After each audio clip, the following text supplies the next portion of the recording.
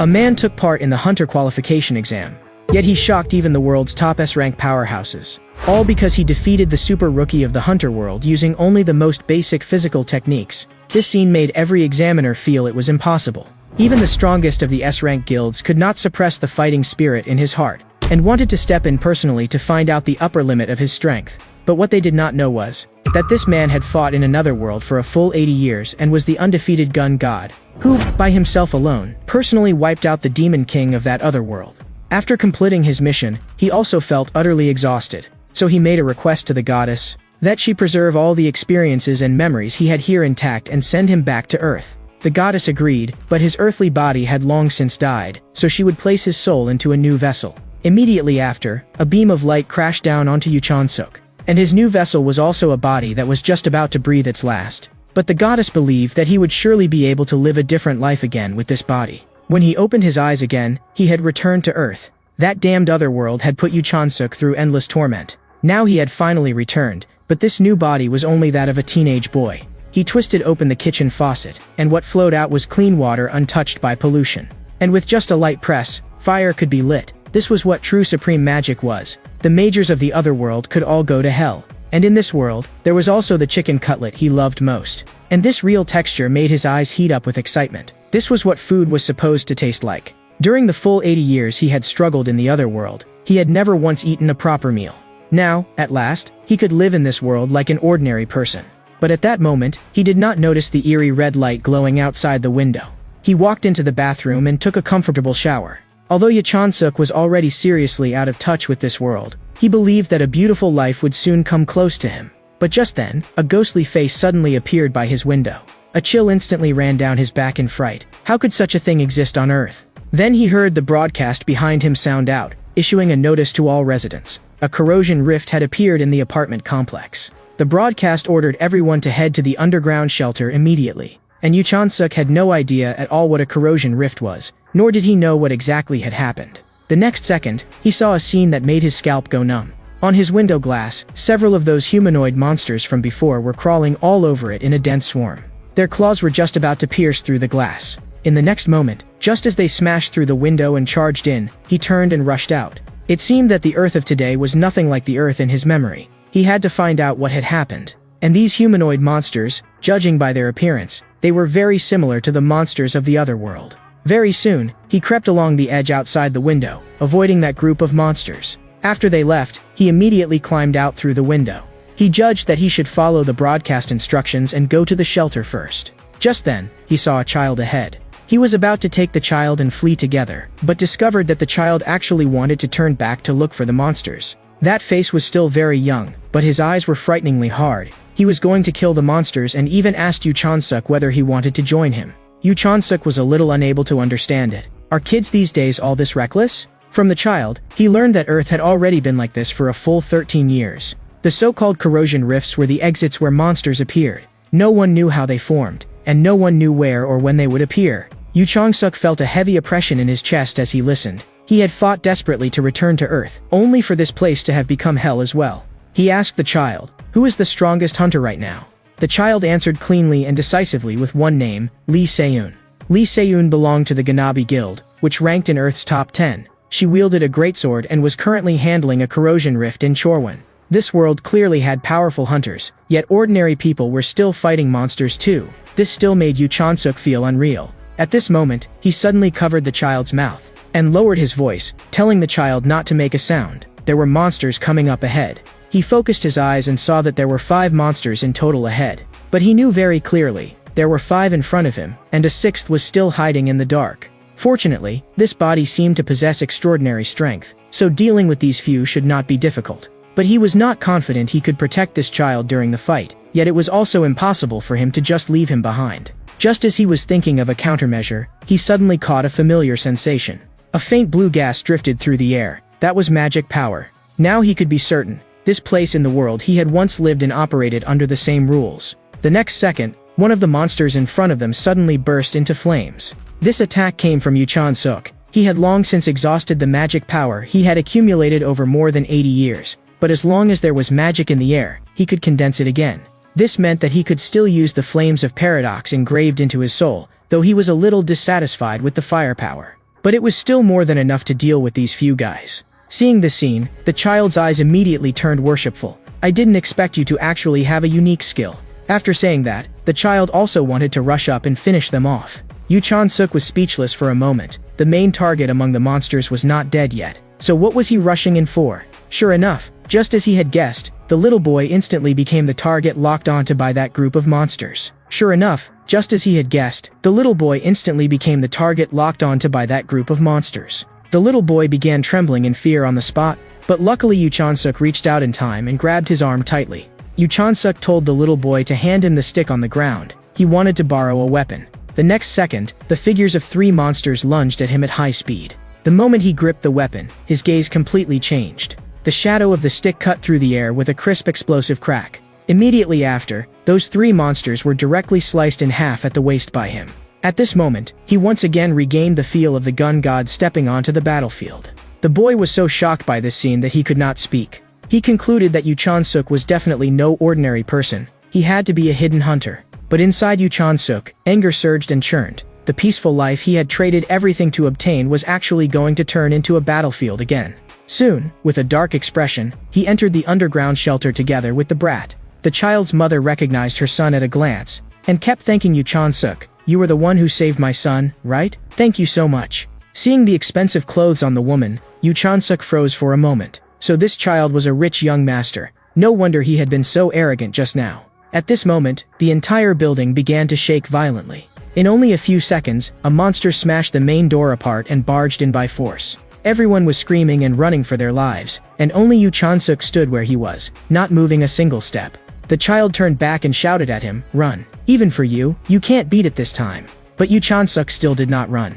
He had originally thought he had returned to a familiar world, but now it seemed, this place was no different from the other world. He tilted his head and asked the brat, "Aren't you rich? Then why do you still want to become a hunter? Wouldn't it be better to find a safe place to hide and live peacefully?" The child said that his father had been killed by a monster. Their whole family had originally been hiding in a shelter too, but his father was still killed by a monster inside that shelter. From that moment on, the child understood there was no truly safe place on Earth at all. So he swore to become a hunter, to become the strongest hunter in this world, to eliminate all corrosion rifts, and save this world. You might think what I'm saying is ridiculous. Before he could finish speaking, Yu Chan-suk interrupted him. Yu Chan-suk smiled, but it was a smile of approval. You will become a very remarkable hunter. But unfortunately, you cannot save this world.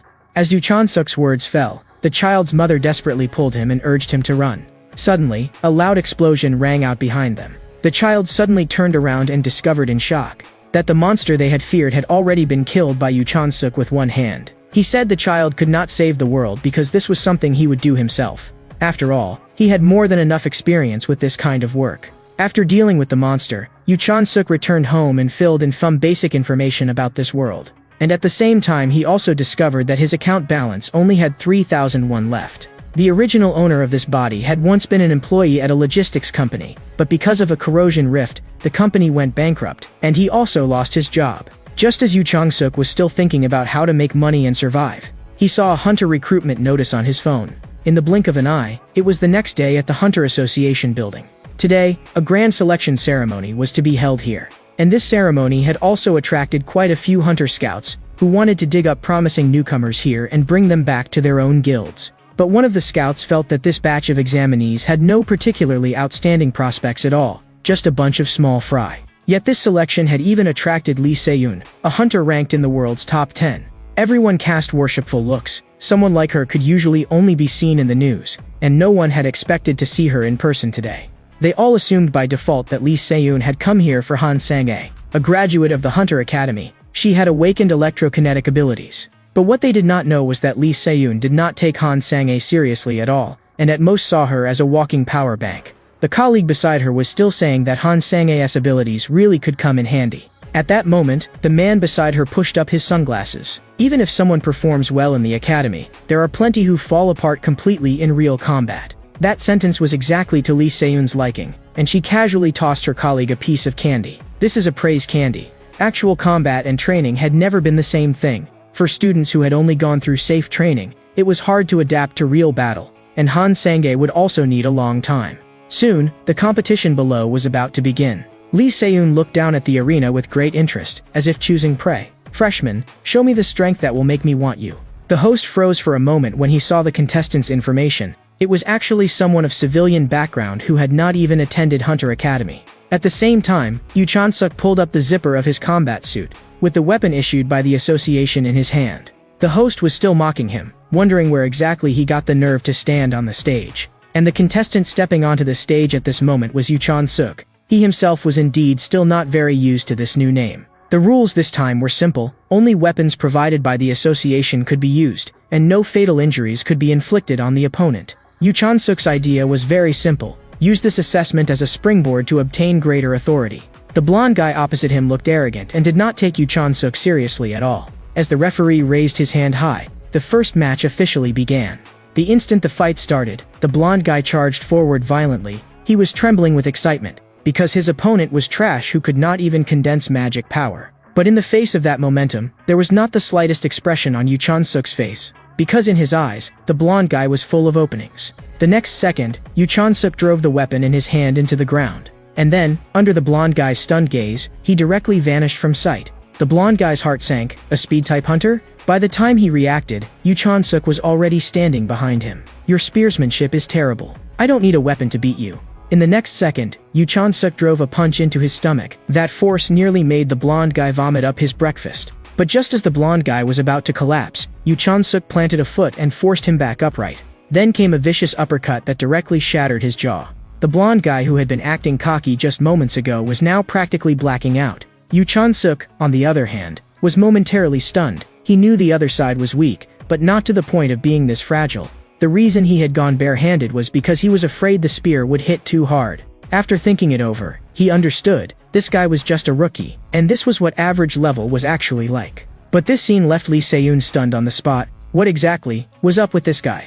She immediately pulled up Yu Chan-suk's file, employee at a logistics company. The colleague beside her explained that there was almost no stored magic power in the young man's body. To have this kind of strength, it ought to require long-term accumulation. Otherwise it could only be luck. But those words only earned him a piece of shut-up candy. In Lee Se-yoon's eyes, Yu Chan-suk looked more like someone who was deliberately choosing not to accumulate magic power. On the field, Yu Chan-suk rolled his neck and felt a little uncomfortable. But in order to prove his ability, he decided to simply finish off this round. The next second, Yu Chan-suk's figure directly closed in right in front of the blonde guy. He raised his fist. Don't worry, this punch won't be fatal. But the blonde guy was already scared senseless and could only keep begging for mercy. With a bang, Yu Chan-suk punched him until he fainted on the spot. This scene made quite a few hunter scouts begin discussing Yu Chan-suk. And Lee Se-yoon decided that while everyone else was still discussing him, she would personally go test Yu Chan-suk's limits. Her companion asked where she was going, and Lee Se-yoon only gave one reply: to see the association president. I want to ask him for a favor. At the same time, Yu Chan-suk's fighting was still continuing. But the results were all the same. No one could last more than 3 moves against him. The more Yu Chan-suk fought, the more annoyed he became. Just what exactly did this Hunter Academy teach? How could it train people into such uselessness? Finally, after he knocked down several people, a decent opponent stood before him. The moment she appeared, people around immediately began talking. She was candidate Han Sang-ae, and everyone wanted to know whether she could put an end to this mysterious newcomer's winning streak. Yu Chan-suk only glanced at her once before his interest was stirred. Because among everyone present today, she had the greatest concentration of magic power on her body. Han Sang-ae's tone was sharp. You've gotten this far entirely by luck, but from here on, you won't have any more lucky breaks. Yu Chan-suk sneered inwardly. Was this kind of template line also handed out uniformly by the academy? The next second, Han Sang-ae slowly drew the blade in her hand. A golden light flashed in her eyes. You may not have a special skill, but I won't go easy on you either. That statement actually made Yu Chan-suk pause. How could he possibly have no skills? He was just afraid that if he used them, he would damage her too badly. She took a deep breath, then quickly lowered herself into a crouch, bending at the waist, as if airflow were swirling beside her hand, and began condensing magic power. Golden lightning wrapped around the blade, and the whole sword trembled slightly. Seeing this scene, Yu Chan-suk did become a little interested. In the next moment, her figure shot out violently, and a blue-green light burst forth at the same time. But the blade-drawing strike she had charged up for so long did not even touch a single hair of Yu Chan-suk's. He simply leaped into the air and dodged it. Han Sang-ae was completely shocked. He dodged it? He evaded her lightning draw slash just by jumping. Suspended in midair, Yu Chan-suk found it even more interesting. She was running electricity between the scabbard and the blade to create magnetism, then stacking magnetic force onto the explosive burst of the draw, turning that strike into a railgun. A moment later, Yu Chansuk landed steadily. So far, your skill is the best, but you missed one thing. You're only thinking about how to strike faster. You're too obsessed with speed. Han Sang-a's problem was this: in order to accelerate, she had laid down a magnetic track in the air, no matter how fast or strong she was. No one would be stupid enough to take an attack with its path written all over its face. Han Sang-a was very unwilling to accept it and felt that Yu Chansuk had only dodged by chance. She drew her blade again at high speed and launched an even fiercer series of attacks. Even without that move, I can still beat someone like you. But what left her in despair was that Yu Chansuk casually dodged all of her attacks. You really are full of yourself. If I can dodge even your fastest move, why would I get hit by something like this? Yu Chansuk's words completely ignited Han Sang-a, and she stopped thinking entirely. Her mind held nothing but anger. Driven by rage, Han Sang-a directly brought out her strongest attack. Yu Chansuk saw at a glance that she was forcibly squeezing herself dry to condense magic power. If she kept going, her body would give out first. Yu Chansuk flashed in front of her in an instant. That move just now was cool, but this is where it ends. Before making his move, he added blandly, "If it hurts, raise your left hand." Then came a thud as he drove a heavy punch into her lower abdomen. He had not used full strength, yet the blow still made Han Sang-a spit saliva everywhere. After that he pressed in with a chain of punches, practically attacking point blank, and the final punch crashed heavily into her face. After taking that punch, Han Sang-a's consciousness began to drift. With a thump, this newcomer who had been entrusted with high hopes failed to defeat Yu Chansuk and instead collapsed at his feet. The whole crowd immediately exploded. He suppressed Han Sang-a? She's one of the academy's top students. Because Yu Chansuk had no reputation, many people instead began doubting Han Sang-a, thinking she was just famous, too dependent on magic power, and lacking in physical training. Hearing movement behind him, Yu Chansuk thought Han Sang-a wanted to keep fighting. But when he turned around, he discovered that she had merely raised her left hand. Her whole body was practically floating, and she probably could not even stand up. Yu Chansuk could not help finding it a little amusing. He had casually said, "If it hurts, raise your left hand," and she had really done it, truly a model honor student. At that moment, a staff member quickly walked over to the referee. He whispered a few words into the referee's ear, and the referee's brow furrowed more and more deeply. Immediately after, the referee announced to the whole arena, "The match schedule has changed. Winner Yu Chansuk, please rest for a while." Those words made Yu Chansuk frown. Haven't I already finished? Why do I still need to rest and prepare for another match? The referee's next sentence cleared up the confusion. Later, winner Yu Chansuk will have a special match against an active hunter. This match has been specially approved by the association president, and the arrangements are complete. Everyone stared at the name on the big screen. The audience's reaction was so intense that Yu Chansuk judged that the person coming must be highly seasoned. A special match? Someone is stepping forward on purpose to test me? I've seen this sort of thing in the other world too. Just then, the sound of a blade scraping across the ground echoed through the arena. Your name is Yu Chansuk, right? I'm Lee Se-yoon. I came to confirm whether you have other skills. This stage is too small for you. How about a match with me, Yu Chansuk? If you think it's too much, you can refuse. I'd understand. After all, it's very sudden.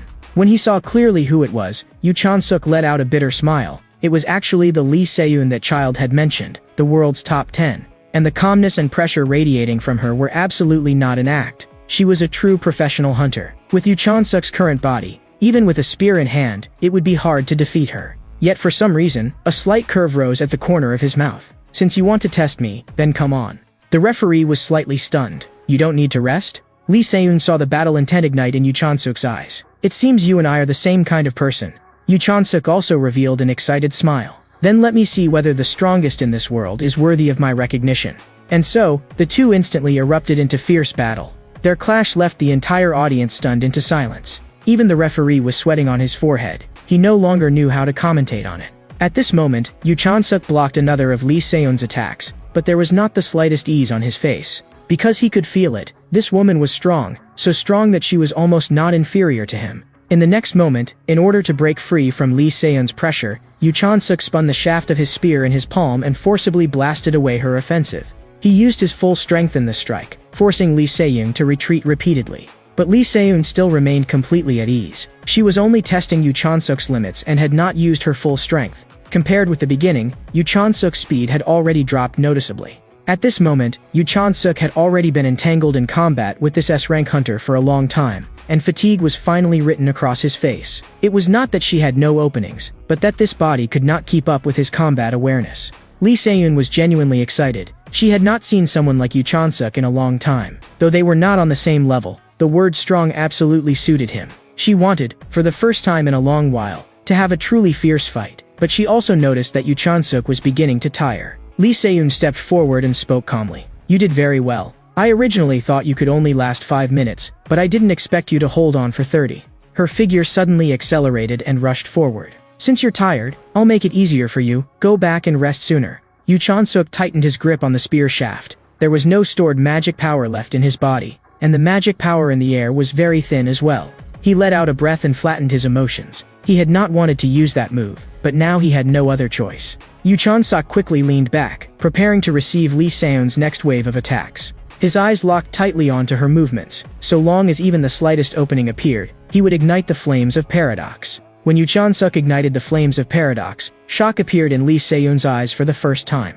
But she did not retreat and directly brought her sword down, cutting through even the black flames offensive together with it. Yoo Chan-suk knew it had not hit, and immediately retreated to open the distance. Lee Se-yoon revealed a satisfied smile. "That strike just now should have been impossible for you to dodge, but you still avoided it. And what is that black aura on your body? You used it to attack me just now, didn't you? But I cut it apart." Yoo Chan-suk slowly opened his mouth. "This is the Flames of Paradox, and also my final trump card."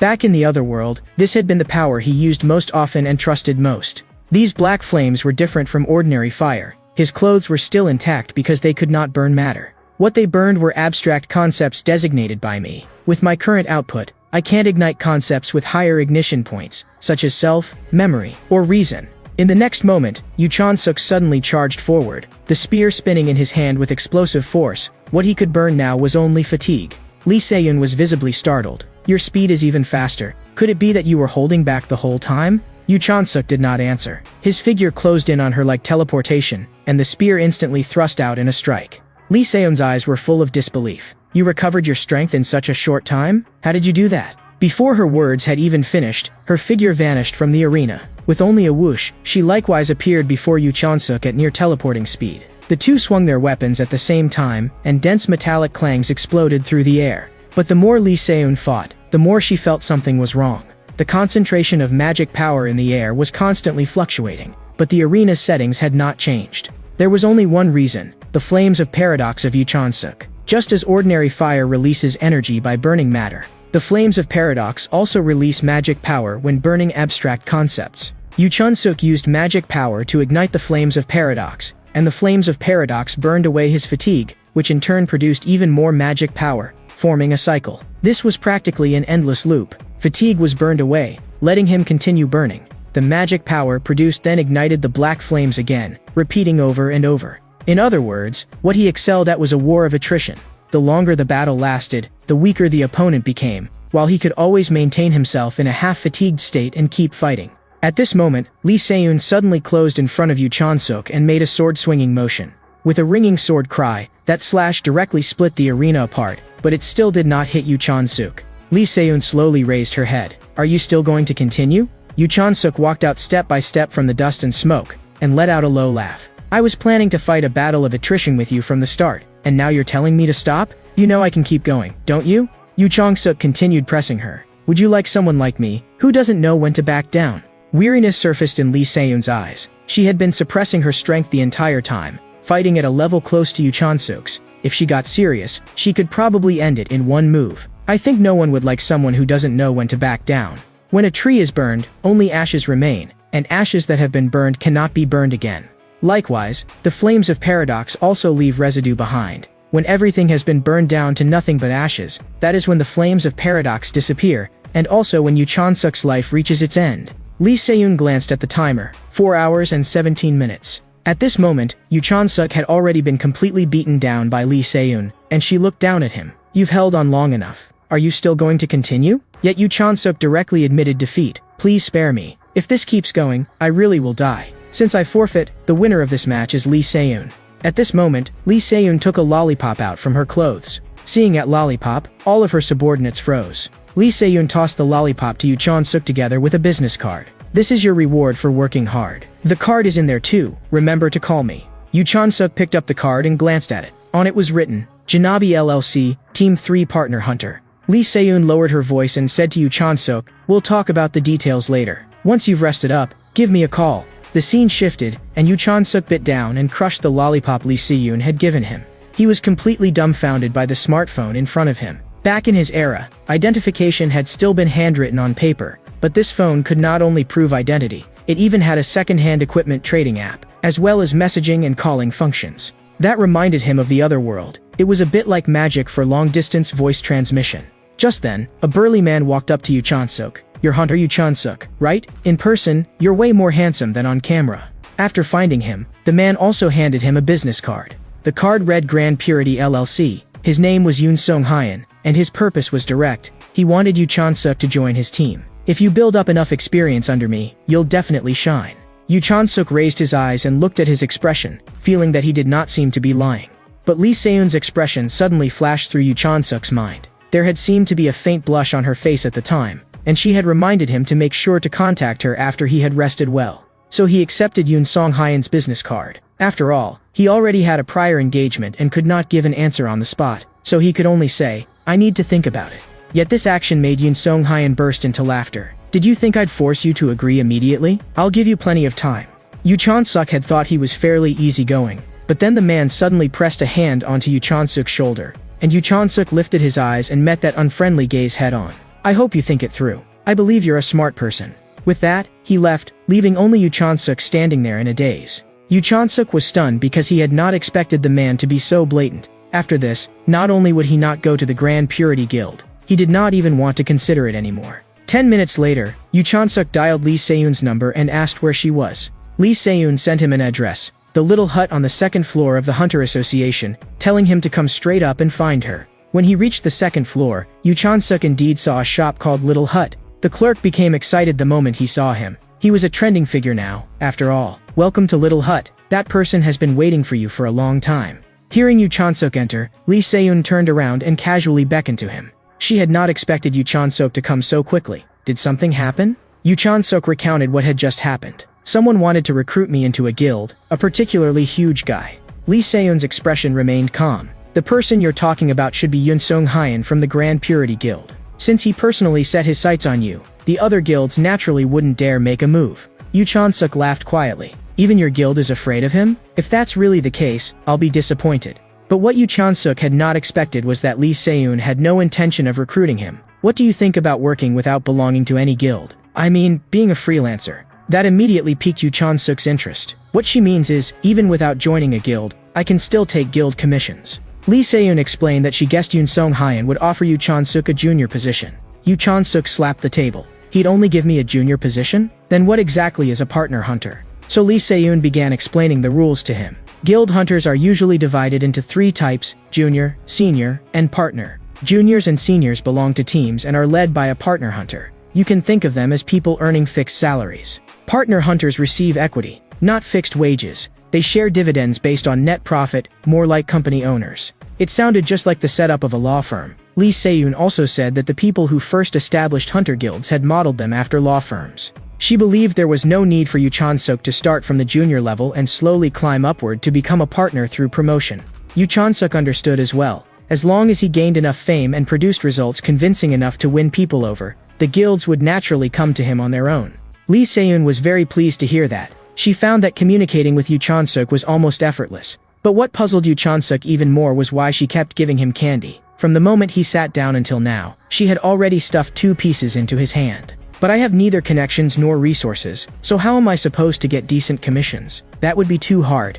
Lee Se-yoon said that was not a problem at all. She could help him, and for free. Yoo Chan-suk was even less convinced. "I don't believe in free benefits. Why are you helping me this much?" Lee Se-yoon reached into a file bag. "In the future, when you become famous and the guilds are all competing for you, I only hope you'll remember that there was once a woman who helped you. Just think of it as owing me a favor." As she spoke, she slowly pushed the file bag in front of Yoo Chan-suk. "Want to take a look? Whether you do it or not is up to you. I only have one simple request." Yoo Chan-suk opened the file bag. A commission from Incheon City Hall. 2 years ago, the attempt to clear a corrosion rift on Jiadong Island had failed, resulting in the formation of a corrosion zone. He had originally thought he was being asked to clear the rift, but the contents actually said, "Patrol Jiadong Island. Check whether any new corrosion gaps appear, and eliminate them promptly." The mission was to be carried out 1 month later. She was offering 5 million won in advance, with another 15 million won added upon success. Yu Chun-suk tossed the materials onto the table. The job was life-threatening, yet the money was not all that much. Instead, Lee Se-eun's eyes lit up. If you think it's unfair, then get stronger and get famous. Even if your pockets are already full, money will keep flowing in. Right now, she only wanted one answer from Yu Chun-suk. Take it, or leave it. Yu Chun-suk spoke slowly. Since you put it that way, I'll take it. I like challenging the limit. 30 minutes later, 2 cars were speeding down the highway. And Lee Se-eun was on the phone with a mysterious man, introducing Yu Chun-suk, civilian background, passed a weapon mandatory tournament empty-handed. The other side had given a fairly good evaluation. Lee Se-eun laughed out loud. That evaluation isn't quite right. He fought me for a full 4 hours. The person on the other end clearly could not believe it. Are you sure? Not because you were suppressing your strength? Lee Se-eun gave a cold laugh. I'm a veteran hunter with more than 10 years of experience, someone who survived hell. By all rights, I should have been able to toy with him easily, yet I still had to fight him head-on for more than 4 hours. A thought even surfaced in her mind. Even if she had another chance, she might not encounter a monster like Yu Chun-suk again. The other party was still worried, but that mission clearly calls for an experienced hunter. Even if his skill is strong, can he handle it if he teams up with veteran hunters? Lee Se-eun told him not to worry, because she had already arranged for someone with enough experience to be by Yu Chun-suk's side. The other person asked again, what if that kid grows to your level? Lee Se-eun replied coldly, this may sound harsh, but if Yu Chun-suk reaches my level, perhaps even the boss won't be his match. Time returned to 1 month earlier, when Yu Chun-suk had ordered a delivery online. The courier complained all the way, this thing is way too heavy. I really don't know what he ordered. After setting the package down at the door, he turned and hurried off to deliver the next one. After the courier left, Yu Chun-suk opened the door and carried the package inside. Soon, a very long black case was sitting on the table. This was the weapon he had bought online. With both hands, he flipped the clasps open directly. The moment he saw the weapon, shock flashed through his eyes. Its design was absurdly perfect, as if it had been custom-made for him. No matter which angle he looked at it from, this spear matched his expectations. Taking it onto the battlefield would be more than enough. There was also a bottle of green liquid in the case, said to be a spirit medicine. So-called spirit medicine was a medicine hunters use in emergencies, containing concentrated magic power, something that could save lives at a critical moment. The usual way of handling magic power was like drawing water from a dispenser. Control atmospheric magic power, store it in the body, and then mobilize it when needed. Spirit medicine let hunters complete that step in a short amount of time. But Yu Chun-suk's way of using magic power was different. He skipped storage and directly absorbed and released it from the air. The advantage was that he used the magic power in the air, so in theory there was no upper limit. And the channels for absorption and release would be continuously strengthened, allowing him to control more magic power. But the drawback was just as fatal. Before those channels had fully developed, the amount he could control was very small, making it hard to unleash a high burst in a short time. I don't have time to wait slowly, then I'll store part of it first. Yu Chun-suk drank the bottle of magic potion in one gulp. If I train at this intensity for a month, I should grow enough to reach the level I need. Time advanced to 1 month later, on Jaedong Island in Incheon. A long line had already formed there, all hunters participating in this operation.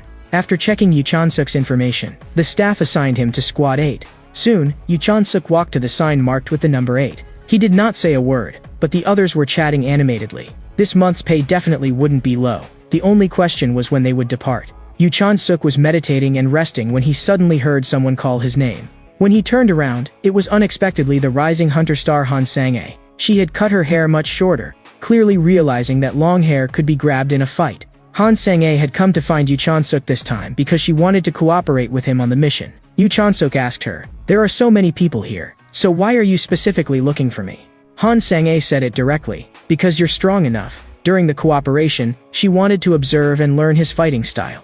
Yu Chun-suk was a little speechless, another burden, and one he probably would not be able to shake off in the short term. "You can follow if you want, but on one condition, you have to be able to keep up with my speed." At that moment, a staff member interrupted them.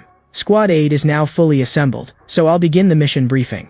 Some of you are on your first mission, so I'll explain the terminology as well. Those with experience, please bear with me. Corrosion rifts are divided into Level 1, Level 2, Level 3, and unrated, with the ones closer to Level 1 being more dangerous. A corrosion rift appearing for the first time in a given area is additionally designated as Alpha. At present, Jaedong Island's Alpha corrosion rift is located at the church in northern Insari. Although it remains unrated, Considering that the rift may strengthen at any time, we strongly advise that you do not approach it. Your mission is to patrol Yuknuri and Jiadongmayan, identify any additional corrosion rifts that may appear, and eliminate them. Someone in the squad immediately expressed dissatisfaction. You're sending rookies to do clearing missions? Isn't that a mistake? The staff member did not respond at all and simply led them on their way. Yu Chan-suk heard someone say that this place was very dangerous, even from far away. You could feel a bone-chilling energy, as if your blood might freeze. He only felt that these people were exaggerating too much. At that moment, Han Sang-a lightly tapped Yu Chan-suk on the thigh with the back of her blade, signaling him to move. The mission had started.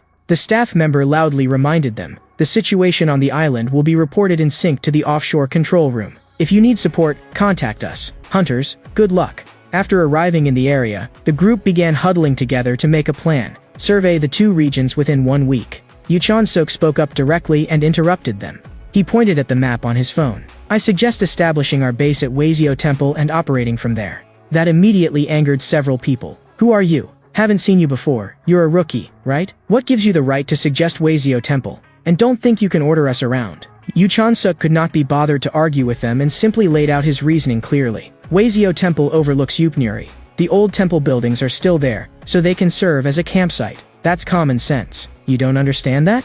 He had not expected that the more he explained, the angrier they would become. There are plenty of places to stay nearby. What if we go up the mountain and get surrounded? Yu Chan-suk coldly replied, we're not fighting thousands of enemies in a war, so how could we possibly get surrounded there? But his rhetorical question only made the other side more agitated. No matter what, we're not going to follow the command of an inexperienced hunter like you. That confirmed one thing for him. Every world had people who refused to think logically. In the end, their argument produced one result: split up. They would go their way, and Yu Chan-suk's side would go theirs. Yu Chan-suk had originally thought that only Han Sang-a would follow him, but unexpectedly a third person joined their two-man group. He sized up the man beside him from the corner of his eye. The man's magic power seemed slightly higher than even Han Sang-a's. Yu Chan-suk remembered that his name seemed to be Kim Min-jae, and he was curious why the man had come along. But after hearing the reason, he actually laughed. You two both look like this is your first mission, right? If two rookies act alone, something could easily happen, so I came to keep an eye on you. That made Yu Chan-suk feel that, at the very least, there was one reliable person in the team. Just then, Yu Chan-suk looked ahead. He had already sensed that something was wrong. He suddenly shifted his footing, and under the stunned gazes of the other two, he raised his left hand to signal them to stop. Yu Chan-suk made a gesture for silence, telling them not to make a sound. He was going to take a look from the other side. Kim Min-jae quietly leaned out to observe, and in the next second, he saw dozens of monsters running through the forest. He estimated there were at least 50 and immediately suggested taking a detour. Yu Chan-suk raised a hand to calm him. Don't panic yet. What is your unique skill? But Kim Min-jae did not answer. You're not thinking of fighting them, are you? Yu Chan-suk's gaze instantly turned oppressive. Isn't it a hunter's job to deal with corrosion creatures? I'll ask again. What is your unique skill?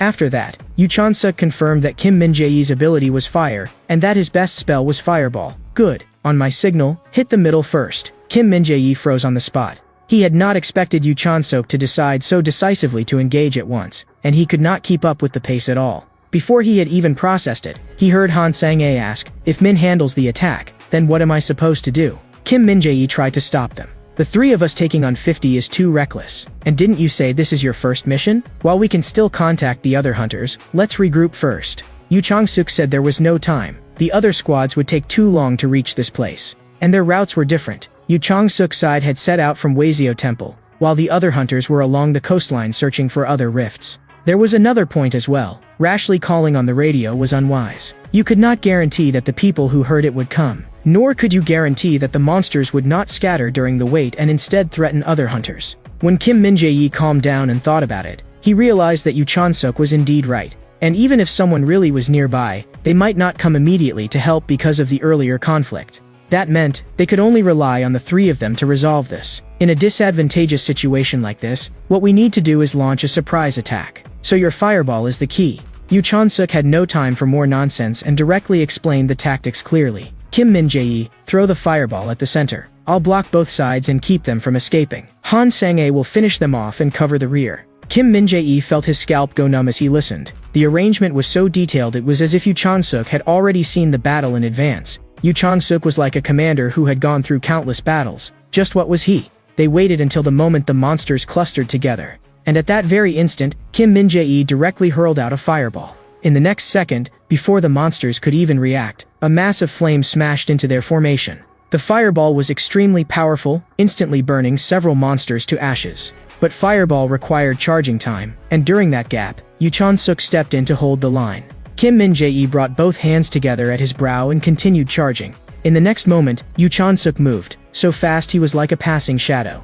His eyes were full of killing intent. Right now, the most important thing was to pin down the monster horde and hold out until the next fireball was ready. With a sweeping charge, he cut down several rift monsters. To maximize their effectiveness, their division of roles had to be clear. He had to keep the monsters pressed on his side and not let them get near Kim Min-jae. At that moment, one monster lunged at Yoo Chan-suk. Yoo Chan-suk ignored it completely, and another horizontal sweep of his spear took down several more. There was no way he would allow even one of them to get near Kim Min-jae. But he could not hold the line by himself alone, so he had to borrow Han Sang-a's strength. Yoo Chan-suk said quietly, "Your turn." In the next moment, the crisp sound of a sword being drawn exploded by their ears. Han Sang-a brought her blade down in one slash, instantly shattering the bodies of 3 goblins. Han Sang-a let out a breath. "I can hold the side steady. From here on, it depends on Kim Min-jae." The moment her words fell, an even larger fireball erupted. Kim Min-jae's second shot was already fully charged. Yoo Chan-suk raised a hand to stop him. "Wait, I'll pull back first, then you fire. Otherwise, if you hit me by mistake, that'll be troublesome." After Yoo Chan-suk withdrew, Kim Min-jae fiercely launched the fireball. Like an unbridled beast, the fireball hurtled straight toward the monster pack. With a thunderous boom, the place where Yoo Chan-suk had been standing moments ago exploded loudly, and he had already leaped out of range before the blast came down. Then he gripped his spear tightly and pressed forward again. At the moment the fireball landed, 2 monsters tried to use the chaos to escape, but there was no way Yoo Chan-suk was going to let them go. A moment later, the smoke in the forest gradually dispersed. Yoo Chan-suk drove his spear down and planted it firmly into the ground. The ambush had been extremely successful. The monsters were wiped out, but the 3 of them were exhausted as well. Yoo Chan-suk was just about to praise the 2 of them when he suddenly sensed something wrong behind him.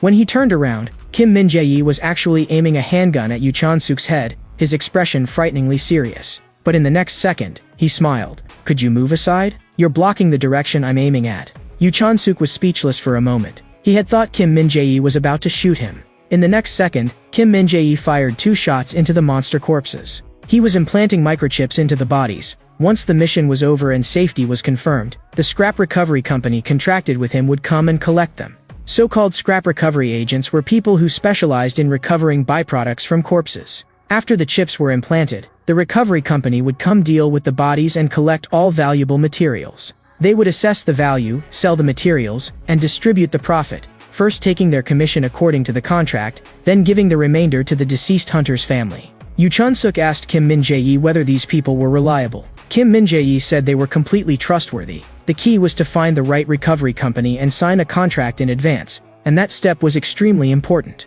While they were chatting, one monster was hiding behind a tree, staring fixedly at them. In the next moment, the monster suddenly sprang up in an ambush, and the gravel on the ground was blasted flying in all directions by its strike. At that instant, Yoo Chan-suk grabbed Kim Min-jae and directly pulled him out of that spot. Had they been even one step slower, both of them would have been badly injured. After retreating to a safe distance, Yoo Chan-suk threw Kim Min-jae onto the ground and turned to stare at that monster. Kim Min-jae looked speechless. They had just cleared out a whole horde, and now another one had appeared? The monster let out a strange hey-how laugh and opened a mouth full of disgusting sharp fangs. Yoo Chan-suk's gaze darkened further. This thing was probably the leader of the little monsters from earlier. The monster let out a roar, the sound booming through the forest as though it were summoning its kind. Yoo Chan-suk cursed under his breath, "Damn it. Wouldn't it have been easier if you'd charged over with your underlings just now? Instead you had to wait and challenge the 3 of us now? You're asking to die." The leader monster continued its eerie laughter, and Yoo Chan-suk could clearly feel the magic power coming from it. It was on a completely different level from those cannon fodder creatures. Yoo Chan-suk shouted to the other 2, telling them not to interfere and to let him handle it alone. This monster was too strong, and if it started chasing them, none of them would be able to escape. The 2 of them froze on the spot. At this level, shouldn't the 3 of them join forces? Yoo Chan-suk directly cut them off in a low voice. "I'll only say this once. Retreat. Don't make me say it a second time. Do you want to go back with your heads separated from your bodies?" As soon as those words came out, both of them stiffened instantly. It was harsh, and all too real. Yoo Chan-suk shook out his spear and said coldly, "Listen to me and leave immediately." I'm actually better off alone here, because I can fight at full strength without any reservations. He roared, "Come on then, Bat Leader." Very quickly, Yu Chon-suk and the Bat Leader clashed head-on. Han Sang-ae wanted to rush over and help, but Kim Min-jae grabbed her. Going over now would only hold him back. It looked as if Yu Chon-suk was being suppressed, but that was not the case at all, because not a single one of the Bat Leader's attacks hit him. Not even the edge of his clothes was touched. Han Sang-ae could tell one more thing as well. Yu Chon-suk's speed and powers of observation were terrifyingly absurd. If she were up there, she would never be able to dodge that kind of barrage. At that moment, Yu Chon-suk twisted his waist and once again evaded the leader's punch. He dodged and counterattacked at the same time, and wherever his spear swept, black flames followed like a shadow. The more black flames accumulated, the slower the monster's movements became. So although Yu Chon-suk appeared to be struggling in a hard fight, in reality he was just toying with this leader as if it were prey. Han Sang-ae was completely dumbstruck. Is he really a rookie hunter? Why does he look like someone who's fought countless brutal battles?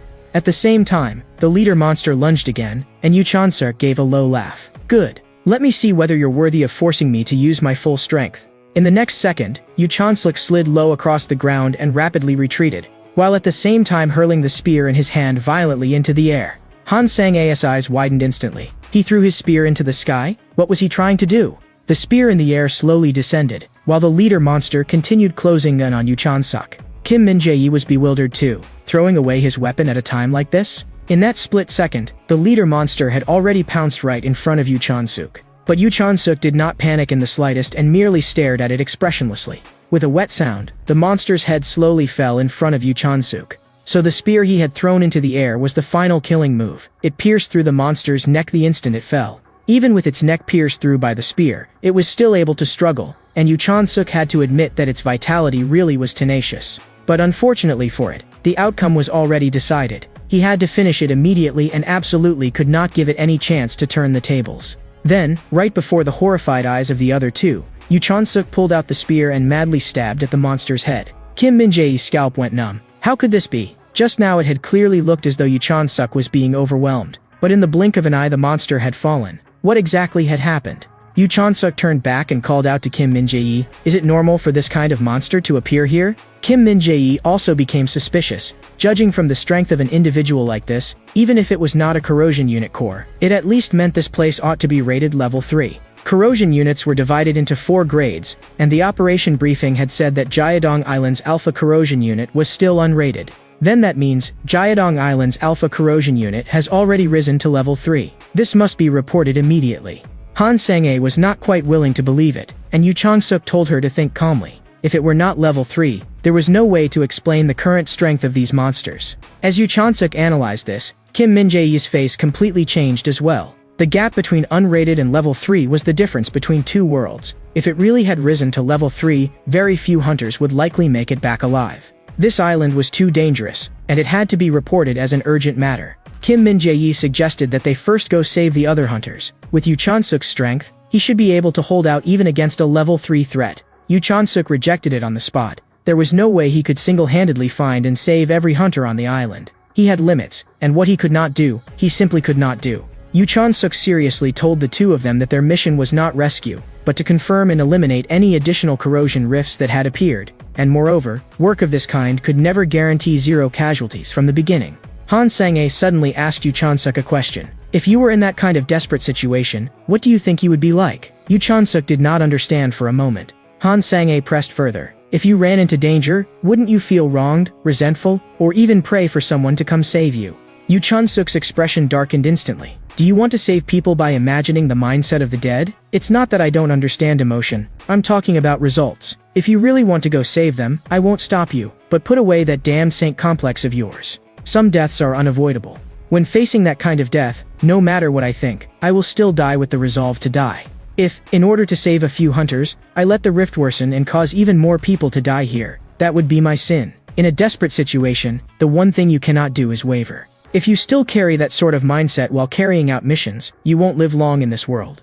That night, they found a place to rest. They entered a private house, and the whole building was empty, with no sign that corrosion monsters had ever stayed there. Kim Min-jae checked the place over and confirmed that there was nothing unusual, except that it was too dark. But because of those lights, they would be able to see the positions of the other hunters clearly. Yet in Yu Chon-suk's view, The lights would expose their own position as well, and that made things more dangerous instead.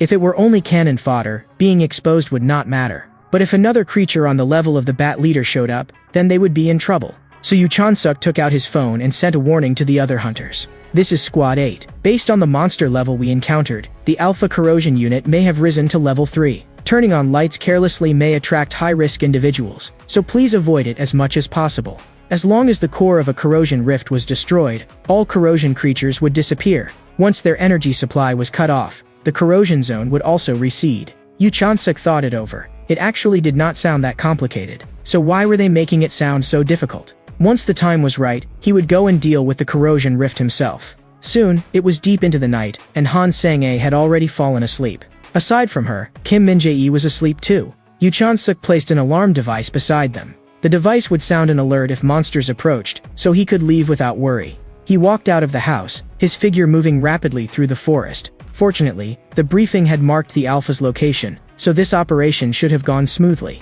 But just then, Yu Chan-suk sensed that something was wrong. There was movement ahead, and he abruptly stopped, looked up, and heard a familiar eerie laugh. I knew it was going too smoothly. So it's you again. Without hesitation, he ignited his flames. But when he turned his head and got a clear look, he realized it was not the creature he had expected. He had never seen this face before. It was several times larger than him, completely beyond comparison with the Bat Leader. At the same time, an emergency suddenly broke out at Hunter Association Central. The signals of some hunters from Squad 5 had been cut off, and they were presumed dead. Management was stunned on the spot, and then they received death reports from other squads as well. Damn it, what exactly has been happening since just now? He immediately ordered his subordinates to contact headquarters for reinforcements, while also sending an emergency distress message to all hunters on the island. Soon, more intelligence came in. Someone was approaching the Alpha Core's location. The chief immediately told them to send a warning to stop that person. There was an extremely dangerous monster ahead. But only afterward did they learn that the person rushing toward the Alpha Center was actually Yu Chan-suk of Squad 8. He was the first to find the core. The chief ordered his men to connect to Yu Chan-suk's terminal immediately and confirm whether he was still alive. After all, something like a corrosion core upgrading had never happened before. Yu Chan-suk had been the first to charge toward the core amid the chaos, so he had to be monitored in real time. Very soon, the terminal connected, and on the screen, Yu Chan-suk was being hunted by a monster. Rather than a battle, it was more like he was desperately running for his life. The monster was stronger and faster than they had imagined. Then Hunter Central heard Yu Chan-suk's voice. The monster behind me is absurdly strong. The fact that I'm still alive is pure luck. Didn't you say this place had already been investigated? Then why is there no intel? You bastards. When I get back, I'm going to stuff the corrosion core into every one of your mouths. Hearing that speech, they only wanted to mute the terminal. Confirming that he was still alive was enough. With his current strength, Yu Chan-suk still could not kill something of this level. He could only chip away at it little by little and then finish it off with his spear at the end. But the monster before him completely exceeded expectations. It showed no signs of going down at all. After his battle with the Bat Leader during the day, Yu Chan-suk had drawn too much magic power from Giant-on Island, which left him weaker now instead. So he could not leave Giant-on Island. He had to immediately find a place on the island where he could draw magic power. A glint flashed in Yu Chan-suk's eyes. He had actually found a target that quickly. Ahead of him, a black opening had split open in the ground. Without hesitating, Yu Chan-suk jumped straight in. He even turned back and shouted to the huge thing behind him, "Follow me. I just happen to have something I want to check." On the other side, Hunter Headquarters completely lost the signal from Yu Chan-suk's terminal, because he had entered the Alpha Corrosion Core. Hearing that news, the chief's face turned deathly pale in an instant. Damn it. After entering the interior of the core, Yu Chan-suk found that it was far cleaner than he had imagined. He could not help thinking, if even the spread of an unrated and a level 3 wasn't that fast, then just how outrageous would level 1 and level 2 be? A moment later, he cleared the boundary of the corrosion rift. What he had to face next was that giant thing.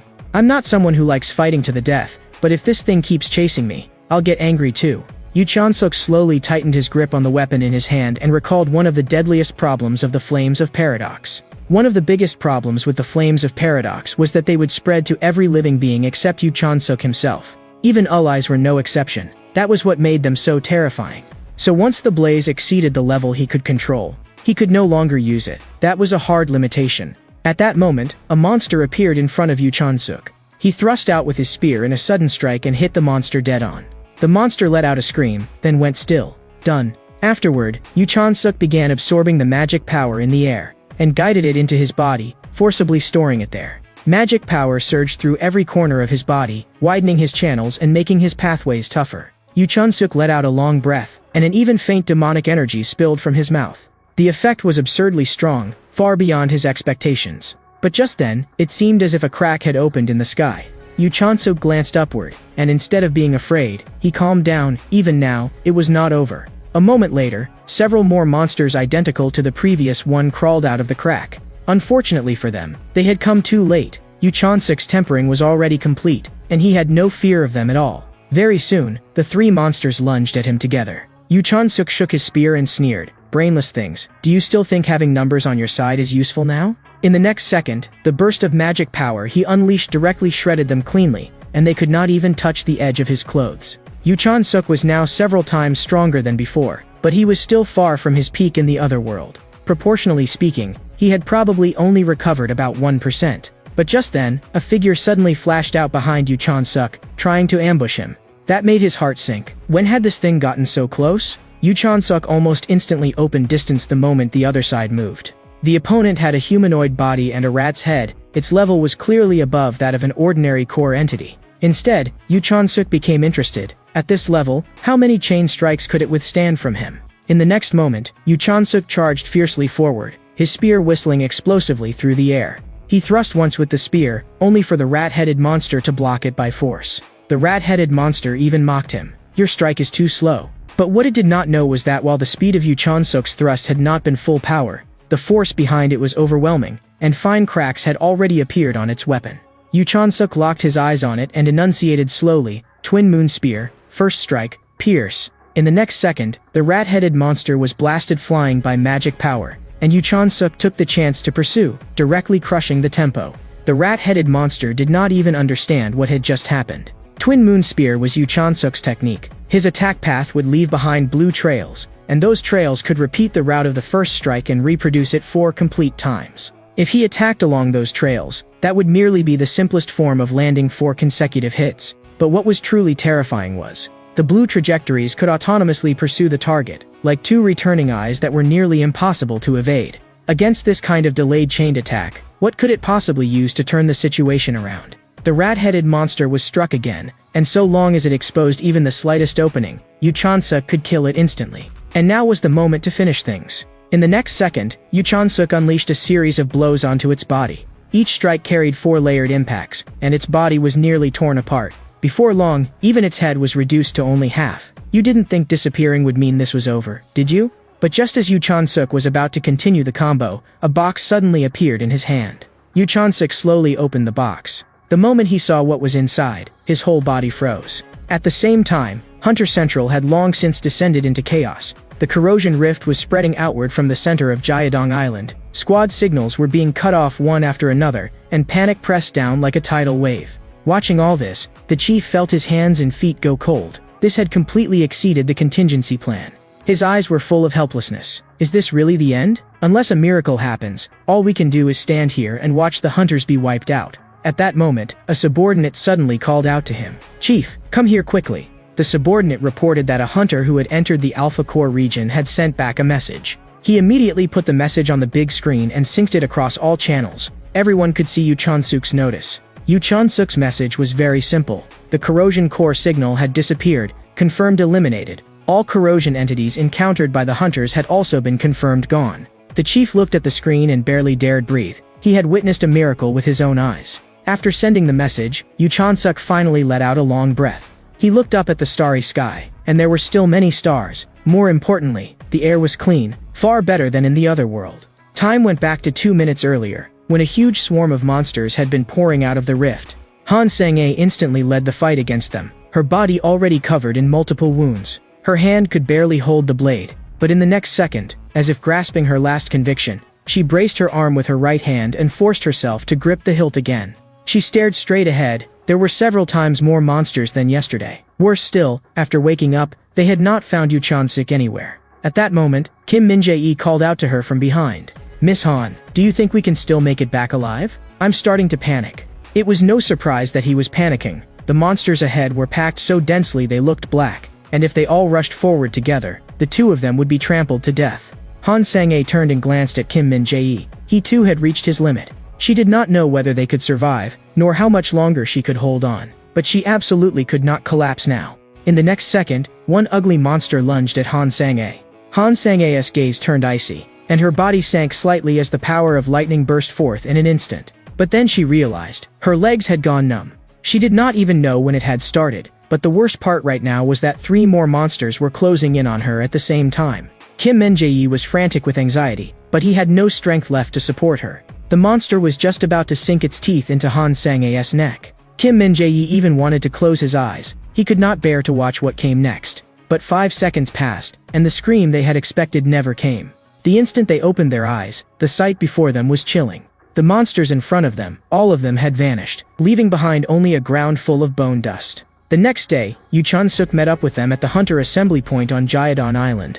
The moment he saw the scene, Yu Chan-suk's expression instantly darkened. He had not expected there to be this many injured. Could it be that while he was gone, the corrosion rift had gone berserk? When everyone saw Yu Chan-suk appear, they all looked shocked. This guy had really cleared a level 3 corrosion rift by himself. But then they looked again at Yu Chan-suk's somewhat lean build, and no matter how they looked at it, he did not seem like someone capable of clearing a level 3 threat. After walking a little farther, Yu Chan-suk found the members of Squad 8. Kim Min-jae was stunned on the spot. He had never imagined that Yu Chan-suk would truly be able to resolve the corrosion rift alone.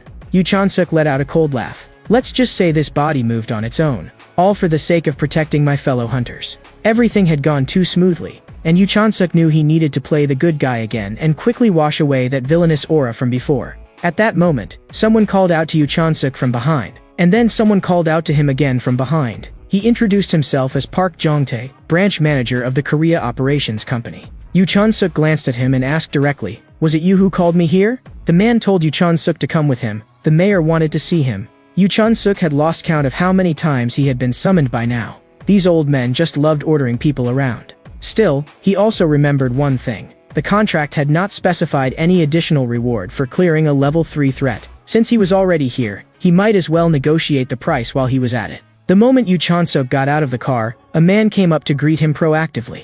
The other man introduced himself as Lee Pil-jae, a liaison officer responsible for communication and cooperation. As they walked, he said, "The mayor has been looking forward to this meeting for a long time." When he received the Jiadong Island report at dawn, he was stunned on the spot. The chairman immediately told him to arrange a meeting, and he even cancelled all his scheduled appointments just to speak with you.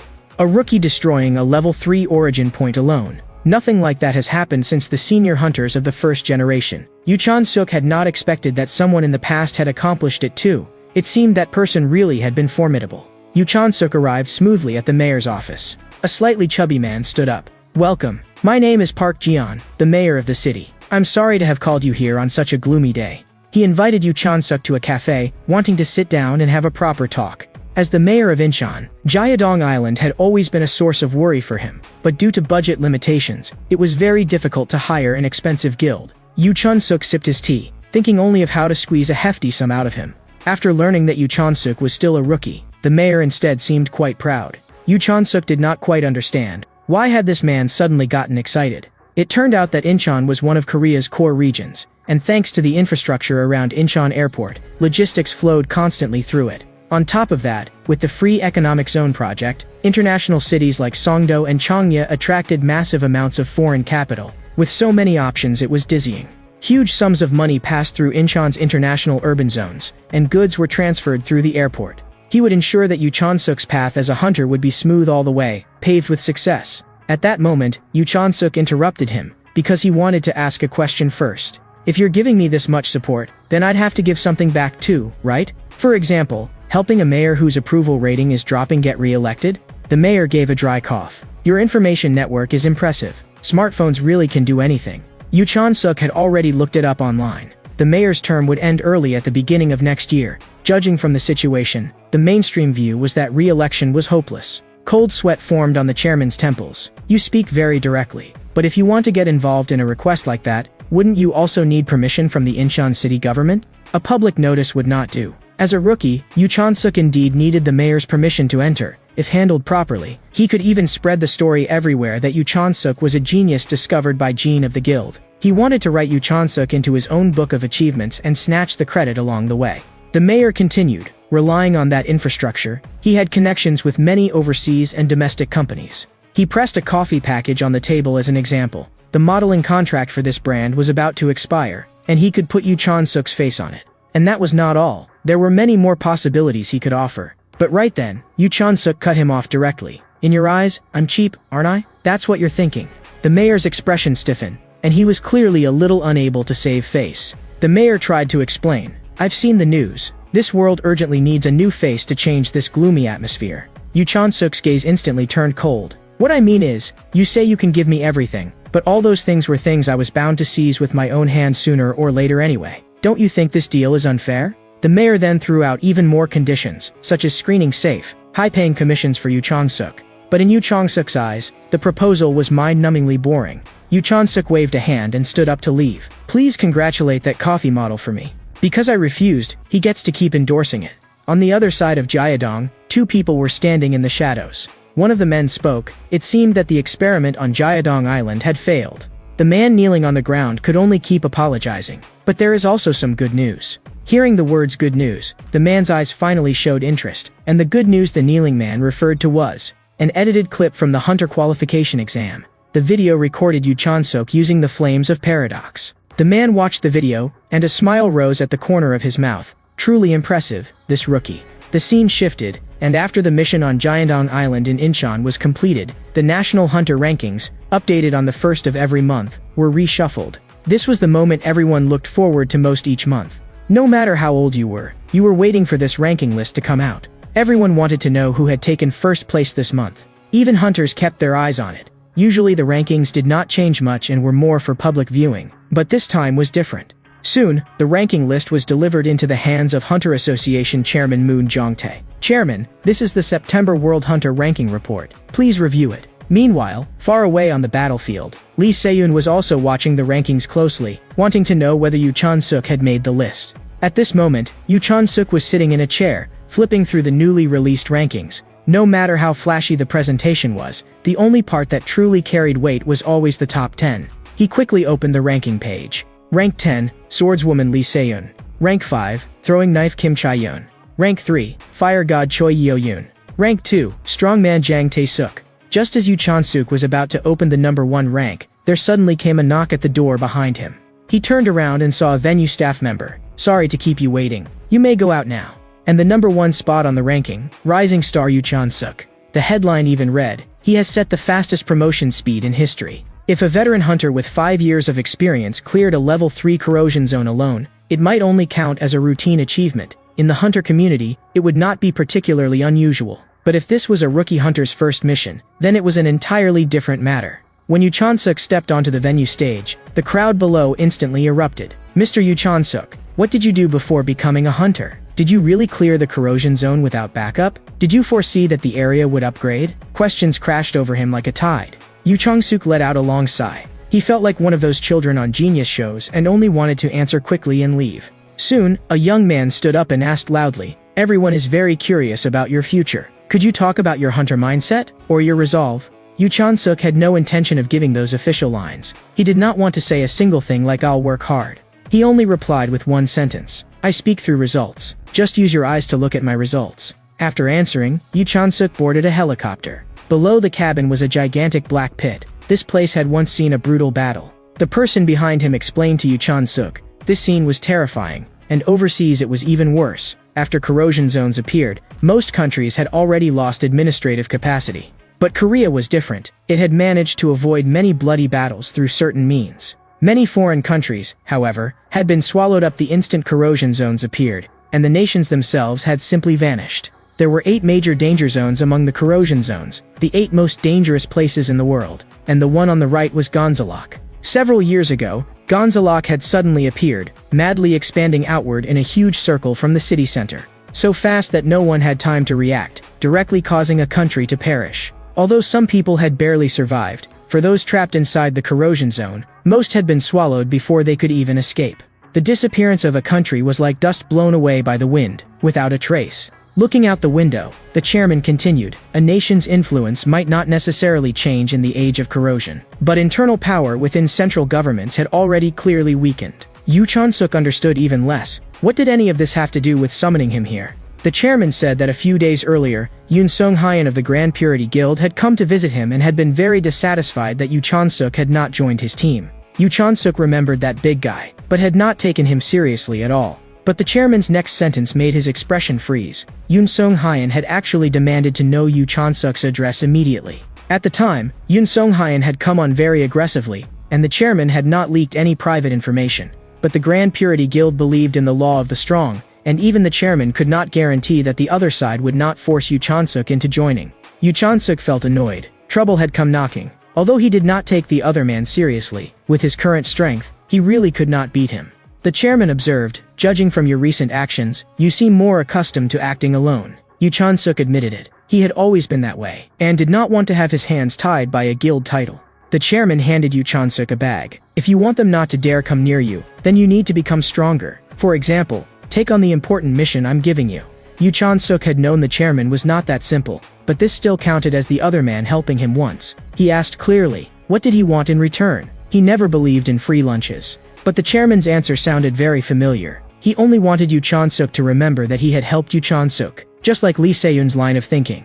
Yoo Chon-suk reached out and took the bag. He would remember the information inside clearly, and this deal was not a loss. The chairman's mission itself would add to his prestige. "Go on, what exactly do you want me to do?" "You are to escort a cargo ship from Busan to Nanning. In the age of corrosion, transporting daily necessities is difficult." When Yoo Chon-suk saw clearly what those daily necessities were, he froze on the spot. Rolex watches, high-end porcelain, ginseng liquor, pu'er tea, and even luxury cars. He began to wonder whether the definition of daily necessities had changed over the past 20 years. The chairman said, for certain people, these were daily necessities. He had originally thought Yoo Chon-suk would understand that too, but he suddenly stopped there. He realized that the 20 years he had just blurted out was off. Yoo Chon-suk could not understand it at all. In a country where the central government was practically on the verge of collapse, why were they still transporting this kind of garbage? The chairman explained, many countries had fallen apart under corrosion, but international politics still had meaning. To put it bluntly, these were simply lubricants for maintaining relationships, in essence, bribes. If that's the case, then I refuse. As he spoke, Yoo Chon-suk had already undone the seat belt at his waist.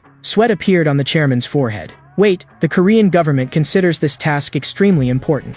Yoo Chon-suk told him not to bother trying to persuade him. His thinking would not change. For an individual to get dragged into a political vortex was foolish. The chairman said coldly, "Hunter Yoo Chon-suk, this may be rude of me to say, but you are only a rookie who has just debuted. Excessive attention is already like poison to you." In the next second, an incomprehensible expression appeared on the chairman's face. Because Yoo Chon-suk took everything in the bag and directly threw it all into the sea. These so-called necessities had no value whatsoever to Yoo Chon-suk and would only bring trouble. Standing by the helicopter window, Yoo Chon-suk turned back and said to the chairman, "Thank you for the helicopter ride. I'll figure out a way to swim back to Seoul." The chairman's face instantly stiffened. He could not keep up with Yoo Chon-suk's logic at all. Yoo Chon-suk pushed off with his foot and left the helicopter directly. He leaped out and plunged into the sea below. The chairman rushed to the cabin door. He doesn't actually intend to swim back by physical strength alone, does he? Yoo Chon-suk hit the water with a huge splash. The chairman looked speechless. Young people these days are really too impulsive. Time quickly reached dusk, and the scene shifted to Incheon port. At one spot in the harbor, someone was staring fixedly at the sea, because he saw bubbles constantly rising on the surface, as if something were about to come up. In the next second, a hand burst out of the water and clutched the steps by the shore. Right after that, Yoo Chon-suk hauled himself onto land and brushed back his hair. "I'm exhausted. I almost thought I was going to die. Who threatens people like that?" When he turned his head, he found that there was actually someone standing beside him. The passerby said slowly, "I don't know what you've been through, but you must have been through a lot." After climbing ashore, Yoo Chon-suk set his goal very clearly. What he needed to do now was build up his strength.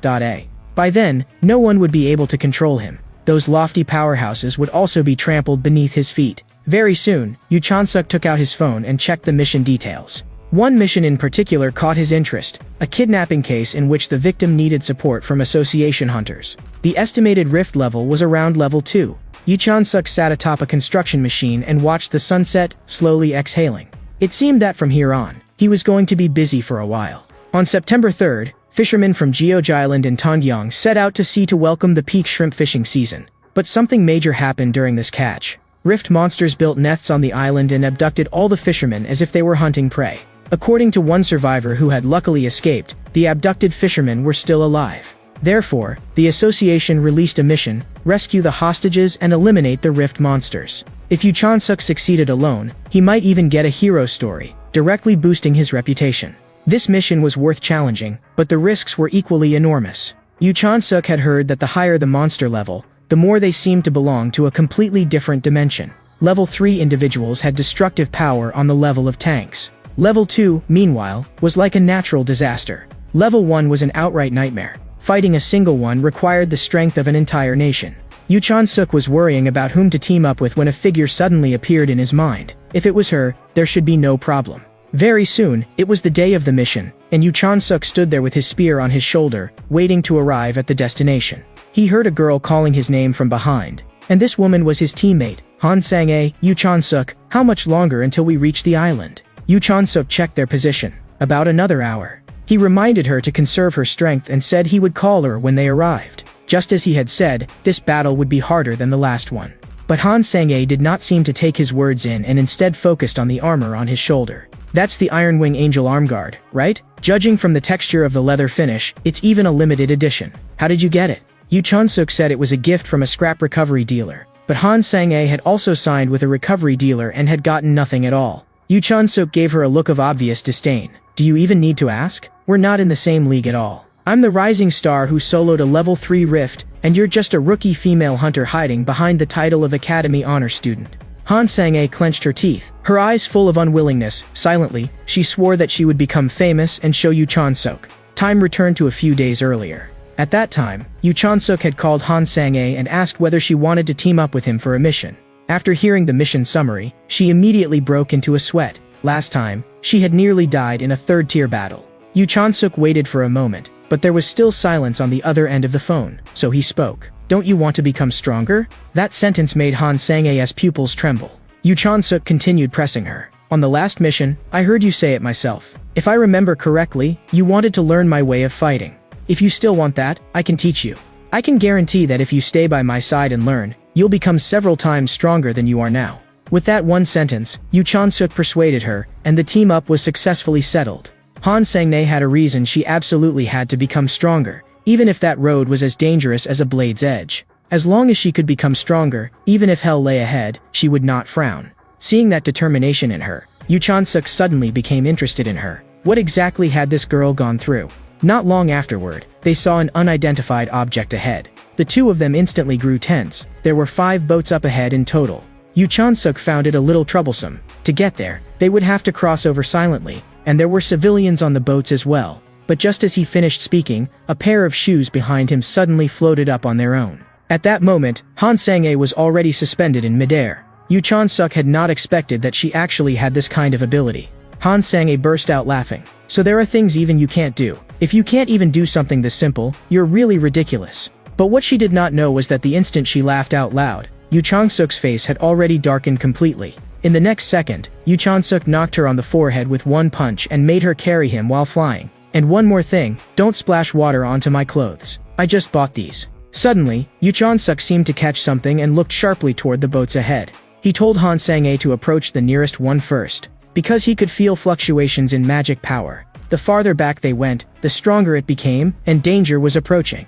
A moment later, Han Sang-ae brought Yu Chan-suk down beside one of the boats. What confused her was that there was actually a figure standing on the deck. Almost at the same time, Yu Chan-suk stepped onto the deck with one foot. He told Han Sang-ae to open her eyes and look carefully. There was no way a human could move like that. Ahead on the deck, there was actually a huge group of zombies. Han Sang-ae landed heavily on the deck. Yu Chan-suk frowned and reminded her not to land like that. It would hurt her knees, and over time her body would wear out very quickly. And besides, you landed with such a big noise that you've already drawn all the zombies over. Han Sang-ae did not take those zombies seriously at all and directly stomped down, unleashing her power with a violent burst. If she could not even handle basic zombies like these, then she had no right to live. With a few sharp sounds, Han Sang-ae slashed out fierce arcs of sword light that pierced straight through the zombies' bodies. Yu Chan-suk nodded and praised her for doing well. These zombies were not high level, at most the lowest of the second rate. Logically, Han Sang-ae should have been able to clear them easily. But in the very next moment, Yu Chan-suk was nearly caught in the stray electricity she unleashed. Yu Chan-suk immediately started cursing. You idiot. You're using your magic power far too wastefully. If you burn through it like that, you'll hit empty in no time. Against low-level zombies, basic techniques are enough. Han Sang-a's heart gave a slight jolt. He was already starting to teach her? Yu Chan-suk had said before that if he taught her, she could become several times stronger. That was also why she had agreed to team up with him, so she would listen to what Yu Chan-suk said. Han Sang-a curled her lips. Fine, I used too much just now, so I'll hold back this time. After saying that, she raised a hand, condensed strong electricity again, and tore the zombie apart by force. The zombie was cleared, but Yu Chan-suk still felt she was overdoing it. She had to conserve even more. From then on, Yu Chan-suk corrected her all the way, making her use a little less magic power every time she attacked. Under his pressuring style of instruction, Han Sang-a also began to truly learn how to control her output.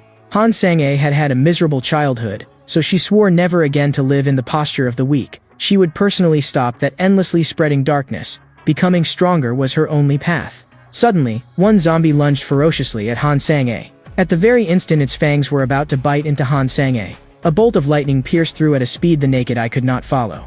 When the lightning fell, that zombie was split cleanly in two. At that moment, the pressure radiating from Han Sang-a was terrifying. If it would make her stronger, she was willing to jump even into the abyss. As the last nearby zombie fell, Han Sang-a finally let out a breath of relief. Immediately after, Yu Chan-suk leaped to the other side.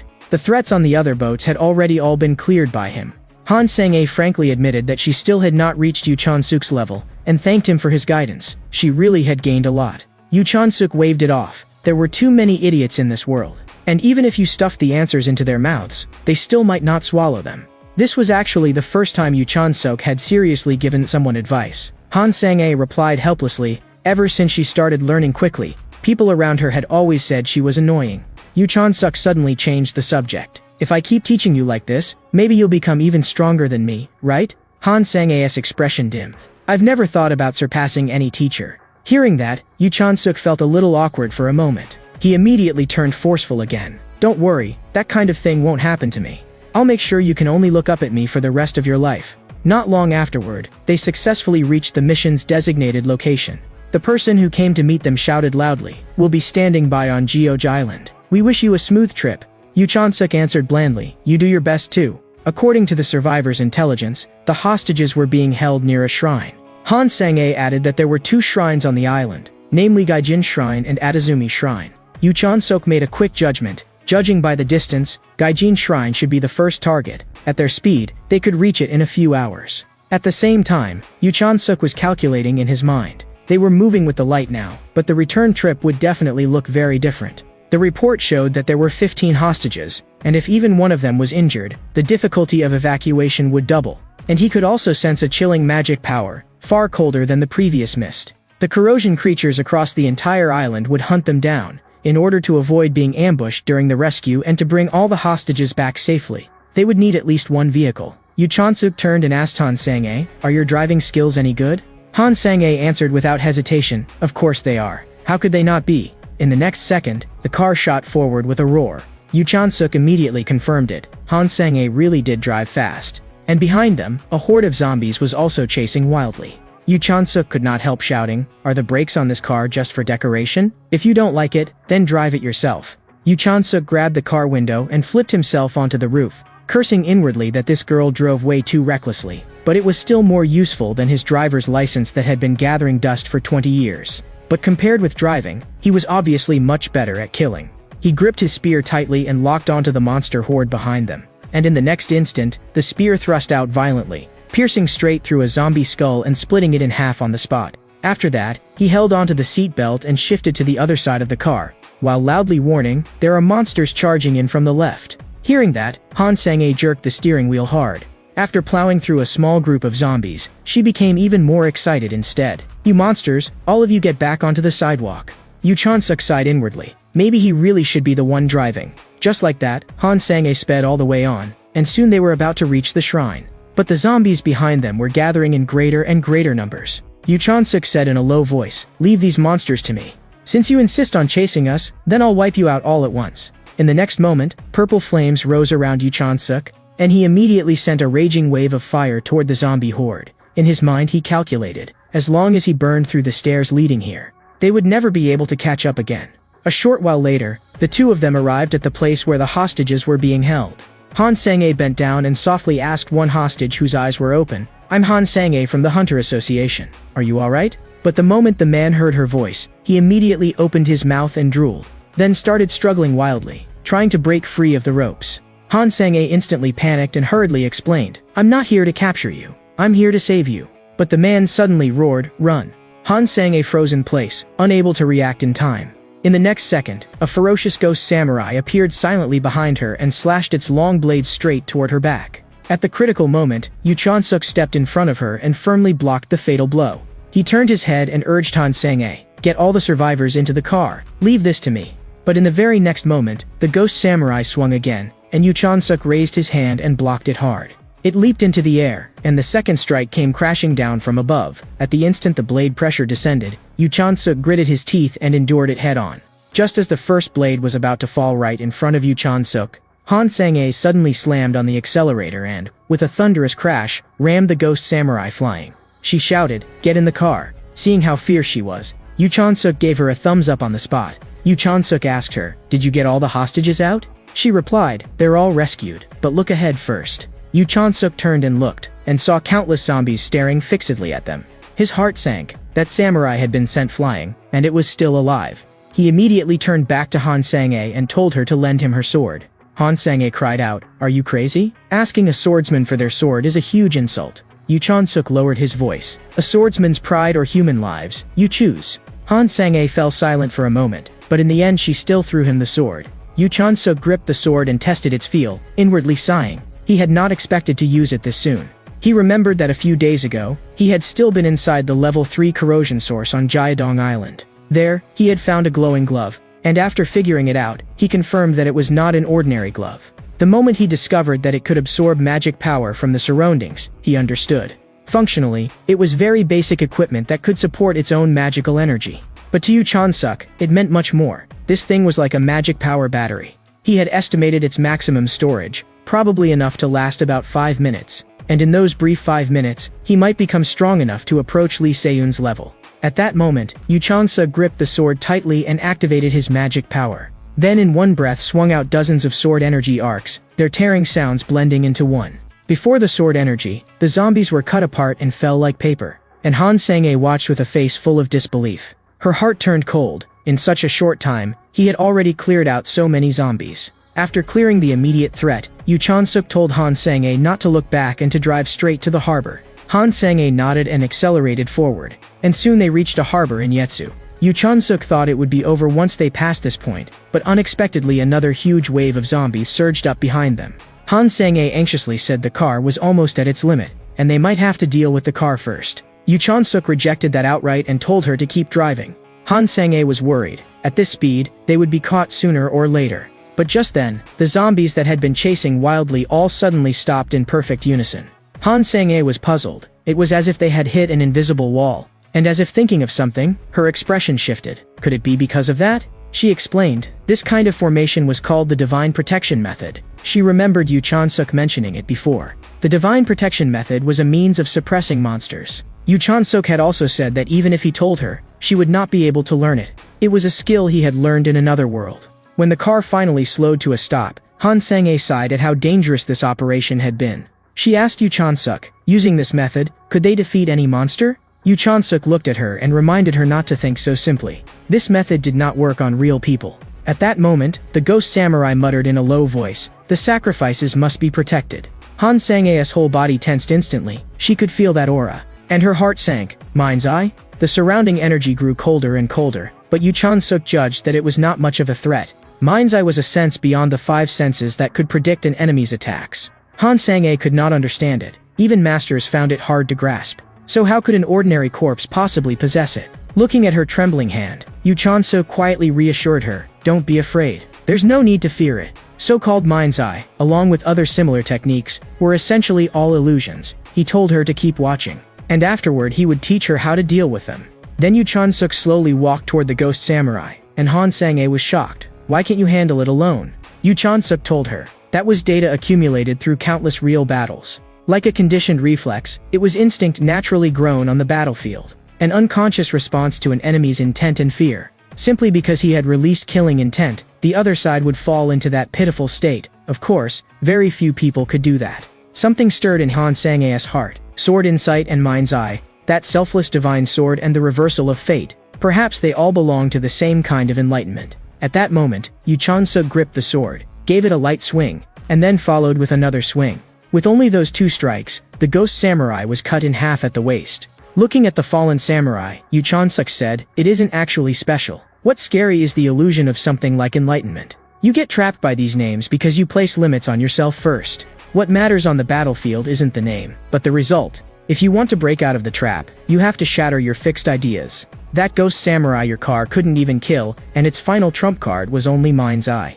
After hearing all that, Han Sang-ae even began to doubt what exactly she had contributed in this hunt. She kept saying she wanted to do her very best, but Yu Chansuk's power had already gone far beyond her understanding. She warned herself inwardly. When acting together with him, she absolutely could not lose focus. She looked up at Yu Chansuk, her gaze growing firmer. She spoke again. "Please, Yu Chansuk, teach me seriously." Yu Chansuk asked in return whether he had not already been teaching her all along. Was giving advice not enough? But Han Sang-ae said that now she wanted Yu Chansuk's direct instruction. "Compared with you, I'm too weak. That's why I want to become stronger as soon as possible." Yu Chansuk did not understand and told her to explain the reason clearly. Hatred ignited in Han Sang-ae's eyes. "Because I want to destroy the Shodai Club with my own hands." It was one of the world's 8 major corrosion danger zones, and the Shodai Club was infamous for swallowing the Himalayas in a single gulp. Yu Chansuk's heart sank. This goal was far too big. "You want revenge?" Han Sang-ae's eyes were full of pain as she nodded in admission. But she was not asking Yu Chansuk to help for free. Of course, she was not asking Yu Chansuk to do this without compensation. Her family owned a company worth 257 trillion won. Yu Chansuk confirmed. "You're the daughter of a chaebol family?" Han Sang-ae nodded lightly. Her grandfather was in power, but she had given up the inheritance struggle. But if she made achievements as a hunter, she might instead be dragged back into the inheritance battle. As long as Yu Chansuk made her stronger, she would give him spirit medicine in return, the kind so scarce that it could not be obtained through normal channels at all. She also asked Yu Chansuk, "You want to become stronger too, don't you?" With the spirit medicine she could provide, he would reach the state he was pursuing. Yu Chansuk knew very clearly in his heart, even if he told her the truth, Han Sang-ae would not believe it. The height he was meant to reach, and that she could never touch, was one he had already stood upon long ago. Now, the only reason he wanted to become stronger was to return the world to what it originally was. So he did not need those scarce resources. "For now, the information you've given me is already enough." Afterward, Yu Chansuk drove Han Sang-ae to the medical center. The doctor there said that the 7 people they had previously sent over, judging by their current nutritional state, would need at least a week before they could speak. Once they regained consciousness, the hospital would notify Yu Chansuk immediately. So for now, they were asked to rest well and focus on recovering their health. In order to help Han Sang-ae improve her strength as quickly as possible, Yu Chansuk then immediately took her to a specialized training ground. But before the training began, Yu Chansuk stared at her and asked a key question. "If I swing my spear with full force, can you dodge it?" Hearing that, Han Sang-ae looked troubled. She felt the gap between herself and Yu Chansuk was too great. But Yu Chansuk rejected that on the spot and directly told her that she definitely could dodge. The method was to push her senses to the limit. Use her eyes to catch every change around her. Use her ears to hear every faint sound clearly. Use her nose to distinguish every change of smell in the air. And finally use her skin to sense the movement of the airflow. When you master these senses, you fight in awareness instead of flailing around unconsciously.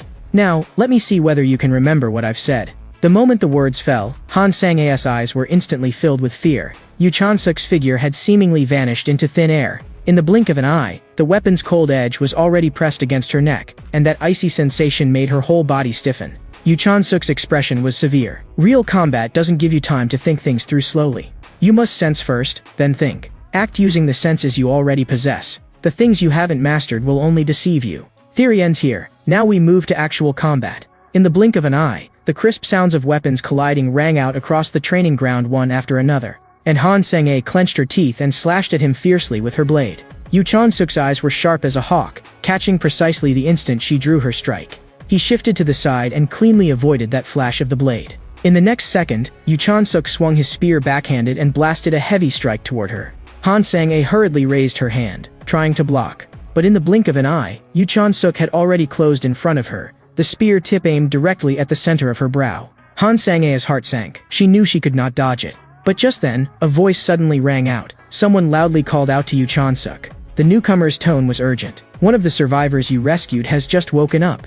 Yu Chon-suk withdrew his spear and said to Han Sang-a, "You can already block my attacks a little now. That's enough for the first training session. For now, we're going to the hospital." After rushing to the hospital, the survivor was trembling in panic. Grabbing Yu Chon-suk, he said he had witnessed something unusual. A truck had driven to the place where he was being held, and someone escaped from it.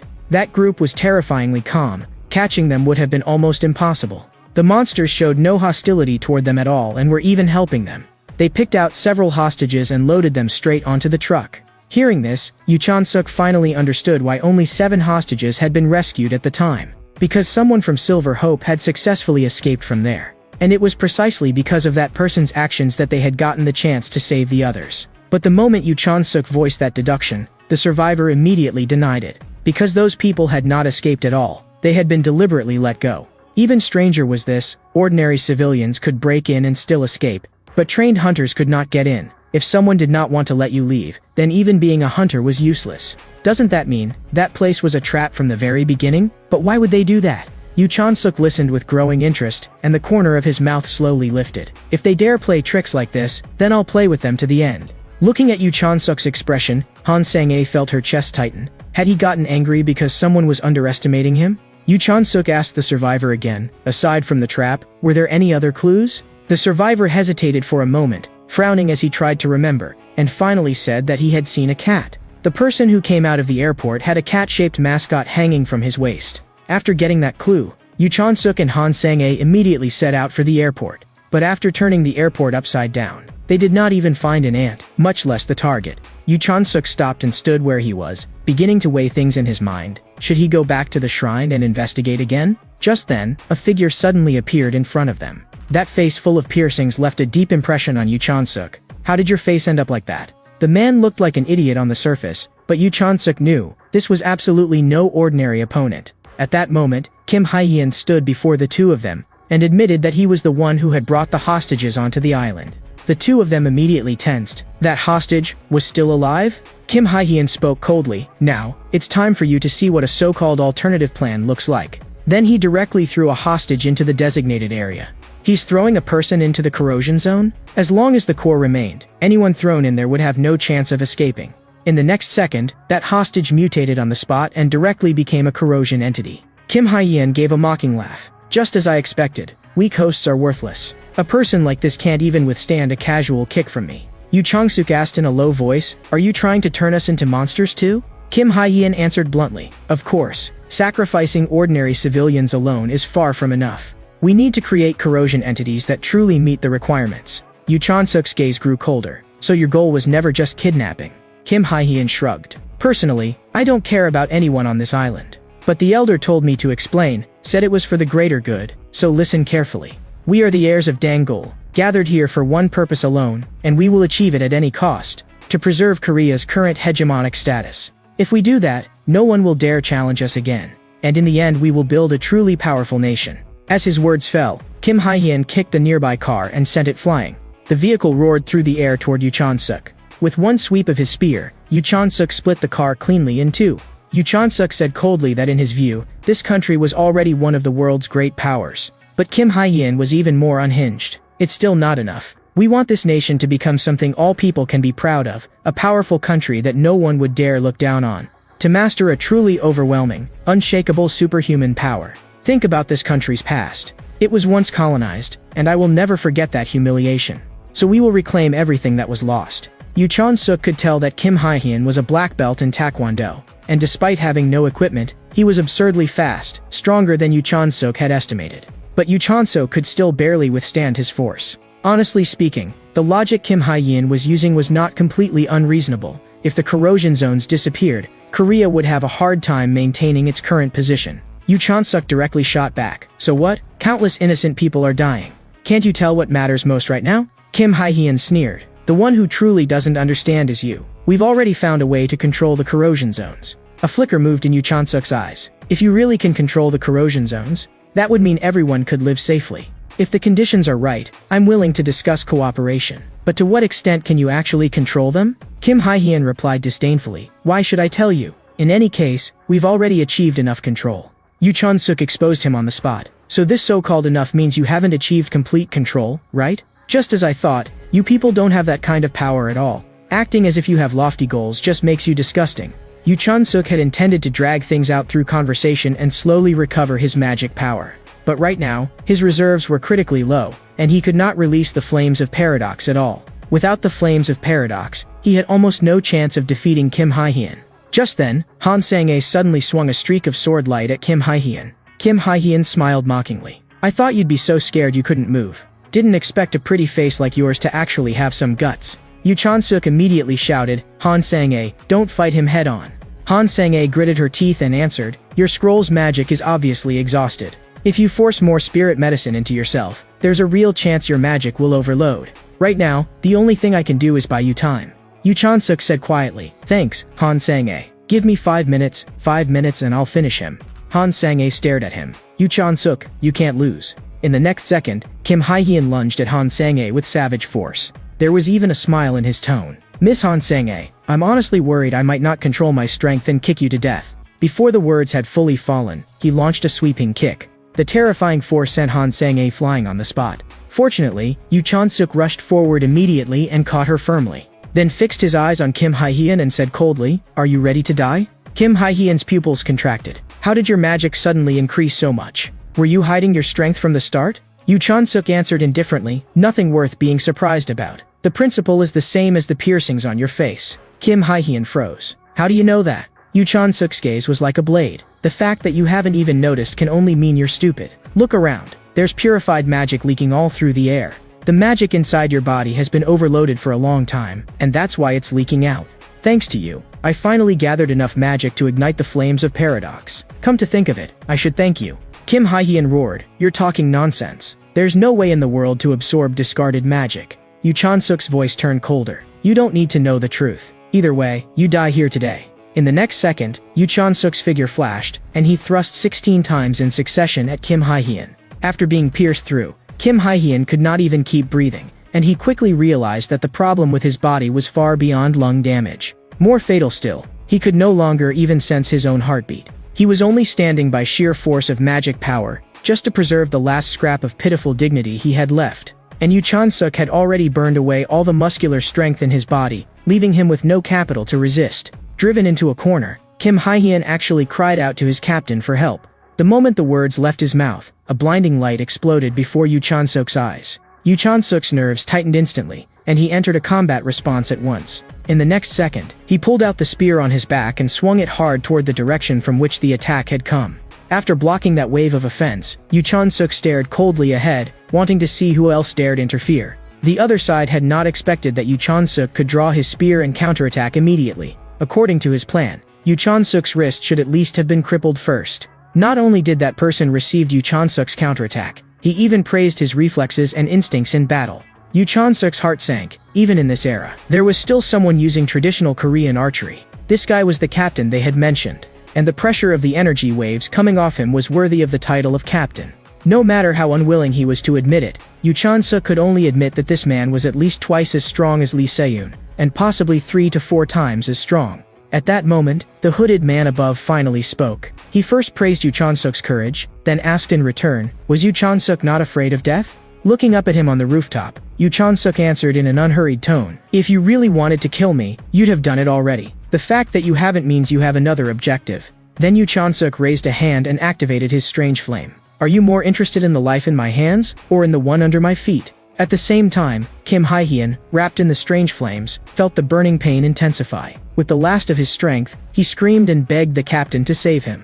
Hearing the wailing, the hooded man directly ordered Yu Chon-suk to extinguish the flames on Kim Hae-hyun, saying he did not want to repeat himself. At that moment, Yu Chon-suk finally understood everything. Before Kim Hae-hyun collapsed, his magic had already been exhausted, and now it was only the hooded man's magic that was keeping him alive. More importantly, if that arrow just now had aimed at Yu Chon-suk's head rather than his wrist, he would already be dead. The other side had deliberately held back. On the other side, Kim Hae-hyun finally could not hold on any longer, and his consciousness began to fade. In the next second, he completely lost his strength, and his body collapsed uncontrollably. The hooded man instantly flashed to his side and caught him steadily, then demanded to know whether Yu Chon-suk realized what he had done to Kim Hae-hyun. Kim Hae-hyun's muscular strength was ruined, and for the rest of his life he would only be able to rely on magic power to maintain blood circulation, destined to live in a wheelchair. The hooded man said coldly, "I will take you back alive. As long as I leave you breathing, that's enough. As long as Yu Chan-suk was left with a single breath, that would be enough." Yu Chan-suk fired back without hesitation, "Go ahead and try. I'd rather self-detonate on the spot than become your puppet." But before he could figure out the principle behind Yu Chan-suk's flames, the hooded man withdrew first. He left behind one sentence. "When corrosion rifts first appeared, no one believed they could be controlled either. But I did it. One day, you too will stand beneath my rule." With that, his figure flashed and disappeared directly from Yu Chan-suk's sight. After the hooded man left, Yu Chan-suk understood, a short-tempered madman had set his sights on him. Even Han Sang-ae could tell. The thing the other side wanted was Yu Chan-suk's unique trait. Logically speaking, if they had truly wanted to capture him, they could easily have tied him up while he was unconscious. But Yu Chan-suk suspected that the other side might already know Han Sang-ae's background. Han Sang-ae asked, "Do you think terrorists would care about a background like that?" Yu Chan-suk told her to think carefully. What was the real purpose behind this entire sequence of actions? Han Sang-ae reacted instantly and blurted out, "Wait, could it be that the Korean government doesn't actually want this matter resolved?" Yu Chan-suk voiced his guess. The group behind all this had likely been receiving direct official support the whole time. Han Sang-ae panicked on the spot. "Then does that mean we shouldn't have cleared this corrosion rift?" But Yu Chan-suk answered her blandly, "Who cares? We'll just pretend we don't know." But Han Sang-ae said awkwardly that she was not good at lying. Yu Chan-suk sighed helplessly. He had guessed that long ago. Then Yu Chan-suk began walking deeper into the building and said to Han Sang-ae at the same time, they could settle the later trouble afterward, but for now they had to deal with the problem in front of them first. She should wait outside while he went in alone. Han Sang-ae looked worried. "Do you really not need me to come in and help?" Yu Chan-suk glanced back at her. "You have no idea what they've done inside. Once I go in and take a look, everything will become clear. Stay here, rest, recover your strength, and wait for me to come back." With that, Yu Chan-suk did not hesitate. With one leap, he jumped straight into the depths of the corrosion rift. After passing through the dark tunnel, Yu Chan-suk reached his destination, the level 2 corrosion rift on Tsushima Island. Very soon, he arrived in front of the door of an old-style building. He did not pause and simply raised his hand and pushed the wooden door open. The instant the door opened, he saw the scene before him clearly and completely confirmed it. This really was a level 2 corrosion rift. He had originally thought this place would be a castle piled up from rotten undead flesh, but the structure before him was so solid that it was alarming. Not only that, the yin energy was as dense as fog. Every breath Yu Chan-suk took felt like icy needles stabbing into his lungs. Yu Chan-suk knew very well in his heart, behind this door lay all the answers he wanted. Beyond the door was the location of the corrosion rift core. Yu Chan-suk had never liked overthinking before a fight, but this time he had no choice but to calculate every possibility in advance. If he relaxed for even one instant, he could lose his life on the spot. After walking into the room, Yu Chan-suk immediately saw a black vessel emitting a strange green glow. Watching that thing churn continuously with green light, Yu Chan-suk's heart sank. It was actually a huge vat. He could hardly believe it. This thing was the core of a level 2 corrosion rift? Everything before him was the complete opposite of what he had expected. Just then, a faint sound reached him, and Yu Chan-suk's pupils contracted sharply. Following the sound, he saw a man covered in wounds lying on the ground, stretching out a hand and using the last of his strength to beg him for help. At the same time, something suddenly extended out of the vat, and viscous liquid dripped from the rim one drop at a time. The man on the ground cried out, "Both my legs are gone. The pain is unbearable." His fingers clawed desperately at the cold ground, and though he was clearly on the verge of death, his pleas for help still came out in broken bursts. But in the very next second, a thick tail suddenly lashed out. Yu Chan-suk's pupils shrank, and his body froze for an instant. Immediately afterward, the man was dragged alive into the vat, and even his final cries for help were completely swallowed by the eerie green light. That scene instantly reminded Yu Chan-suk of the other world. Countless shrill screams and cries for help flooded his ears like a tide. The hellish sight before him made his stomach churn, and instinctively he clamped a hand tightly over his mouth. He clenched his teeth, and cold fury surged in his eyes. What a disgusting bunch of humans. At that moment, Yu Chan-suk fully understood. This was not the core of a corrosion rift at all, but an altar for live human sacrifice. But this sacrifice was different from every case he had encountered before. The instant this violent yet familiar energy appeared, Yu Chan-suk recognized it immediately. Yes, this was the aura. In the next second, a bizarre figure fully revealed itself before Yu Chan-suk. Looking at the katana clenched in the other party's hand, Yu Chan-suk finally understood. This was the aura of a samurai. A rookie hunter was carrying out a high-risk mission alone for the first time, and his superiors threw him straight into a hell-level dungeon meant for soloing a boss. Who could have imagined that the moment he entered, he ran head-on into a bizarre figure wrapped all over in eerie turquoise demonic energy? gripping a katana that glinted with bone-chilling cold light. What shocked him even more was that the core of the level 2 corruption source was this very freak, and that mysterious hooded man had somehow captured and controlled him alive. Turquoise corruption energy surged wildly around the freak's body, and after he assumed a complete combat stance, seeing the shackle around his neck, Yu Chansuk stayed calm, though inwardly shaken. Anyone who could suppress a level 2 corruption source barehanded was far beyond any human hunter at this stage. Seeing no fear on Yu Chansuk's face, the monster felt challenged and flew into a berserk rage, its killing intent pressing in from all sides. A cold flash wrapped in turquoise demonic energy slashed at Yu Chansuk's vital point in an instant, so fast it left only an afterimage and no time to react. Fortunately, Yu Chansuk's reflexes were fast enough, and he barely escaped disaster. Watching Yu Chansuk's desperate dodge, the freak muttered that the kid was hard to kill. He had escaped 2 killing moves in a row. Anyone else would already have fallen. Yu Chansuk was not about to wait for death. As the monster drew back its blade, he seized the opening, poured all his strength into the staff, and struck back. Against a speed-based close combat powerhouse, the only way to turn the tide was to strike first. He could not stay on the defensive until his stamina ran out. The freak completely saw through Yu Chansuk's intent to attack. A chilling gleam full of pressure flashed in his narrow eyes as he had already predicted the trajectory of the staff's descent, and raised his hand in advance to block. The staff and katana slammed into each other, and at the instant the two forces collided, a dazzling golden light burst forth, the impact driven to the absolute limit. What Yu Chansuk had not expected was that the killing blow he had unleashed with all his strength was casually stopped by the freak with one hand. He could not even push his opponent back half a step. The gap in their raw strength was obvious at a glance. Worse still, a far more terrifying detail made Yu Chansuk's scalp tingle and his heart tremble. He had been watching the freak's every move the entire time. Yet from start to finish, he could barely make out the full motion of the other party raising a hand, lifting the blade, and blocking. His reaction speed had already surpassed normal human understanding.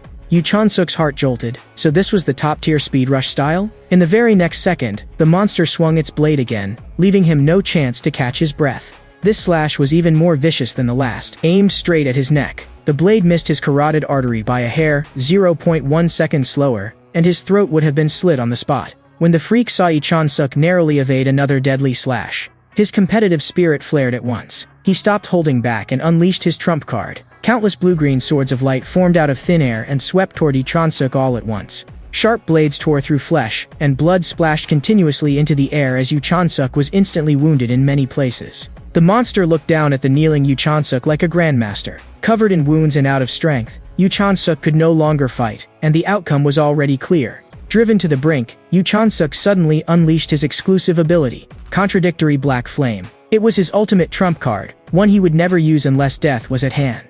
Yu Chansuk had never imagined that on his very first mission, he would be forced this quickly to use his life-saving trump card. But the next second, reality hit hard. The monster was not alive, and the Contradictory Black Flame did nothing. Yu Chansuk's strongest move was useless. Seeing that this kid had actually stood back up again, the freak could not help but sigh that humans really were hard to kill. After that sigh, the freak stopped delaying. Gripping the katana with both hands, he let blue light surge through his body and prepared to end the battle. Yu Chansuk was badly injured, his trump card had failed, and his stamina was gone. He was at his limit. He was too weak to stop the monster's next attack. Seeing that Yu Chansuk was on the brink of despair yet still refused to bow his head, the monster felt a strange stir. The next second, it chose to end it at once. In that instant, a voice flashed through. At that moment, the freak slowly guided the katana back into the scabbard at his waist. Leaning on his battered body, Yu Chansuk raised his staff with both hands and barely took a defensive stance, cold sweat covering his forehead and fear plain in his eyes. The searing pain from that near miss had almost made him pass out, but for some reason, the guy had not torn through the muscles in his shoulder. He seized the moment the freak turned away and exposed a blind spot, then lowered himself and circled behind for a sneak attack, betting on this one chance to turn the fight around. But the freak had long seen through that little move. Before Yu Chansuk could get behind him, a sharp surge of sword energy was already coming from the rear, and the sense of mortal danger instantly wrapped around his whole body. He could clearly feel that the blade behind him had already locked onto his vital point. From behind him, the freak said calmly, with a hint of mockery, that his speed was far too slow. Before absolute speed, any thought of a sneak attack was pointless. Sharp sword energy danced wildly through the air, and a bright red bead of blood slowly dripped down the blade. In this one-sided crushing battle, from beginning to end, Yu Chansuk could only take the beating passively and had absolutely no power to fight back. The cold blade was pressed directly before Yu Chansuk's neck, its sharp side tight against his skin, and the edge was only 1 millimeter away from his cheek. One slight bit farther forward and it would slice open his carotid artery. At the critical moment between life and death, Yu Chon-suk clenched his teeth and forcibly suppressed the tearing pain throughout his body. Using the last trace of his strength to retreat at incredible speed and widen the distance, barely escaping this fatal restraint, the freak looked at Yu Chon-suk, who had narrowly escaped, and a flicker of surprise crossed his eyes. The kid's luck was good. A blow that should have killed him had somehow missed. Yu Chon-suk calmly reviewed the fight. The other party had clearly had dozens of chances to kill him in one stroke, yet had held back the whole time. The monster fell silent, then finally told the truth. In his complete state, he could have killed Yu Chon-suk in the first exchange. The fight would not have lasted this long. After hearing these words, Yu Chon-suk's eyes filled with shock, and countless questions surged up from the bottom of his heart. The freak slowly spoke of the calamity that had befallen him. He had lost all memory of the past, and only blank emptiness remained in his mind. He recalled the experience of his crushing defeat. His former self had been utterly defeated by a strange man of unknown origin. And after losing, he had been fitted with a metal shackle that symbolized humiliation while also restraining his power, and it had bound him all the way until today. After learning the monster's past, Yu Chon-suk felt conflicted. Its body remained, but its memories and combat instincts were gone. In that sense, it was his opposite.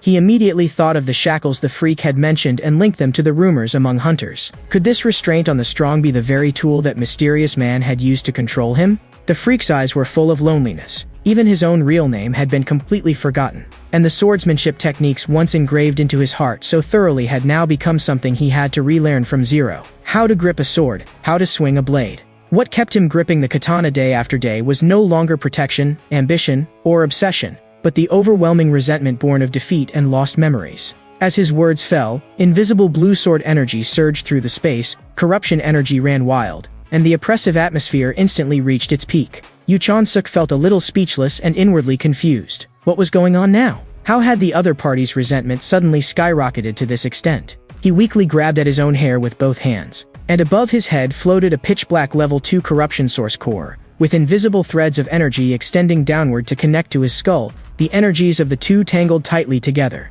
Swallowed by the triple torment of lost memories, shackles, and defeat, the freak had been pushed to his limit, his chest choked with helpless rage and nowhere to vent it. The resentment surging around him was denser and more terrifying than at any previous moment. Once this resentment fully lost control, its destructive power would multiply.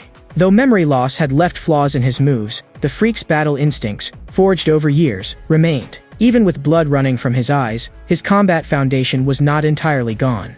If the enemy could not kill him at once, Yu Chon-suk still had a slim chance to strike back. To leave the core zone alive, he had to go all out. The freak was wrapped in glaring turquoise light, his presence at its peak, and Yu Chon-suk immediately pulled back to a safe distance. The freak's pupils suddenly contracted, his face full of disbelief, as he abruptly sensed that something was wrong. Strange black flames were tightly enveloping Yu Chon-suk's entire body, and the wounds left by the battle just now had actually all healed completely. The freak was filled with confusion. The restorative power of these black flames was simply too outrageous. Yu Chon-suk gave a grin. He had already seen it very clearly now. This flame burned concepts. Burning away concepts sounded like it possessed infinite destructive power, but in reality, that was not the case. Fatigue and staircase friction were both concepts, but on different levels. The greater one's mastery, the wider the effect, and the higher the cost in magic power and proficiency. Overuse could cause backlash. Against Kim Hae-hyen, Yu Chon-suk kept the flames restrained to avoid burning away the concept of his own muscles. If this were his original peak body in the other world, he would not need to be so cautious with this conceptual flame. But in this world, his power was heavily restricted. Normally, he had to keep his power restrained to avoid the risk of backlash. But now this was a life-and-death battle, and worrying about backlash any further had become meaningless. Golden light suddenly blazed in Yu Chon-suk's eyes as he stared fixedly at the freak before him.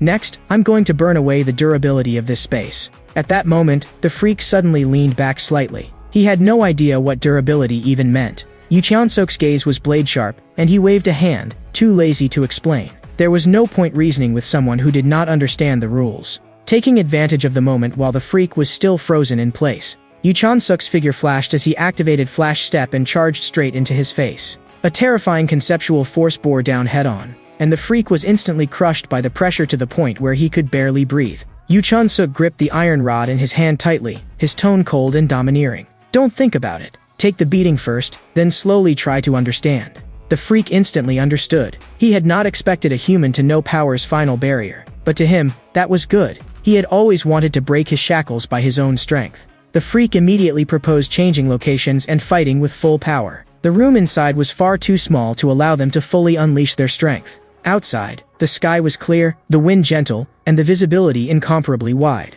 With a thunderous boom, both of them exploded with power at the same time, smashing straight through the roof and soaring into the air. High in the sky, the two powerhouses faced off from afar, both gathering strength as their killing intent peaked. Each intended to decide life and death in a single move. The next second, heaven and earth changed color. The sky darkened as lights of every attribute twisted and collided, drowning the air in violent energy. The freak seized the opening exposed by the interlacing lights and locked onto his chance to attack. Holding the katana in hand, after charging power, he slashed out fiercely with one stroke. This strike was savage to the extreme, carrying the sound of air being torn apart. Yu Chansuk's pupils suddenly shrank as he stared fixedly at the blade cleaving toward him. The sharp katana struck the iron rod with perfect accuracy. A piercing metallic screech rang through the mountains as dazzling golden light exploded, and the iron rod, hardened to its limit, snapped on the spot. Yu Chansuk's heart sank, and his mind went blank. The freak also showed delight, not expecting that this strike had truly hit.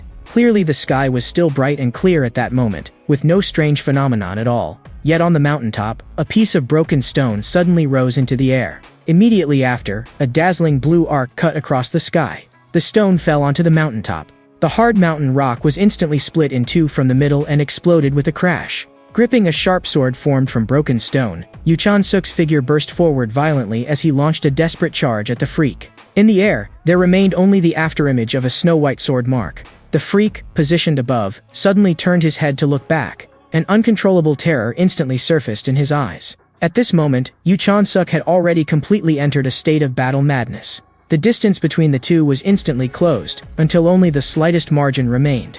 The situation on the battlefield spiraled completely out of control, and there was no road back anymore. Violent energy directly blasted the freak backward dozens of meters. The freak dragged the tip of his foot against the ground to force himself to stop, gouging out two trenches several meters deep in the earth. The freak's heart shook violently. This kind of terrifying impact was a pressure he had never felt in any of his past battles. He was filled with doubt. Just what exactly was this human boy? His gaze turned toward the sky.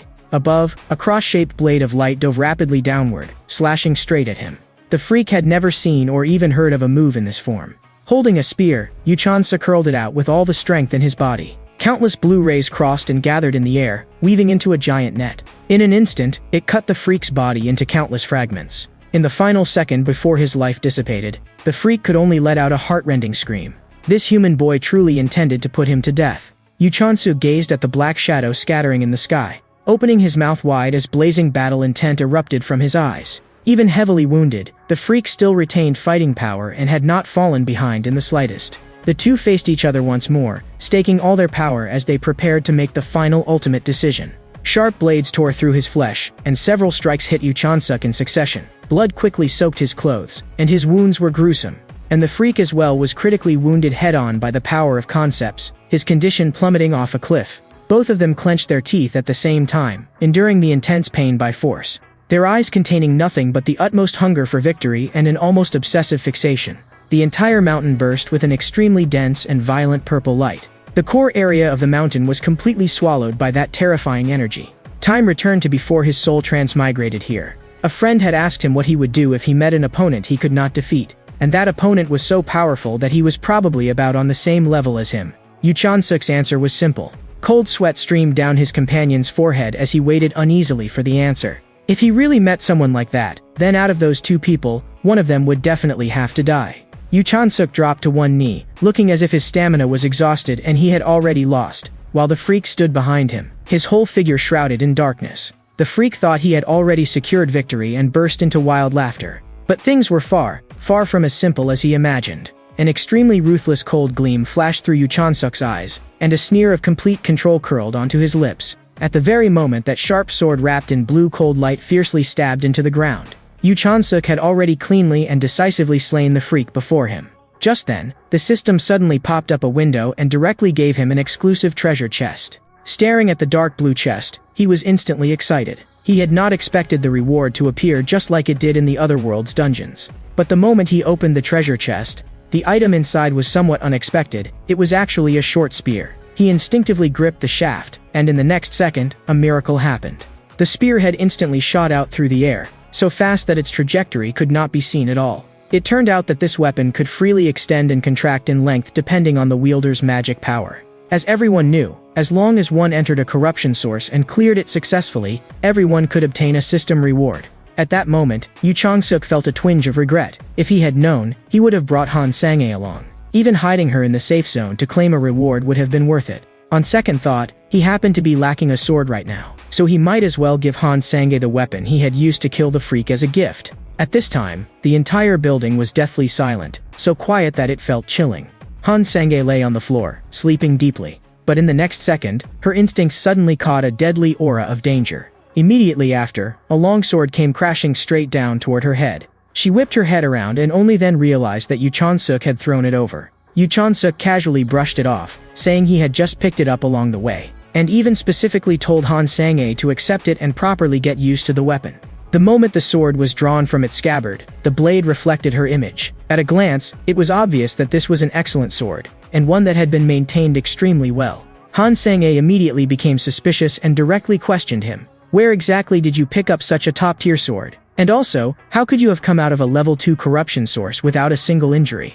But at this moment, Yu Chang-suk's whole body was sore and weak, and his eyelids were so heavy that he could not keep them open at all. In the next second, he suddenly collapsed stiffly right in front of Han Sang-e without any warning. Cold sweat instantly burst out all over Sang-e. This rookie monster could actually faint too. Very soon, news that a rookie hunter had solo cleared a level 2 corruption source spread back to hunter headquarters. Every hunter gathered in the hall stared at the unfamiliar face on the giant screen. Meanwhile, Yu Chang-suk's phone had long since exploded with messages, with notification pop-ups flooding the screen non-stop. Holding his phone, he looked at the tightly packed crowd surrounding the outside of the window, and his mood became indescribably complicated for a moment. Just then, a cool female voice suddenly came from behind him. The person who had come was none other than Ju Sujong, the person in charge of the arcane chamber of the Tower of Prohibited Transport. Yu Chang-suk quickly thanked her for paying all of his hospital fees in advance. But when he heard the name Tower of Prohibited Transport, he still could not help being startled.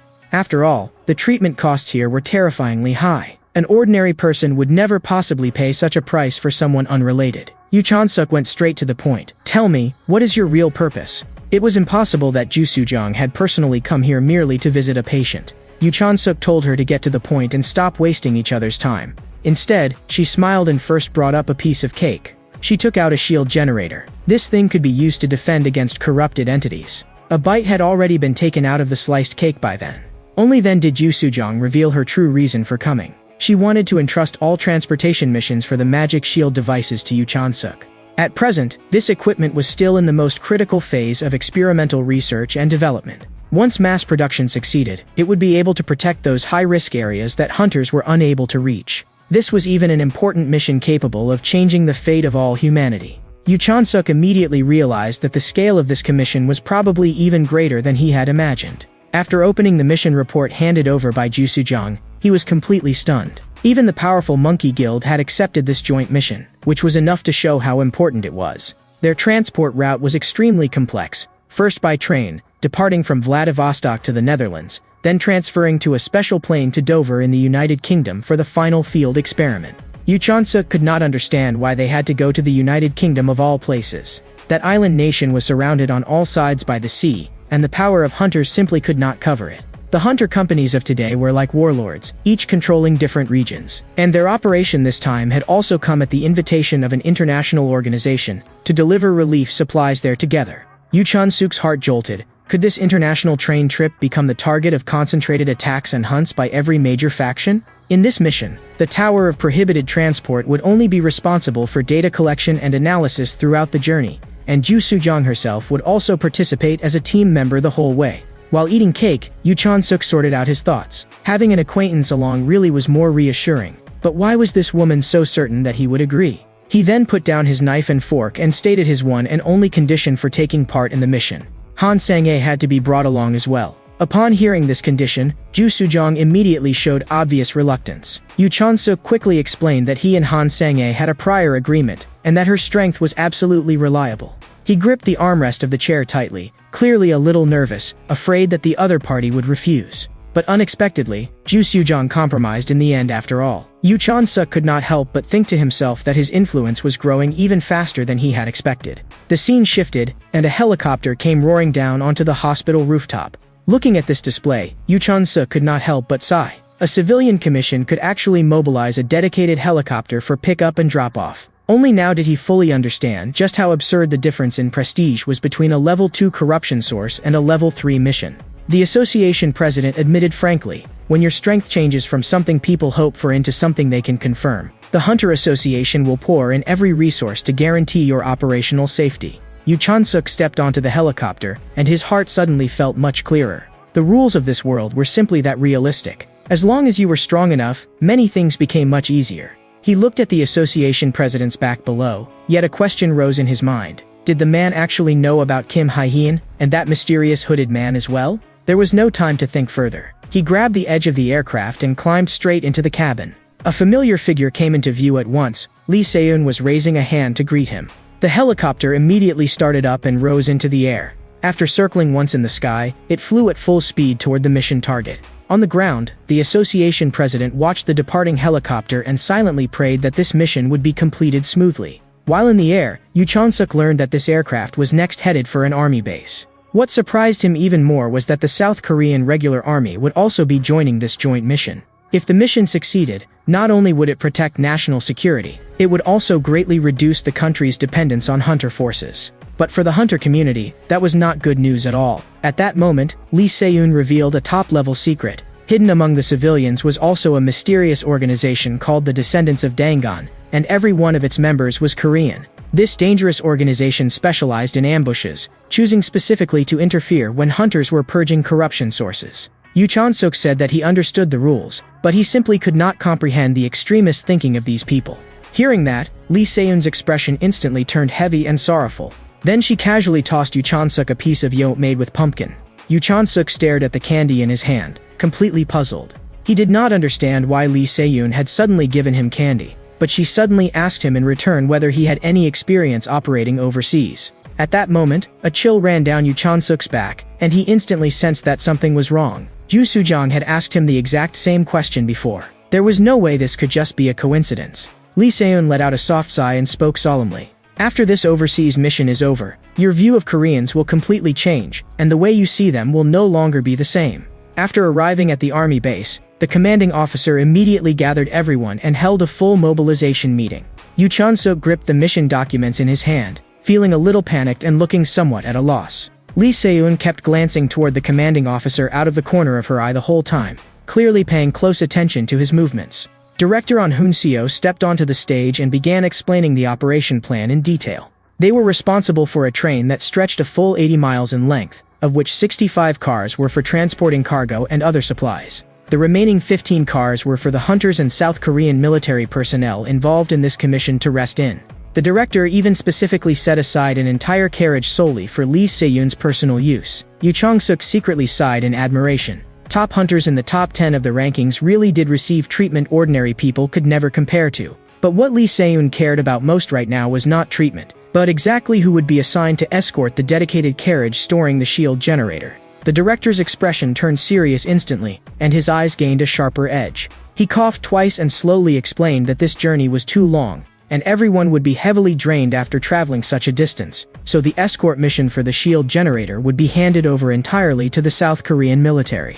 The director had only just asked whether anyone had any objections when Lee Se-eun stood up on the spot to oppose it. The shield generator had always been under the Monkey Guild's heavy protection. Anyone with eyes could tell that there were absolutely many forces watching this device. Of course, the director also knew perfectly well that considerable risk was hidden in this arrangement. But he still guaranteed with great confidence that no force would be able to get even half a step close to the carriage storing the generator. The moment he finished speaking, cold sweat had already broken out on his forehead, and he hurriedly changed the subject, suggesting they continue with the meeting agenda. Lee Se-eun slowly closed her eyes. After a moment of silence, she still chose to compromise and accept the arrangement. Using a map, the director explained that their route would pass through many corrupted zones, but the number of corruption sources that could actually pose a fatal threat was only 7. In addition, large numbers of bandit groups were entrenched all along Siberia. After hearing that, Lee Se-eun could not help but complain that train robbers sounded like something straight out of a movie. Yu Chansuk's face also gradually darkened. The association had already sent cooperation documents to all 8 major warlords in Europe, but in the end only 3 of them had replied. The moment everyone present heard that, they instantly panicked. That meant that over a mission period of more than 2 weeks, they would have to face 5 hostile forces at the same time. Corruption monsters, bandits along the route, plus attacks from various warlords on multiple sides. No one had any confidence left about whether this mission could still be completed smoothly. The huge conference hall instantly became noisy and chaotic, with wave after wave of discussion breaking out. Lee Se-eun's gaze was incomparably firm as she spoke to calm everyone down. No matter what emergencies they encountered on the road, she would do everything in her power to deliver the train safely to its destination. When the day of the mission's official departure arrived, the train staff began guiding most people aboard the second-class cars. Yu Chansuk walked forward with steady steps. His assigned seat was in first class, and he still had to keep walking a bit farther ahead. A familiar voice suddenly came from behind him. Turning around, he found that it was actually Han Sang-ae. She promised Yu Chansuk that once this commission was completely over, she would hand the spirit medicine over to him immediately. But Yu Chansuk's heart was full of doubt. The entire way here, he had not seen Han Sang-ae anywhere at all, and had no idea where exactly she had been hiding before. He scanned around along the way, but still saw no sign of Lee Se-eun. Someone nearby muttered in amazement that after seeing the entire escort train with their own eyes, the overwhelming pressure it gave off was simply too intense. Only then did Yu Chansuk notice that Ju Sujong of the Tower of Prohibited Transport had also arrived. He stared straight ahead. The protective armament of the entire transport train was sealed so tightly that not even a drop could leak through. It was practically a moving iron fortress. Yu Chansuk truly could not figure out what method the enemy could possibly use to break through this level of defense. But on second thought, another concern surfaced in his mind. With the target made this conspicuous, it might instead become a live target fought over and attacked by every faction. Ju Sujong saw through his concern and immediately reassured him. The train's outer layer used depleted uranium armor of the same class as armored vehicles, so its protective performance was already maxed out, and there was no need to worry about its safety at all. On the surface, Yu Chansuk still looked rather unconvinced, but inwardly he muttered to himself that with Lee Se-eun overseeing things, they surely would not mess this mission up. Not long after the train started moving, corruption sources along the route swarmed out all at once to cause trouble. A hunter covered in blood hurried over in panic to ask for help. While complaining that these people really could not handle anything, Yu Chansuk quickly headed toward the combat zone. The train had only been underway for a mere 10 minutes, yet they had already encountered so many corrupted entities. And this time, the number of enemies was shockingly huge. They simply could not kill them all no matter how hard they tried. Originally, he had thought that with Lee Se-eun present, this mission would be much easier, but who could have expected that the railway on the Siberian side had already been severely damaged, forcing the train to move slowly while also sending people out to repair the tracks at the same time. The workers responsible for repairing the railway had no ability at all to fight monsters, so every hunter had to stay close by their side to protect them. And Lee Se-eun happened to be assigned to guard this area, meaning the strongest combat asset in the team was pinned down here completely and could not play her core role at all. This kind of arrangement was basically wasting top-tier fighting power for nothing. Yu Chansuk tightened his grip on the longsword in his hand and looked up at the flood of corruption monsters pouring in from the sky, his emotions heavy and complicated. The scene shifted to Khabarovsk, Russia. A giant monster covered in blood was being dragged across the snow by a bald man. The bald man frowned tightly and sharply sensed that strangers were approaching nearby. The person who arrived was a handsome young man, with blazing flames swirling all around him. The monster on the ground suddenly roared and scrambled back up, preparing to pounce and tear into everyone. In an instant, a shrill scream rang out across the snowy field. The bald man threw a vicious punch directly, blasting the monster back to the ground on the spot. The entire snowy field was dyed a glaring red by blood in an instant. Lee Hae-eun from Korea walked forward with a big smile on his face and took the initiative to greet the bald man. As the saying went, one never visits without a reason. With that smiling tiger expression, it was obvious at a glance that the visitor had not come with good intentions. This bald man was none other than Baranov, the man who ruled the Khabarovsk region. These monsters had originally been caught by him to serve as dinner. He had gone through great trouble to knock them out, only for them to be awakened again by the commotion just now. Baranov was short of neither money nor possessions, and he truly could not understand what exactly Lee Hae-eun wanted by coming to him in person. Even though Baranov's attitude was cold and tough, Lee Hae-eun remained utterly certain that this matter would definitely interest him. Before long, an escort train departing from Vladivostok would pass through this region. After hearing that, Baranov only thought the other party was joking. The railway crossing Siberia had long since been damaged and shut down. Lee Hae-un then explained that among the people now awakening magical power, there existed a special category of ability users who could rapidly repair all kinds of damaged machinery using only materials. Baranov was a little surprised. Could they actually repair it while keeping the train moving? Then what exactly was the train carrying? Lee Hae-un told him not to worry about that. What mattered most was seeing who exactly was responsible for escorting it. When he heard that the one in charge was Candy Lady of the Monkey Guild, Baranov was visibly taken aback, his eyes filled with both shock and confusion. Lee Hae-un told him not to rush. He had already thought of a countermeasure for him. That immediately piqued Baranov's interest. Robbing a train personally protected by Lee Hae-un really did sound quite interesting. In fact, this mission did not require seizing it. They only needed to blast away that specific heavily guarded carriage directly. Then, in the very next moment, Lee Hae-un immediately corrected himself. After that, he took out a black box and told Baranov that all he had to do was break into the train and connect this device to the apparatus storing the supplies. If, after completing the objective, he also happened to destroy the supplies inside the carriage along the way, that would be perfectly fine too. Seeing Lee Hae-un being so generous and straightforward, Baranov curled his lips into a wicked grin and directly accepted the commission. He stared viciously into the distance, a mad and daring plan already taking shape in his mind. He was going to slaughter every single accompanying hunter right in front of Lee Hae-un. Yu Chon-suk gripped his extendable spear tightly, his eyes full of ruthless killing intent. In only a brief stretch of time, hundreds of monsters had already fallen at his hands.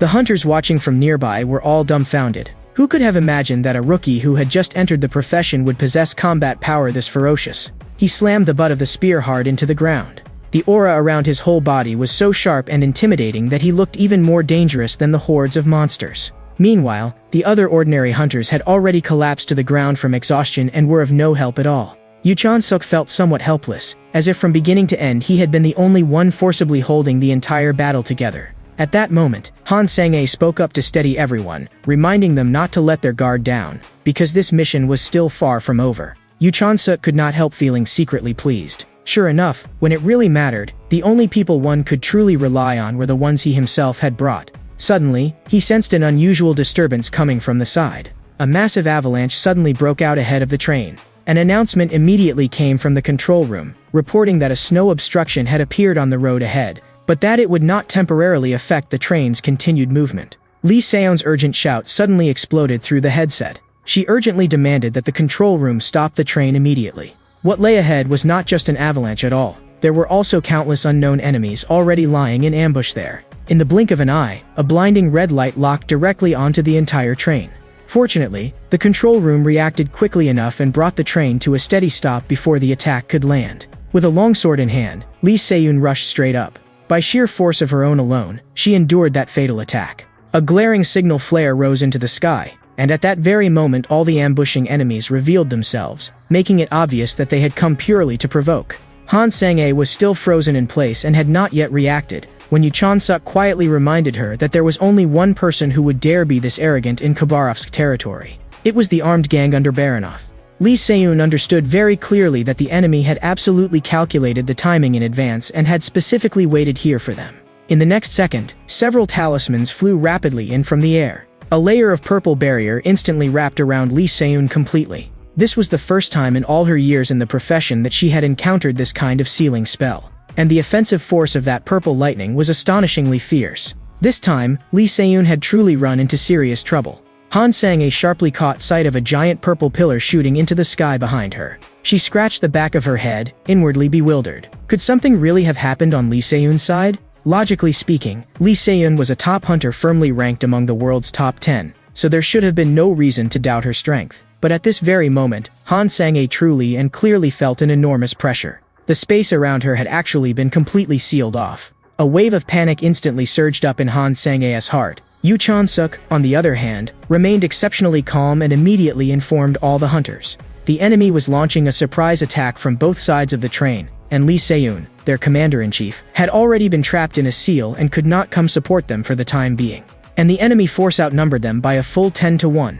Even if the commander could not join the battle right now, they absolutely could not retreat. They had to hold the train at all costs. Lee Hae-un, trapped within the barrier, still had a resolute look in her eyes as she ordered everyone through the radio to actively engage the enemy and begin combat immediately. Yu Chon-suk did not waste a single word. He turned around and leaped straight off the train. His partner Han Sang-a jumped down right after him. There was no way back now. 50 of them would have to directly withstand 500 enemies head-on.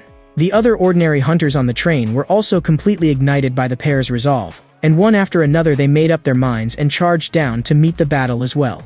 Lee Se-eun reassured everyone over the radio that she would break through the seal very soon and return to the front line to support them. But a figure with a red cord tied at his waist stood in front of her. Lee Se-eun coldly questioned him, asking whether the sealing barrier was his doing. Lee Hae-un did not answer directly. Instead, he first stated his identity, saying that he was one of the descendants of Dangon, while Lee Se-eun belonged to the line of Grand Prince Yangyong.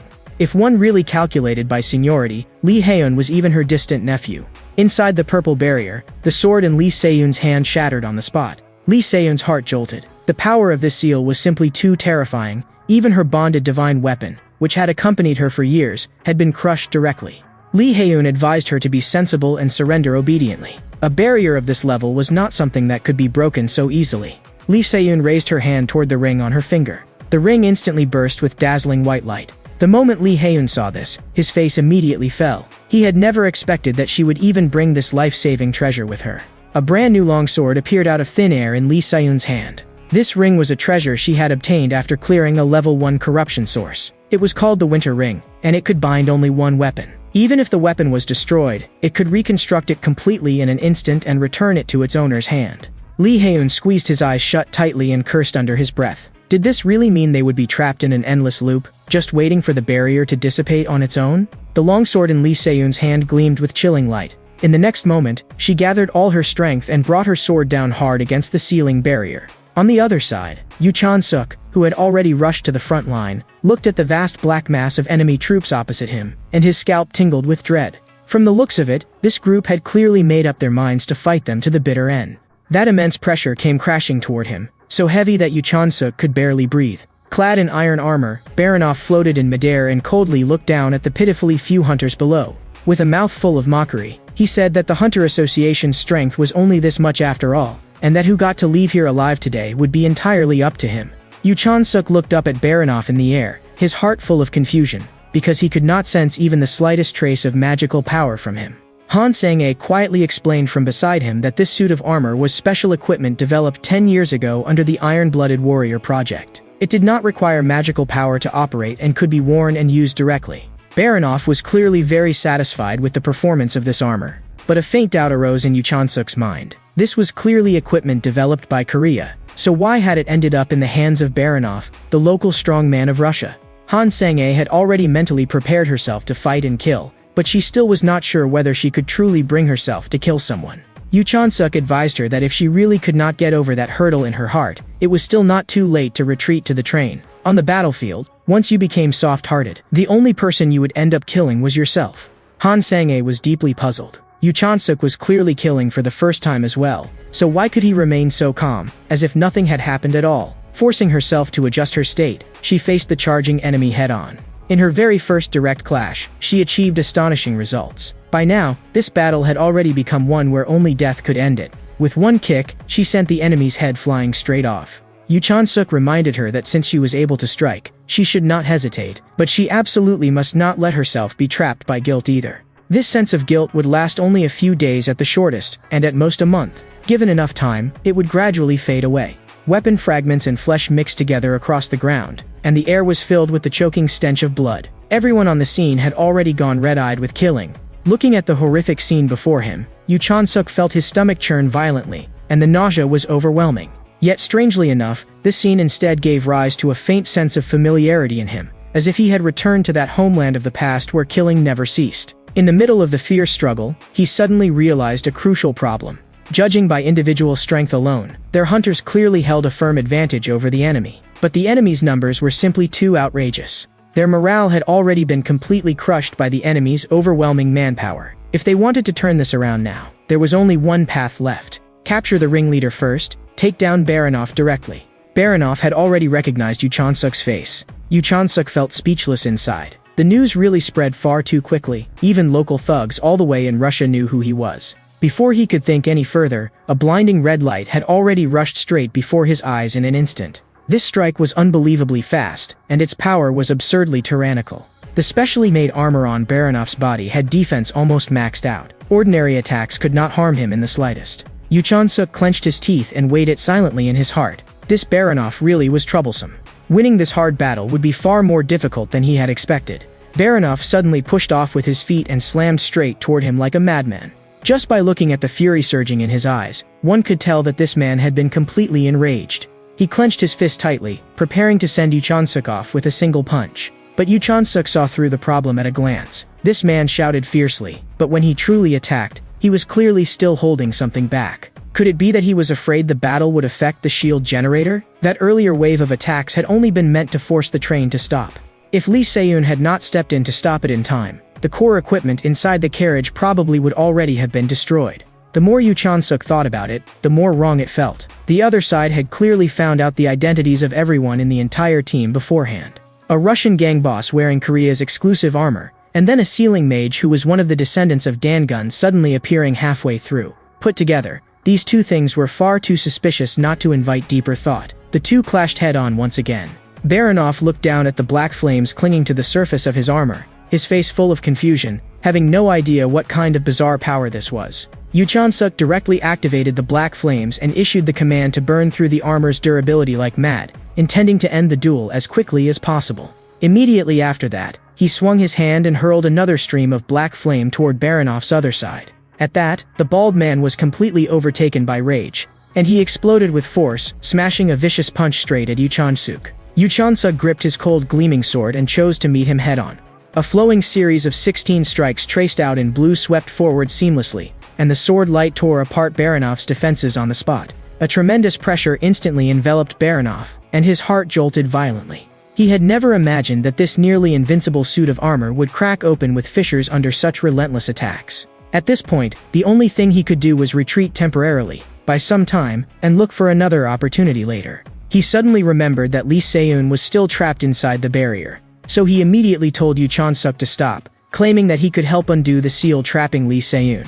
But just as the words left his mouth, a sharp flash of sword light pierced straight through his skull. Yu Chon-suk had no interest at all in negotiating any conditions with him. Baranov, the local overlord of his generation, died on the spot beneath his sword. Elsewhere, the purple seal trapping Lee Se-eun also began to fade away little by little. It was obvious that she had broken through the spell's restraints by her own power. All the hunters present were dumbfounded.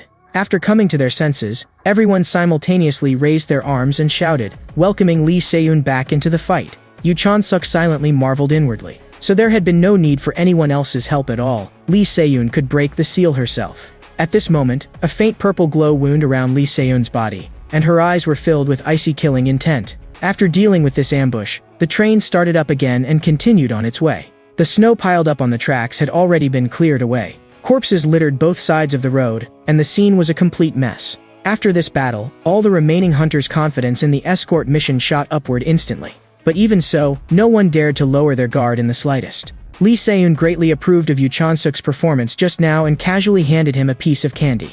While tearing open the wrapper, Yu Chon-suk casually guessed that the sorcerer who had set up the seal just now was probably one of the descendants of Dangun.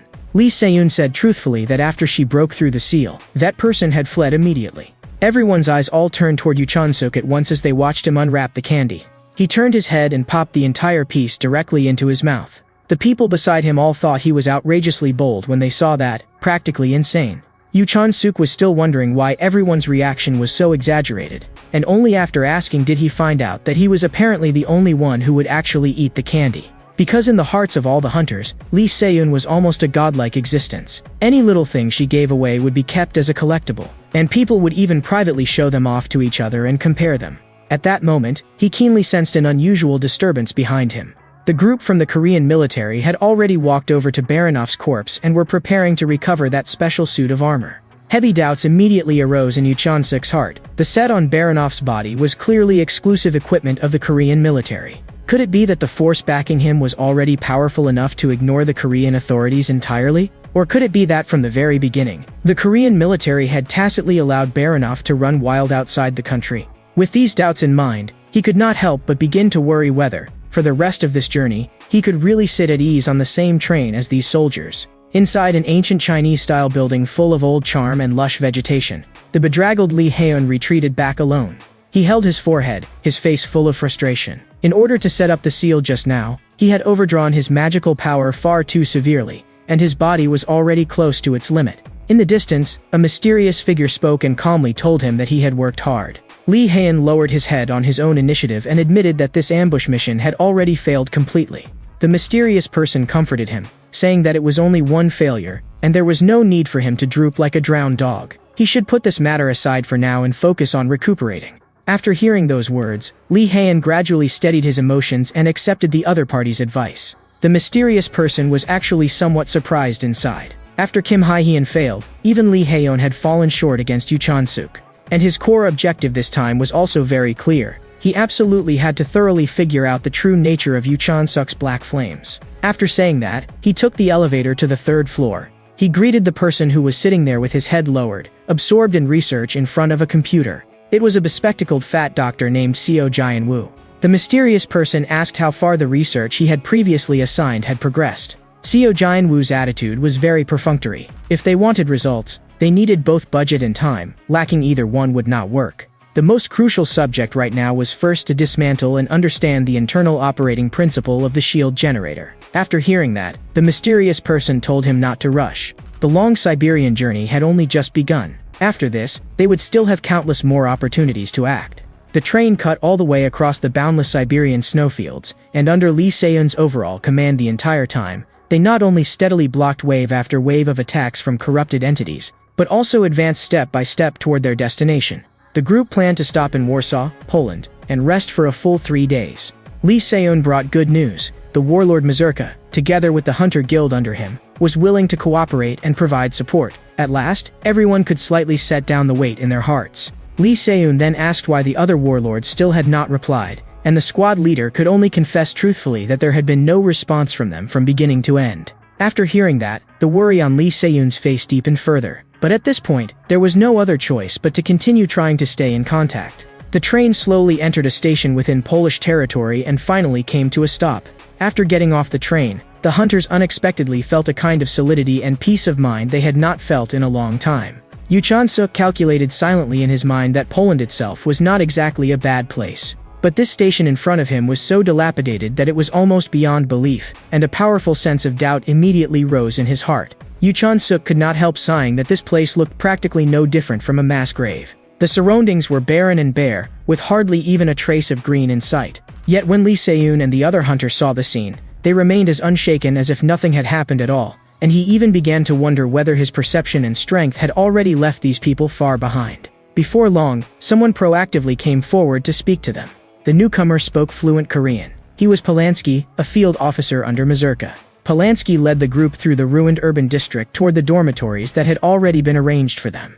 The ground along the way was full of potholes and damage everywhere, yet the Mercedes luxury car sent to pick them up was absurdly high-end. Yu Chan-suk understood at a glance that they were about to be housed separately in different places, and even the standard of the lodgings had clear rank divisions. Yu Chan-suk sat in the car with one leg crossed over the other, looking down in thought, when Polanski suddenly spoke and asked whether he was a free hunter with no guild affiliation.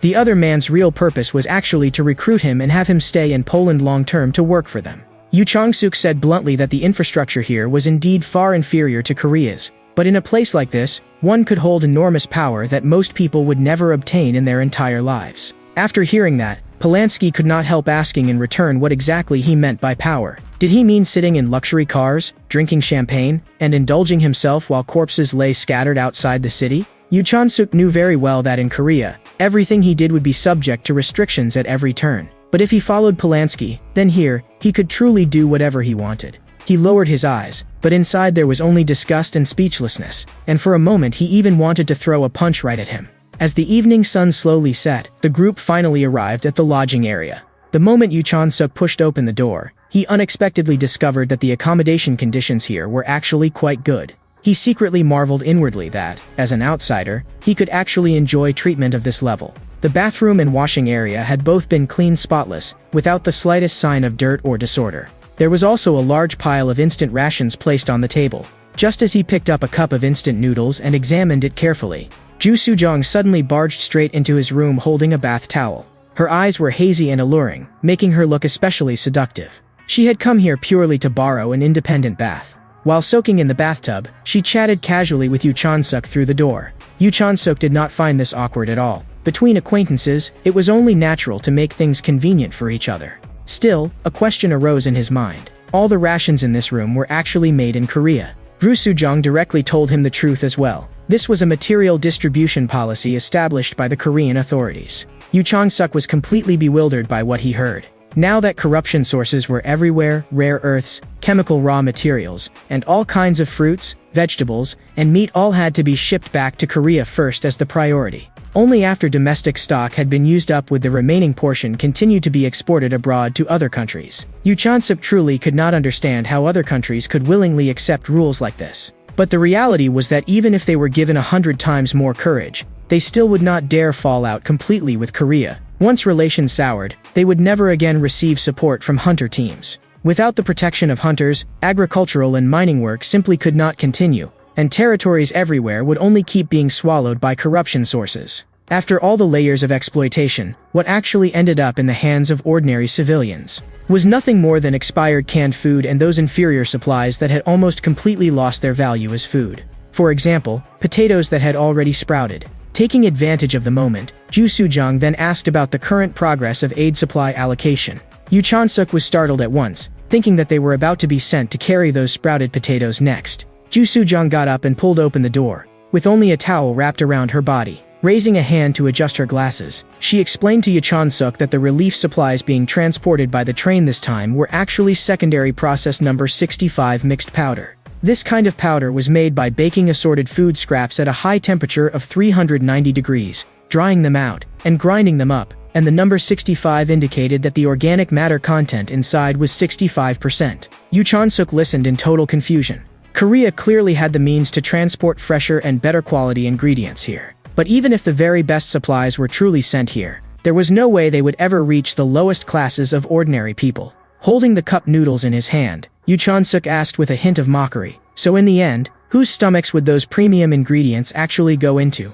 Even if the food were truly distributed, it would only be intercepted halfway by the warlords in the end. Worse still, they would trade that food in exchange for firearms and weapons. He spread his palm to indicate that on this land, chaos like this had long since become an utterly ordinary daily reality. At this moment, Yu Chan-suk finally completely understood what Lee Se-eun had said before. Only by truly leaving one's country could one see how cruel this world really was. He had imagined this world to be too stable and too clean. The corruption and darkness in reality were even more outrageous than in another world. Even more absurdly, with the world already rotten to this extent, there were still secret organizations trying to manipulate the corruption sources and continue maintaining this unjust order. Yu Chan-suk crushed the cup noodles in his hand in one squeeze, and in his heart he completely settled on what he would do next. He moved closer to Ju Sujong and asked the last question he had been hiding in his heart. Somewhat surprised, Ju Sujong asked what exactly he wanted to know.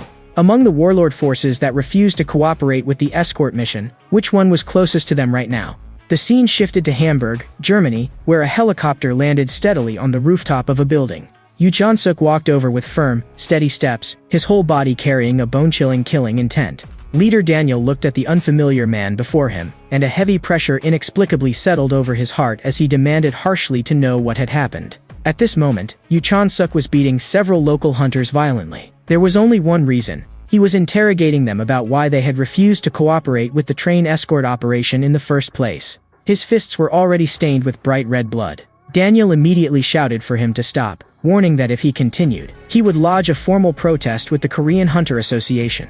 Yu Chan-suk paused slightly. In the next second, without another word, he smashed down another vicious punch. Seeing that this outsider paid absolutely no regard to his authority, Daniel's anger flared instantly. Yu Chan-suk raised his hand and pointed at the next hunter, who was already trembling in fear from head to toe. He directly told everyone present that if they had the guts, they should kill him right now. Otherwise, not a single person here should expect to leave alive today. In the splendid and magnificent city of Warsaw, Poland, everything had originally been quiet and peaceful. But in the very next second, a single figure shattered that tranquility outright. Yu Chan-suk shoved the door open and prepared to discuss an important matter with Lee Se-eun.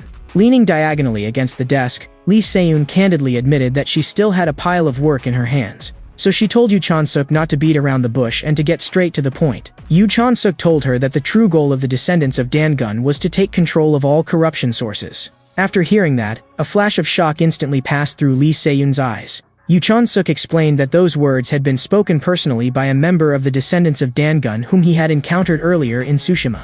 Lee Se-yoon casually slapped the report in her hand onto the desk. She had long since seen through the fact that Yu Chon-suk had already made up his mind inside.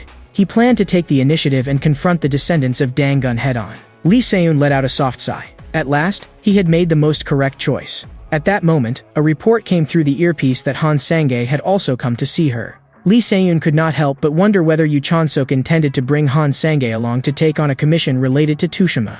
In fact, she herself had originally had the same idea in mind. After personally witnessing the ruined and chaotic state of Warsaw, Han Sang-ae had been deeply shaken inside. Could it be that Korea's upper leadership truly knew nothing at all of the real conditions in foreign countries? Lee Se-yoon calmly told her that this kind of chaos was the reality tacitly permitted by those at the top from the very beginning. Han Sang-ae could not help sighing that if she had not followed the team here this time, she would never in her life have been able to see darkness of this level clearly. But Lee Se-yoon reminded the two of them that their thinking had already gone off course. Right now was not the time to keep digging deeper into those issues. This cross-border escort commission had already left everyone overwhelmed, and along the way they had not been able to get the slightest bit of outside support. The most urgent matter now was to complete the task before them smoothly.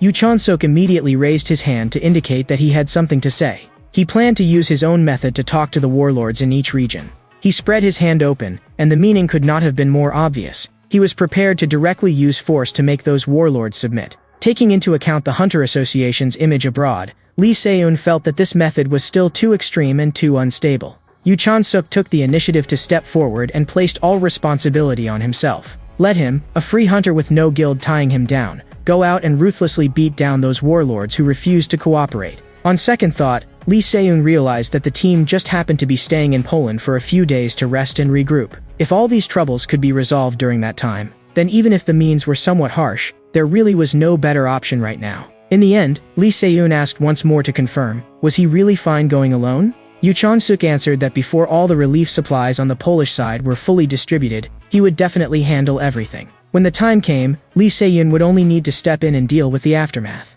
Filled with worry, Han Sang-ae did not want him to take the risk alone and wanted to act together with Yu Chon-suk. Yu Chon-suk told her to stay at the base and practice properly the techniques he had taught her earlier. If, by the time he returned, there was still no sign of improvement, she was definitely going to get an earful from him. Before setting off, he turned back and made an agreement with the two of them. They would meet again later in Germany. On the other side, the helicopter hovered in midair as a burst of golden light slammed violently into the ground. That terrifying shockwave instantly swept through the surroundings, and the one unleashing it was none other than Yu Chon-suk, fighting at full power.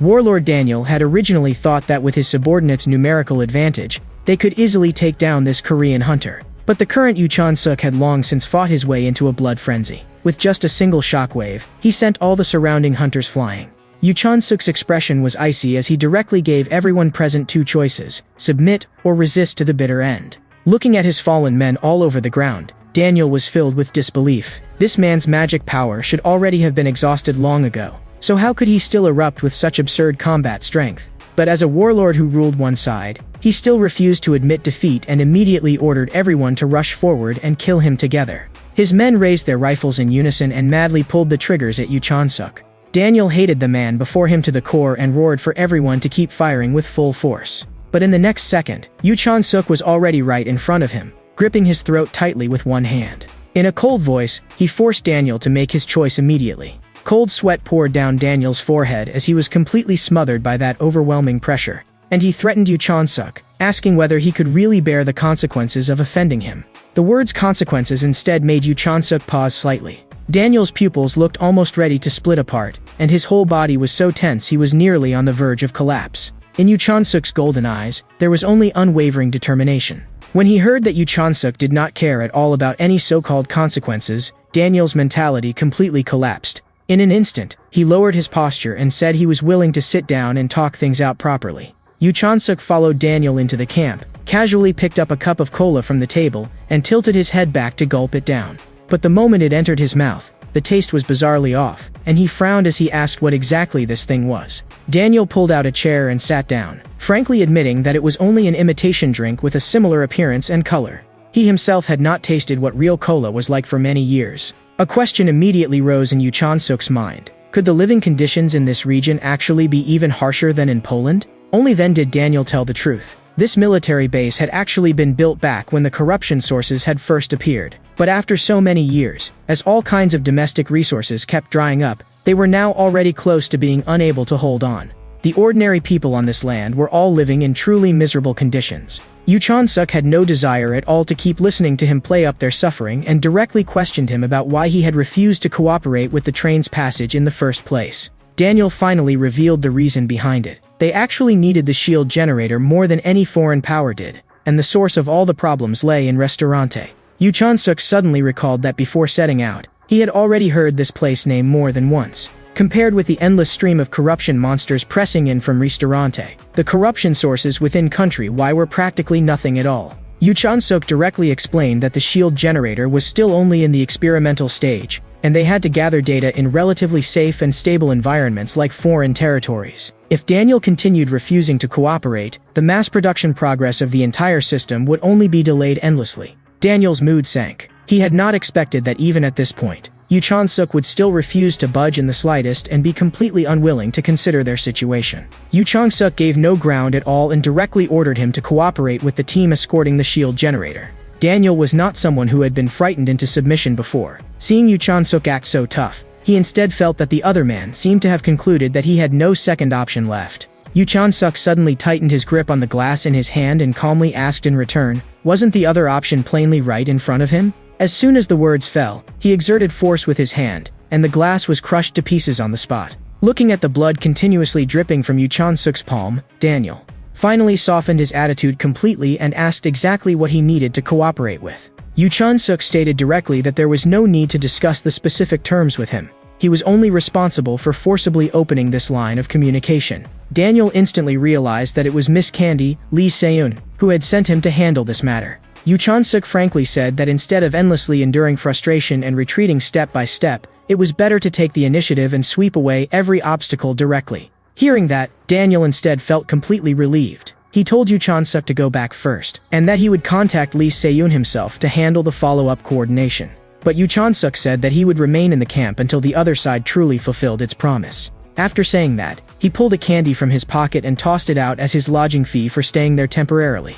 Daniel secretly marveled that this Korean really was broad-minded. Such rare and precious candy, yet he could casually take it out like that. But at this moment, Yu Chan-suk felt a faint unease in his heart, because he had no way of predicting what would happen here tomorrow. His thoughts also drifted back to that earlier conversation. Lee Se-eun had once asked him what he planned to do after this commission was completely over. Yu Chan-suk thought quietly. This world was now already scarred beyond recognition and filled with danger everywhere. Whether it was the first-level corruption sources that could be seen everywhere, or the 8 great disasters that were destined to descend in the future, he intended to deal with them one by one with his own hands and personally save this broken world. On the square in front of the royal castle in Warsaw, refugees stood in a long line, waiting to receive relief rations. After a long wait, it was finally one young man's turn to step forward for food. But the thin porridge in his bowl was so shallow that it could barely cover the bottom. Holding that nearly empty bowl, he was full of frustration. How could something this watery possibly fill anyone's stomach?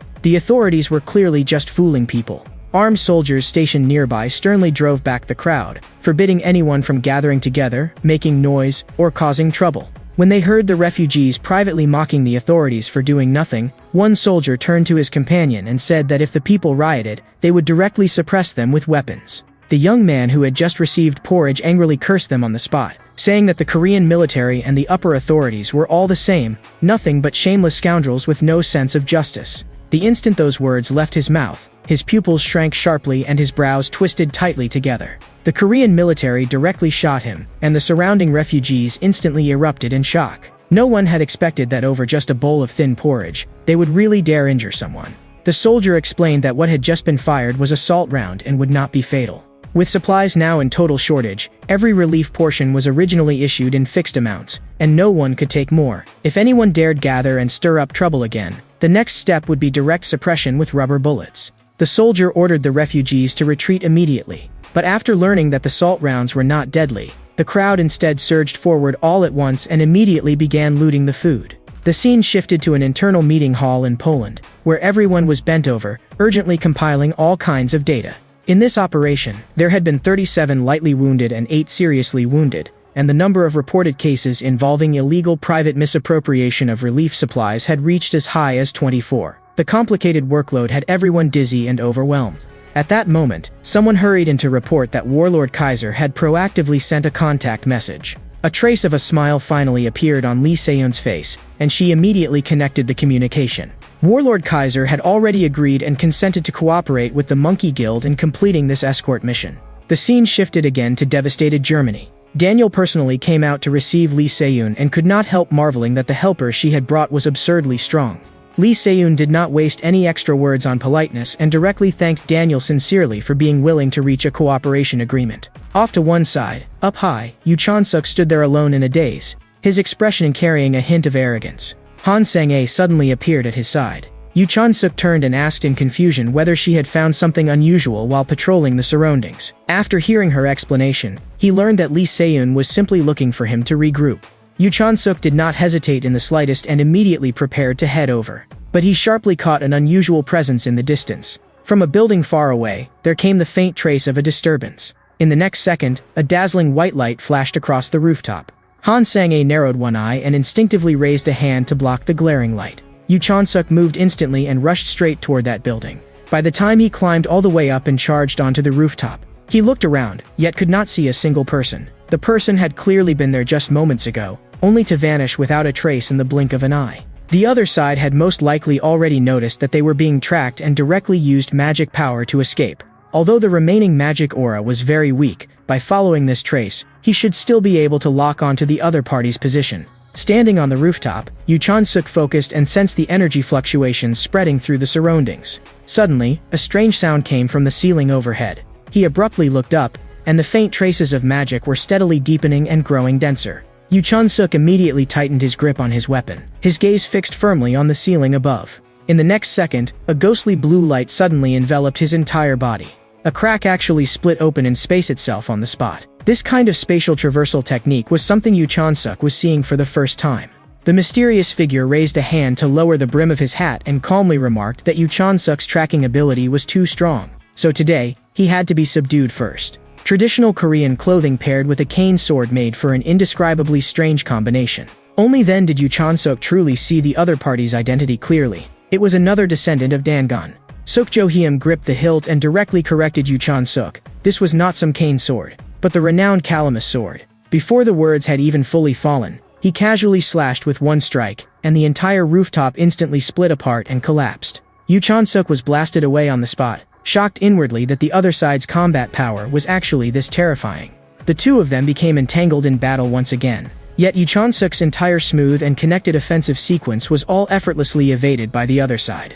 Stepping over the rubble all around, he charged forward again to fight at close range. But the other side's movement was elusive and unpredictable, every time precisely avoiding the fatal attacks. This nearly godlike evasion skill sent a chill straight down one's back. At this moment, Yoo Chan-suk finally clearly realized that he had encountered an enemy who was truly absurdly strong. Suk Jo-hyum merely gestured lightly, telling him to bring out all of his abilities and try harder. Yoo Chan-suk quickly sorted out the battle situation before him, and directly activated his Black Flame ability, Contradictory Black Flame. The moment this move appeared, a clear trace of wariness flashed across Suk Jo-hyum's face. Holding his long sword, Yoo Chan-suk charged straight forward again. The moment Suk Jo-hyum's blade merely touched that black flame, his entire body suddenly twisted and warped. Yoo Chan-suk had never expected that the other man's body would split apart on the spot. Yet in the next second, Suk Jo-hyum stood before him again completely unharmed. A ring of strange light rippled outward from beneath his feet, and this was a type of sorcery Yoo Chan-suk had never seen before. The crossing of blade light lasted only an instant before Suk Jo-hyum had already moved behind him.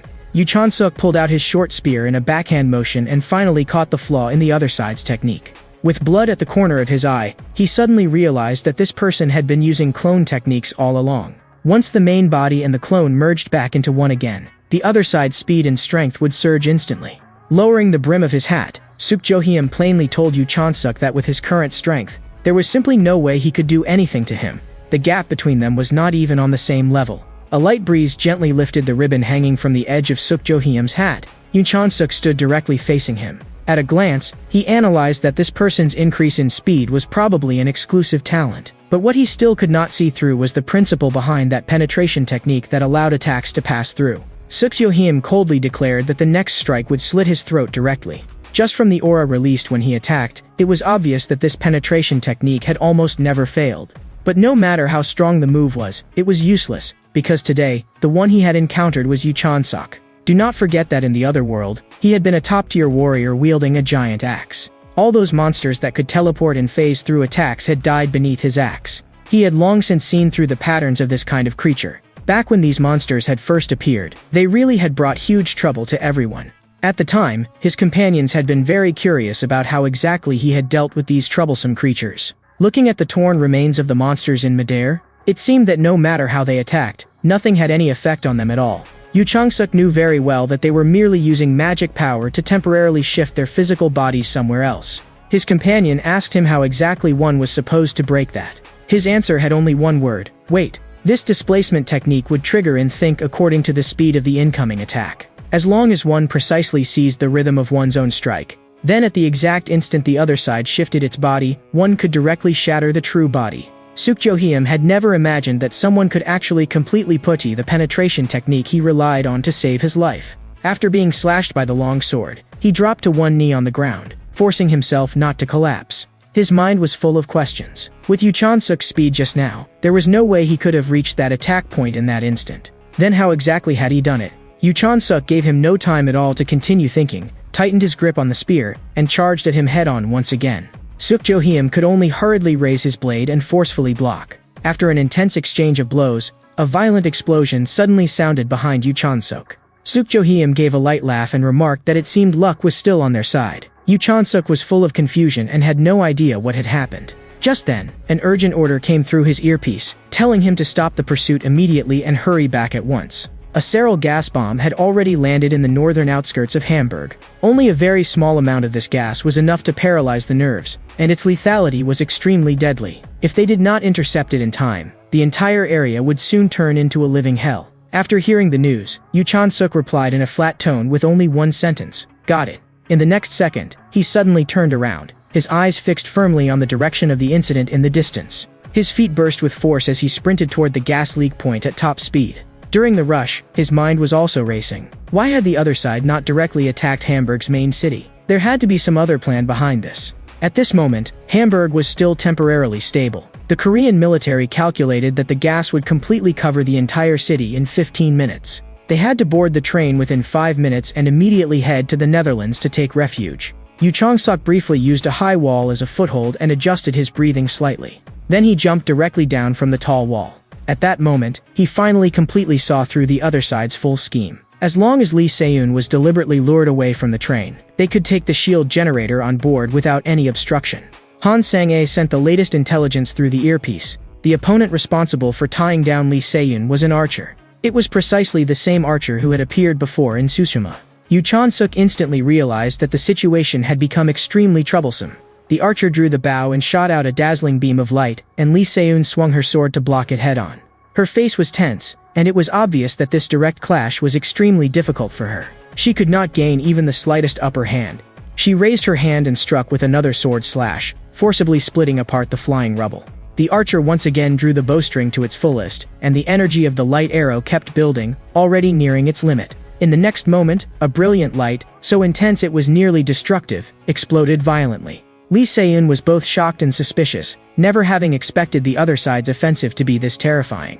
A sky-filling tide of attack swept straight toward her. She planted both feet firmly into the ground, held her sword horizontally in front of her, and with all her strength endured this wave of impact. Lee Se-eun had already been pushed to her limit, and a white glow rose in her eyes, making it obvious that she had truly been completely enraged. On the other side, the train staff informed everyone that all the relief supplies had been fully loaded. The hunters all rushed onto the train in a frantic scramble. Once everyone was aboard, the person in charge immediately prepared to start the train and depart. But to everyone's surprise, a massive crimson blaze suddenly exploded outside the train carriage. Everyone inside the train instantly broke out in a cold sweat. Looking at the overwhelming sea of flames outside the train, everyone was so frightened that their hair stood on end. The battle at the front had already reached a complete fever pitch, and Lee Se-eun had clearly fallen into a disadvantage. Quite a few hunters were beginning to panic inside. Could it be that they were really going to lose this battle? But in the next second, everyone's gaze suddenly turned in unison toward the roof of the train. the skylight hatch was suddenly thrown open from the inside, and a head popped out. When they saw clearly that it was Yu Chan-suk, everyone in the train finally felt the weight hanging in their hearts ease a little. Lee Se-eun was outside risking her life to hold back the enemy by herself, not so this group of hunters could hide in the train and wait to die. Since the enemy had deliberately lured Lee Se-eun away, they would definitely take the opportunity to strike at the train, so he immediately called for everyone to enter battle mode. The morale of everyone in the train was instantly ignited, and they resolved to hold out together with Lee Se-eun until the very end. The team leader immediately issued an emergency notice to all hunters to gather at once at the carriage storing the shield generator. Amid the smoke, Lee Se-eun stood quietly in place like a war god in a hopeless situation. Anyone could clearly sense that this mysterious archer's strength was unfathomable. Yu Chan-suk was also secretly wondering whether this person might actually be the true leader of the descendants of Dangun. Lee Se-eun endured wave after wave of the opponent's fierce attacks head-on, and even though her whole body was soaked in sweat, the corner of her mouth still curled into a mocking smile as she declared that the other side's strength was only SOSO after all. The archer's eyes were full of suspicion, and he coldly warned her not to be too arrogant. From the moment Lee Se-eun left the train, the descendants of Dangun's plan had already become a sure victory. The train sped along the tracks at high speed. The control room suddenly engaged the emergency brakes, and the train came to a violent stop. Ahead on the tracks stood two delicate-looking young men, directly blocking the way. Yu Chan-suk pressed his earpiece and quickly reported to the control room that a large group of suspicious individuals had rushed onto the bridge ahead. Most of them wore red masks and were dressed in uniform ninja-style outfits. The atmosphere at the scene instantly dropped to freezing, pressing down so hard that people could barely breathe. In the next second, all of them charged at the train at once and launched a direct assault. Looking at the enemies diving down through the air, the hunters felt nothing but a heavy sense of helplessness. It was another desperate battle of the few against the many, and everyone could only fight with all their strength and hold out against this wave of attacks. Seo Yandu greeted Yu Chan-suk in a flat tone, her expression completely unreadable. Yu Chan-suk froze for a moment on the spot. How did this person know him? It turned out that orders had already come down from above that he must be captured alive. But Seo Yanju was not good at sparing lives at all, and with neither the elders nor the higher-ups present to oversee the scene, even if she accidentally killed Yu Chan-suk on the spot, there was nothing those above could do to her. Yu Chan-suk's heart jolted. This woman was absurdly arrogant. The moment the words fell, the other side had already charged straight at him. Yu Chan-suk lifted his eyes and looked toward the distance in midair. In the next second, a pressure like a giant hand came crashing directly toward him. Seo Yanju floated in the air, continuously plucking at the strings, clearly intending to rely on sound waves to launch a wide-area attack. The piercing sound waves made one's scalp go numb and were simply unbearable. At the side, Lee Haeun also swung the weapon in his hand, producing an even noisier and harsher racket, while muttering continuously under his breath so that no one could make out what he was saying. Immediately afterward, his body also began twisting strangely, as if he were performing some kind of ritual dance. The clanging noise mixed with the zither music and pressed down together, making it impossible to concentrate. The violent sound tormented Yu Chan-suk until his head felt like it was splitting apart. Yet Seo Yanju had absolutely no intention of stopping and raised her hand to continue gathering power, preparing another round of sonic bombardment. Only then did Yu Chan-suk realize that the strange dance just now had not been random flailing at all, but an auxiliary spell used to strengthen her own skills. A dazzling white light suddenly burst from the body of the train. Han Sang-a's pupils suddenly shrank, and her heart jolted violently. Only then did she realize that the opponent's shockwaves could actually reach the train even from that far away. Yu Chan-suk had been heavily injured by the relentless sonic attacks, and blood was already slowly seeping from all 7 orifices. He clamped his hands tightly over his ears, trying as much as possible to suppress that piercing pain. In order to break this deadlock before him, an idea suddenly flashed through his mind. A cold smile curled at the corner of Seo Yanju's mouth as she concluded that Yu Chan-suk simply could not withstand this kind of sonic torment and would sooner or later be worn down to death bit by bit. But she never noticed that a massive pitch-black flame had already quietly ignited in Yu Chan-suk's palm. In the next instant, strange waves of attack surged around his body, and the violet-black contradictory black flame exploded outward, so fearsome that even the Gaegeum instinctively gave rise to a trace of fear. She immediately tried to transmit a message, urging Lee Haeun to prepare the next round of sonic assault. But just as she was about to speak, not a single sound came out of her throat. Yu Chan-suk had long since calculated the deadliest weakness of these two people. Once they lost the support of their sound waves, all of their abilities would be rendered useless on the spot, trapped inside the isolating barrier formed by the contradictory black flame. No matter how they struggled, they could not break through this wall of flame. Seo Yanju's earlier intelligence gathering had been utterly terrible. She had never imagined that Yu Chansuk would actually possess an ability that specifically countered them like this. Fortunately, however, it was still 2 against 1, so they still had a chance to turn things around. On the other side, an expression of extreme pain appeared on Lee Haeun's face. Seo Yanju suddenly sensed danger approaching from behind. A snow-white blade flashed past in an instant, and Seo Yanju fell dead on the spot. They had originally planned to capture Yu Chansuk alive, yet unexpectedly lost a companion first midway through. Lee Haeun's brows were tightly furrowed, and scattered blood floated before him, and for a moment, he had absolutely no idea how to break the deadlock before him. In his desperation, he directly undid the seal, and spread out a layer of purple energy barrier, intending to trap Yu Chansuk firmly inside. Seo Yanju, on the verge of death and bleeding from all 7 orifices, weakly questioned Lee Haeun on why he had rashly used the seal. Yu Chansuk instead looked curious and asked, "Your name is Lee Haeun?" The moment the words fell, the purple energy barrier suddenly shattered and dissipated. Lee Haeun had overdrawn his magic power and could no longer sustain the barrier. Seo Yanju had only one final breath left, yet she still could not help complaining that he should not have used the seal against a monster like Yu Chansuk. But at this point, he had no other choice. He could only rely on this barrier to hold the opponent back and complete the mission. That earlier purple barrier had even managed to trap Lee Seun, so no matter the cost, they had to take away the shield generator. A pitch-black figure suddenly appeared in front of the 2 of them. Lee Haeun's heart sank, knowing that this time it was truly over. In the next second, the spear had already pierced through his body.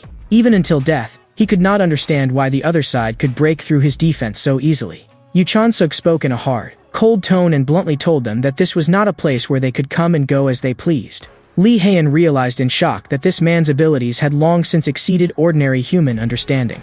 Compared with taking the equipment, the most important thing now was already preserving their lives first. Using the last of his strength, he roared at Seo Yanju to run. Before he could even finish speaking, Yu Chansuk viciously twisted the spear in his hand. His expression became even more pained, yet he still kept reminding his companion that escaping with her life had to come first. Yu Chansuk was even more merciless, coldly reminding Seo Yanju that if she wanted to run, she should hurry up and do it. The scene shifted to Hansen's transfer station. At this moment, Lee Seun already had visible injuries on her face. Seeing that she had held out until now, even the archer opposite her showed a bit more surprise in his eyes. Then the other side said something unexpected. He intended to suspend the battle for now. Lee Seun looked completely bewildered, and the other side even complimented her, saying she was the pride of the nation.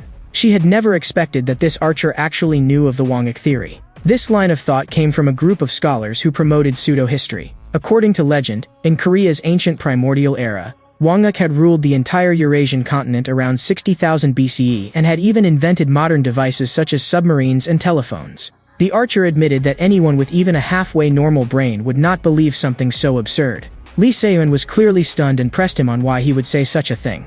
Whether one believed it or not was actually not important at all. What truly mattered was that there was a large group of people who did believe in this theory, and they stood on his side. Driven by that shared obsession, those people would follow the archer to complete that so-called grand ideal. As soon as the words ended, the archer's figure vanished into thin air. Lee Seun's eyes were filled with murky bloodshot veins, and she could only barely support her wavering body with her sword. She still could not understand what exactly the other side had been plotting by deliberately stalling her for so long.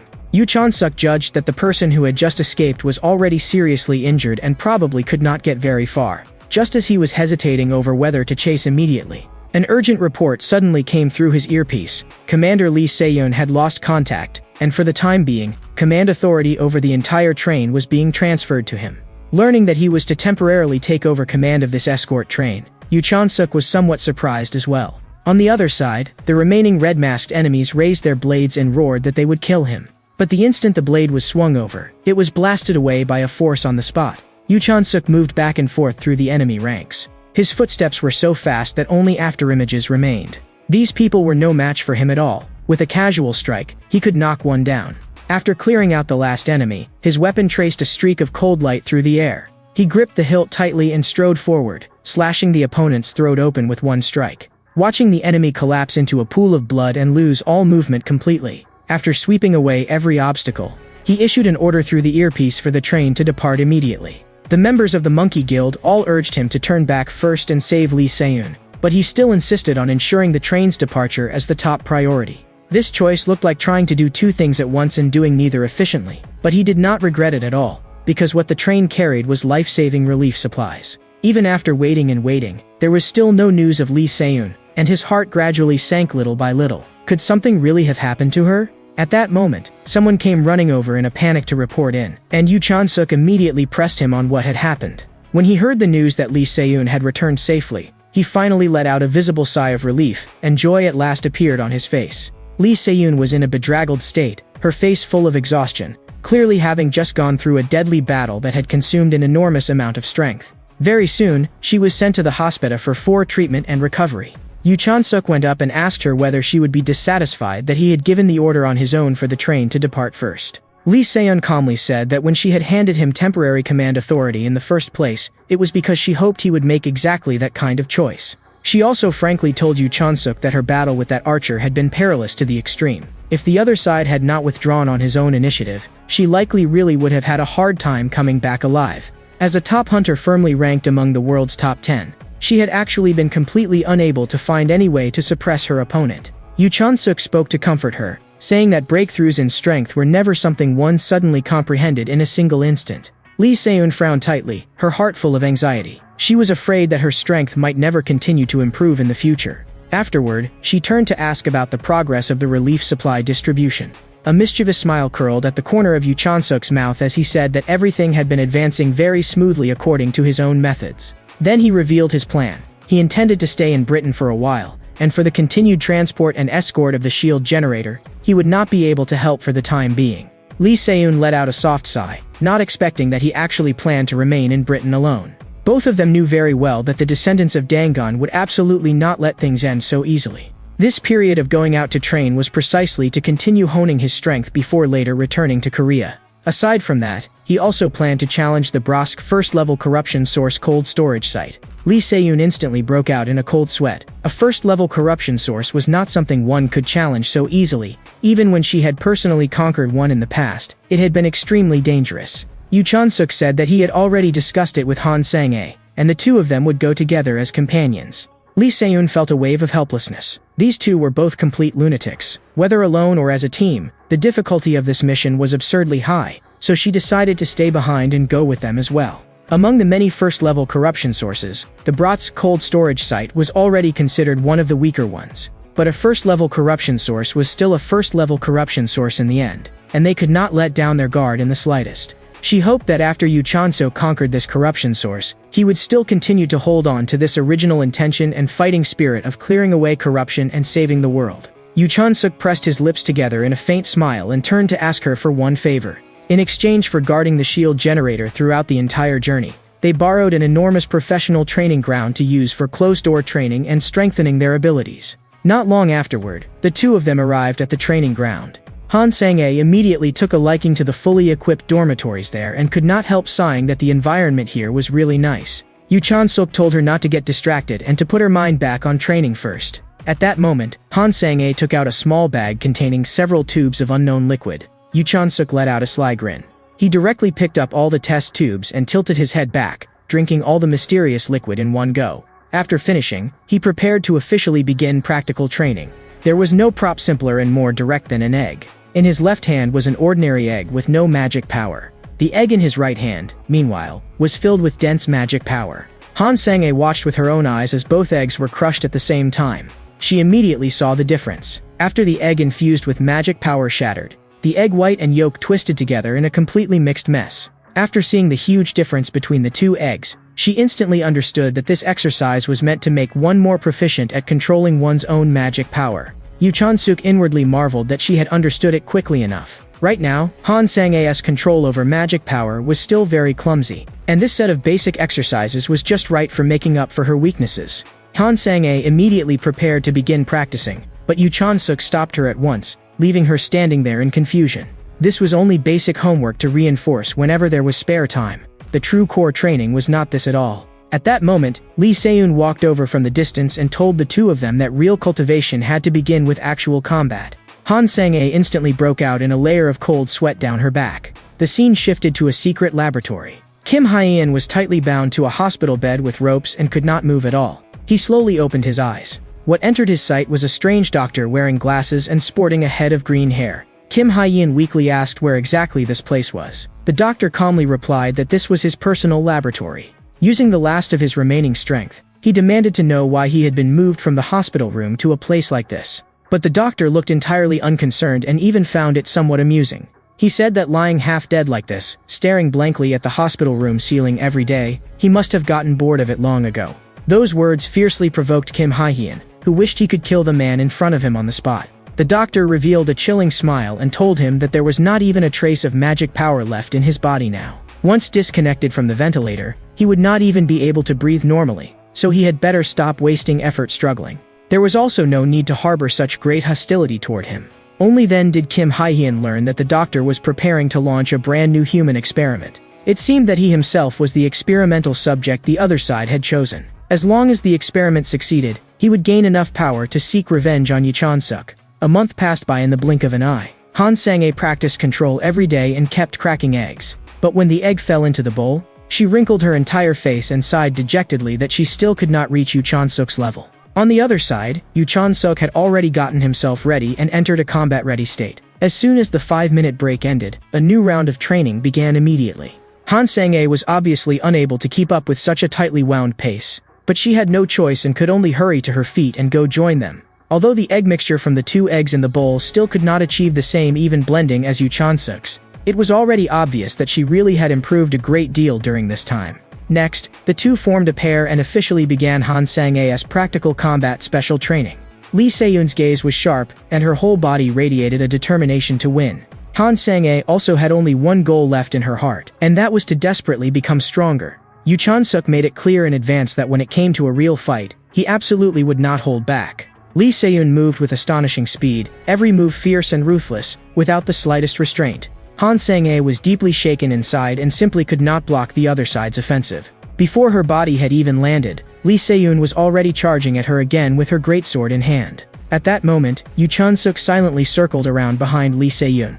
Lee Se-yoon had never expected that the greatsword in her hand would actually be slapped away by him in one motion. Carrying the momentum of certain victory, Yu Chan-suk turned and launched another attack at Han Sang-ae. Han Sang-ae leaped into the air and met his offensive head-on. A dense pattern of magical light swirled within Lee Se-yoon's eyes. The power unleashed by the collision between the two was nearly world-shattering, and the scene was so intense that it reached the very peak of spectacle. Lee Se-yoon had never imagined that Yu Chan-suk could now directly knock her sword away. It was clear that over this 1 month, the speed at which both of them had improved was astonishingly fast. Just then, an urgent distress call suddenly came through the earpiece. Something had happened in Dover. The base had already been attacked by the descendants of Dangon, and thick black smoke had tightly surrounded the carriage storing the shield generator. All 3 of them felt their hearts sink at the same time, knowing that things were bad. They immediately got into a luxury car and sped off at full speed. In the whole team, only Han Sang-ae had a driver's license, and the speed at which she drove was outrageously fast. Even Lee Se-yoon, sitting in the passenger seat, was badly frightened and gripped the handle inside the car with both hands. Yu Chan-suk suddenly noticed that there was something wrong with the road ahead. A monster was charging straight toward the car. The moment the vehicle slammed into the monster, thick black smoke instantly billowed up from the front of the car. Han Sang-ae hurriedly slammed on the brakes and brought the car to a steady stop. Yu Chan-suk leaned out and looked toward the ground behind the car. Lying on the ground was a purple humanoid outline that did not look human at all. In the next second, that thing propped itself up on its arms and struggled to stand. When it finally straightened its body with a hunched back, Yu Chan-suk recognized at a glance that this monster was most likely Kim Hye-in. A perfectly normal person had actually been turned into this grotesque state. His pupils glowed with a bizarre purple light, a shining gem was embedded in his forehead, and his whole body was covered densely with 4 tubes. The muscles in both legs bulged grotesquely, with veins standing out one by one. The red light in his eyes surged wildly, and he pinned every bit of hatred over his current fate onto Yu Chan-suk. This guy's impact force was now terrifyingly great. One casual collision was enough to crush reinforced concrete into powder. Staring fixedly at Yu Chan-suk in front of him, Kim Hye-in's eyes even carried a trace of dazed disbelief. He had never imagined that the other side would actually dare to get out of the car alone and duel him head-on. Yu Chan-suk directly activated his ability, intending to use the contradictory black flame to burn away and disintegrate Kim Hye-in's mutated muscle tissue. The situation now had already completely veered away from the original plan. So Lee Se-yoon immediately arranged for Han Sang-ae to head to the port to provide support, while she herself drove alone to the train headquarters. Now all they could do was pray that the hunters at the port could hold on a little longer. Han Sang-ae and Lee Se-eun quickly switched seats, and Kim Hye-hyun watched as the luxury car sped rapidly away from the battlefield. Watching Lee Se-eun's hasty retreating figure, Kim Hye-hyun could not help letting out a sneering laugh. The whole scene was simply too ridiculous. Yoo Chan-suk gave a cold smile and directly told him that today, his only opponent was him, beat him first, and then they could talk about anything else. Ever since Yoo Chan-suk had crippled him back then, Kim Hye-hyun had sworn day and night in his heart that he would make Yoo Chan-suk personally taste every bit of the agonizing pain he himself had suffered. He roared that he would tear Yoo Chan-suk to pieces, then charged over at full speed. Yoo Chan-suk set his stance and waited in full readiness. The mutated Kim Hye-hyun's danger level had already skyrocketed in a straight line.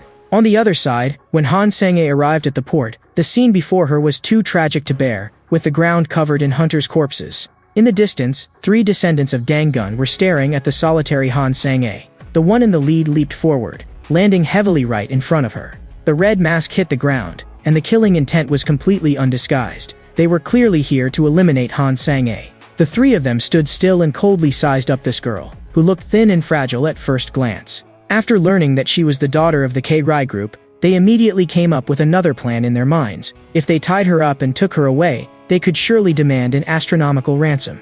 Han Sang-ae was full of shock. Could it be that these 3 people before her had slaughtered all the hunters at the port? The combined strength of these 3 enemies, 1 big and 2 small, was truly impossible to read. Watching the 3 of them laugh among themselves, Han Sang-ae was completely baffled. What exactly were these blindly arrogant fools plotting? The moment the words fell, the 2 red-masked underlings had already rushed up from the left and right to flank her. The leader gripped a long blade, preparing to strike amid the chaos and completely crush Han Sang-ae. Facing 3 people at once really did push the difficulty to the limit. A layer of cold sweat instantly broke out across Han Sang-ae's back. The magical power of these 3 people was fully twice her own. But she always remembered what Yoo Chan-suk had taught her before. In real combat, the amount of magic power was never the only factor determining victory or defeat. What truly mattered was whether one could calmly see through the battle situation and keep one's own mindset steady. Even if the joint offensive of the 3 was both fierce and dense, she had to grit her teeth and hold on until Yoo Chan-suk arrived to support her.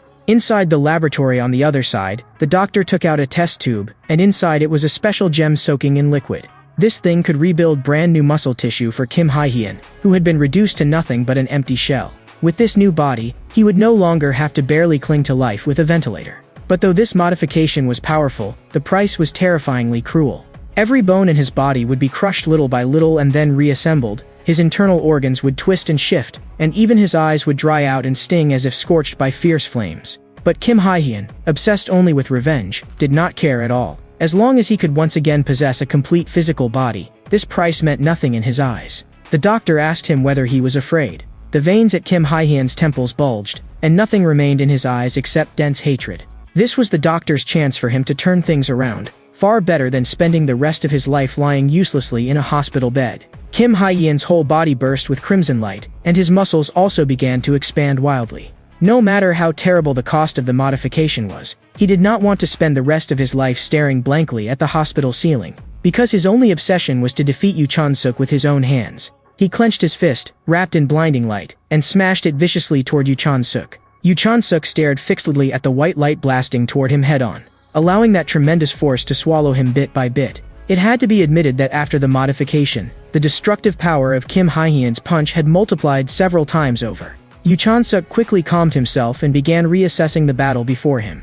The opponent's second heavy punch came crashing over immediately after the first, slamming solidly into the shaft of the spear in Yoo Chan-suk's hand. Kim Hye-hyun instantly realized that something was wrong, his pupils shrinking sharply as the spear shaft had already rammed hard into his chest. In the next second, his whole body was blasted dozens of meters away by that impact force. After taking this round of losses, his attacks clearly became far more cautious.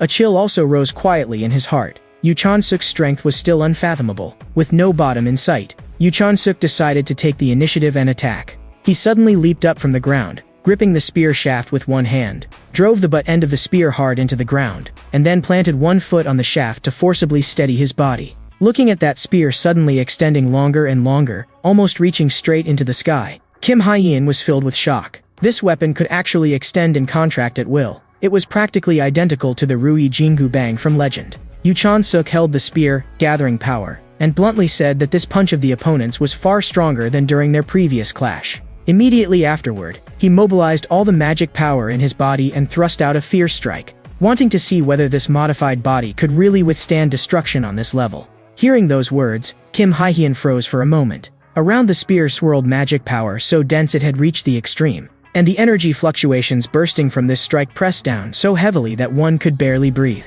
Yoo Chan-suk charged forward with the spear, the tip seeming as if it would pierce through the entire sky itself. A moment later, Kim Hye-hyun was already sprawled out in the middle of a pile of shattered rocks. Yoo Chan-suk's assault this round had been too fierce. He could not suppress it at all and directly coughed up a huge mouthful of blood. The strength gained through outside modifications still could not beat the other side. In utter despair, he simply begged Yoo Chan-suk to finish him off directly. Yoo Chan-suk stared at his mutated body, his mind racing rapidly, because what was flowing inside this guy was no longer ordinary blood at all. Even in another world, this kind of technique would be considered high-level forbidden magic that required dozens of mages working together to complete. The fluids inside his body had long since left the category of humanity. Yoo Chan-suk, who had lived for thousands of years in another world and had continuously delved into the path of magic, understood more clearly than anyone else that the humans of this world still knew far too little about magic, like primitive people who had only just learned how to use fire. The descendants of Dangon believed they had developed the contract gem through their own power,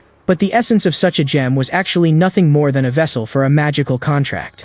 It was made by a powerful otherworldly being extracting its own magic power and then materializing it into physical form. Once a mortal fused such a gem into the body, it was equivalent to personally signing a contract of total enslavement. Holding the spear, Yoo Chan-suk looked at Kim Hye-hyun and directly told him that from beginning to end, he had never truly understood what kind of transaction he had signed up for. The gem embedded in Kim Hye-hyun's forehead suddenly erupted with blinding light. Yoo Chan-suk's eyes filled with shock. He had never expected that this gem could actually detonate directly. He immediately raised both arms and forcibly endured the impact of the explosion. When the sky full of smoke and dust gradually cleared, Kim Hye-hyun's figure was already nowhere to be seen. This was not simply a self-destructive explosion to erase the corpse. The contract itself had directly erased his existence. In the other world, to achieve this level of annihilation effect, one had to form a contract with a high-ranking demon. Back then, the demons of that other realm had almost all been purged by Yoo Chan-suk's own hand. Yet he had never imagined that this land would still contain a remnant of the same kind of contract. There was no time now to investigate the root cause behind it. The most urgent matter was to first deal with this chain of crises before him. This issue could only be investigated slowly later. The scene shifted back to the port battlefield, where Han Sang-ae suddenly had an epiphany in the middle of the fight. As long as she could dodge every attack through sheer speed, she could defeat them one by one and take down all three of them. Just as Yoo Chan-suk had taught her before, this time she finally won through her own abilities. Only the last masked enemy remained. Seeing that the situation had turned bad, he immediately turned to flee. Han Sang-ae gripped her longsword in one hand, and a soft yellow magical aura spread over her body. At the instant she launched forward, the opponent did not even have a chance to resist. The entire finishing sequence consumed very little magic power, and her movements were clean and decisive. This battle could almost be called perfect. Yoo Chan-suk appeared silently behind her and softly reminded her not to think too much. During battle, she only needed to focus on the enemy. Han Sang-ae was truly startled, having no idea when he had arrived. Yoo Chan-suk did not answer immediately, however, and only cast his gaze straight into the distance. Looking at the enormous machine faintly glowing all over, he murmured in a low voice, "So this was the shield generator."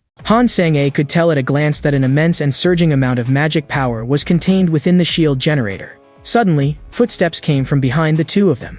Lee Se-eun stood before them, holding a red glowing sword, her presence as overbearing as a monarch looking down over the entire field. At last, the team of three had regrouped, and all the crises they had encountered on their separate paths had been resolved smoothly. Yoo Chan-suk was thinking over how to explain Kim Hye-hyun's modified mutation, so he simply laid out everything he knew and told it all to the two of them. He spoke of how, after returning from the other world, he had originally thought he could live in peace, only to find that Earth had already been turned upside down by corruption sources, leaving him no choice but to become a hunter to make a living. As for those obscure lines about priests from another world, with a bit of polishing and revision, they were just right for covering up his secret. Lee Se-eun listened with exceptional focus. Yoo Chan-suk lied that when he had been entangled in battle with Kim Hye-hyun, he had been wrapped in black smoke and heard strange whispers in his ear, casually fabricating a grand-sounding so-called divine revelation about saving the world. After hearing it, both of them felt that this so-called revelation sounded absurd beyond belief. A worried look appeared on Yu Chon-suk's face. Now the entire land was filled everywhere with corruption sources and monsters, and there was definitely a mastermind behind the descendants of Dan-gun. These people were not just simple extreme nationalists. His gaze was firm as he listened to the two beside him analyze the situation back and forth. At that moment, more news arrived. The international hunter transfer market would soon officially open. During this period, all hunters would have a chance to change their affiliated guilds, but this was far more than ordinary job hopping. Senior representatives of the major hunter guilds would gather together to recruit famous powerhouses and build connections. Lee Se-eun planned to make all the information Yu Chang-suk had shared public at the exchange meeting. Yu Chang-suk knew clearly that with Lee Se-eun's status, as long as she spoke, none of the hunters present would dare dismiss these clues lightly. Of course, not all strong people clustered around the Hunter Association. Top hunters like Yoon Sung-hyun would come all the way to Britain specifically to meet him in person. Yu Chon-suk could not help feeling secretly smug. He had not expected his popularity to be this high now. He had always mistakenly thought Yoon Sung-hyun was a woman, and only today did Han Sang-ae tell him that this person had long since married and started a family. That only made Yu Chon-suk look forward to this meeting even more. The scene shifted to inside the Grand Purity Hunter Guild. An extremely handsome man sat in the main seat, and he was Song Sion, the representative with the most authority and prestige in the guild. Yoon Sung-hyun knelt on the ground with his head lowered, begging for forgiveness. The moment Song Sion heard Yoon Sung-hyun quietly say "I'm sorry," his anger exploded instantly. He raised his hand and smashed a hard punch into Yoon Sung-hyun's face. The task of recruiting Yu Chon-suk had been completely ruined, and Song Sion was so angry he wanted to personally step in and negotiate. Yoon Sung-hyun had handled things far too pathetically and could not even recruit a newcomer. If this continued, the other guilds would only look down on the Grand Purity Guild. This recruitment mission had to succeed. There was no way out. As he said this, he threw another punch, knocking Yoon Sung-hyun heavily to the floor. Yoon Sung-hyun hurriedly defended himself, saying that the fault was not his at all. It was Yu Chon-suk who absolutely refused to join the guild. Song Sion's expression turned dark and cold as he bluntly said that Yu Chon-suk's thoughts were irrelevant. If he failed to complete the task next time, he should apologize with his life. The next day, the group came to the place where the three were temporarily staying. Yoon Chon-suk and Han Sang-ae were completely baffled, because Yoon Sung-hyun had actually come to their door with two burly bodyguards. The two sides sat down, planning to talk things over properly. Yoon Sung-hyun's purpose was direct and clear. Once the transfer market opened, Yu Chon-suk had to honor the agreement and transfer to join the Grand Purity Guild. Yu Chon-suk stared at him coldly and bluntly informed him that the conditions from back then were no longer valid. When the other side took out a stack of pressure documents, it was obvious that he had no intention of negotiating properly. Having a representative was an advantage for the Grand Purity Guild, but it was also a weakness. Yoon Sung-hyun planned to invoke the name of Senior Representative Song Sion to force Yu Chon-suk to compromise. Outside, the sunlight was bright and dazzling. The moment the two bodyguards heard Yu Chon-suk say that Song Sion did not count as a proper hunter, their brows instantly tightened and their faces filled with alarm. In Yu Chon-suk's eyes, someone like that, occupying a high position and relying only on status and reputation to pressure others, was nothing but an idle freeloader who consumed resources without doing any real work. Yoon Sung-hyun sternly warned him to show some respect when he spoke, or he would end up dying without even a whole corpse left behind. Yu Chon-suk inwardly sighed that these people's loyalty to Song Sion had become almost obsessive. But in the next second, he gave a clean and decisive answer, directly rejecting Yoon Sung-hyun's transfer demand. Yoon Sung-hyun instantly lost emotional control on the spot and grabbed the edge of the table, flipping the entire solid wooden table into the air with one violent motion. Yu Chon-suk froze where he stood. He simply could not understand how this man could explode in anger so suddenly. At this moment, he did not directly fight back. The other side swung his fist, his furious expression like a beast that had lost all reason.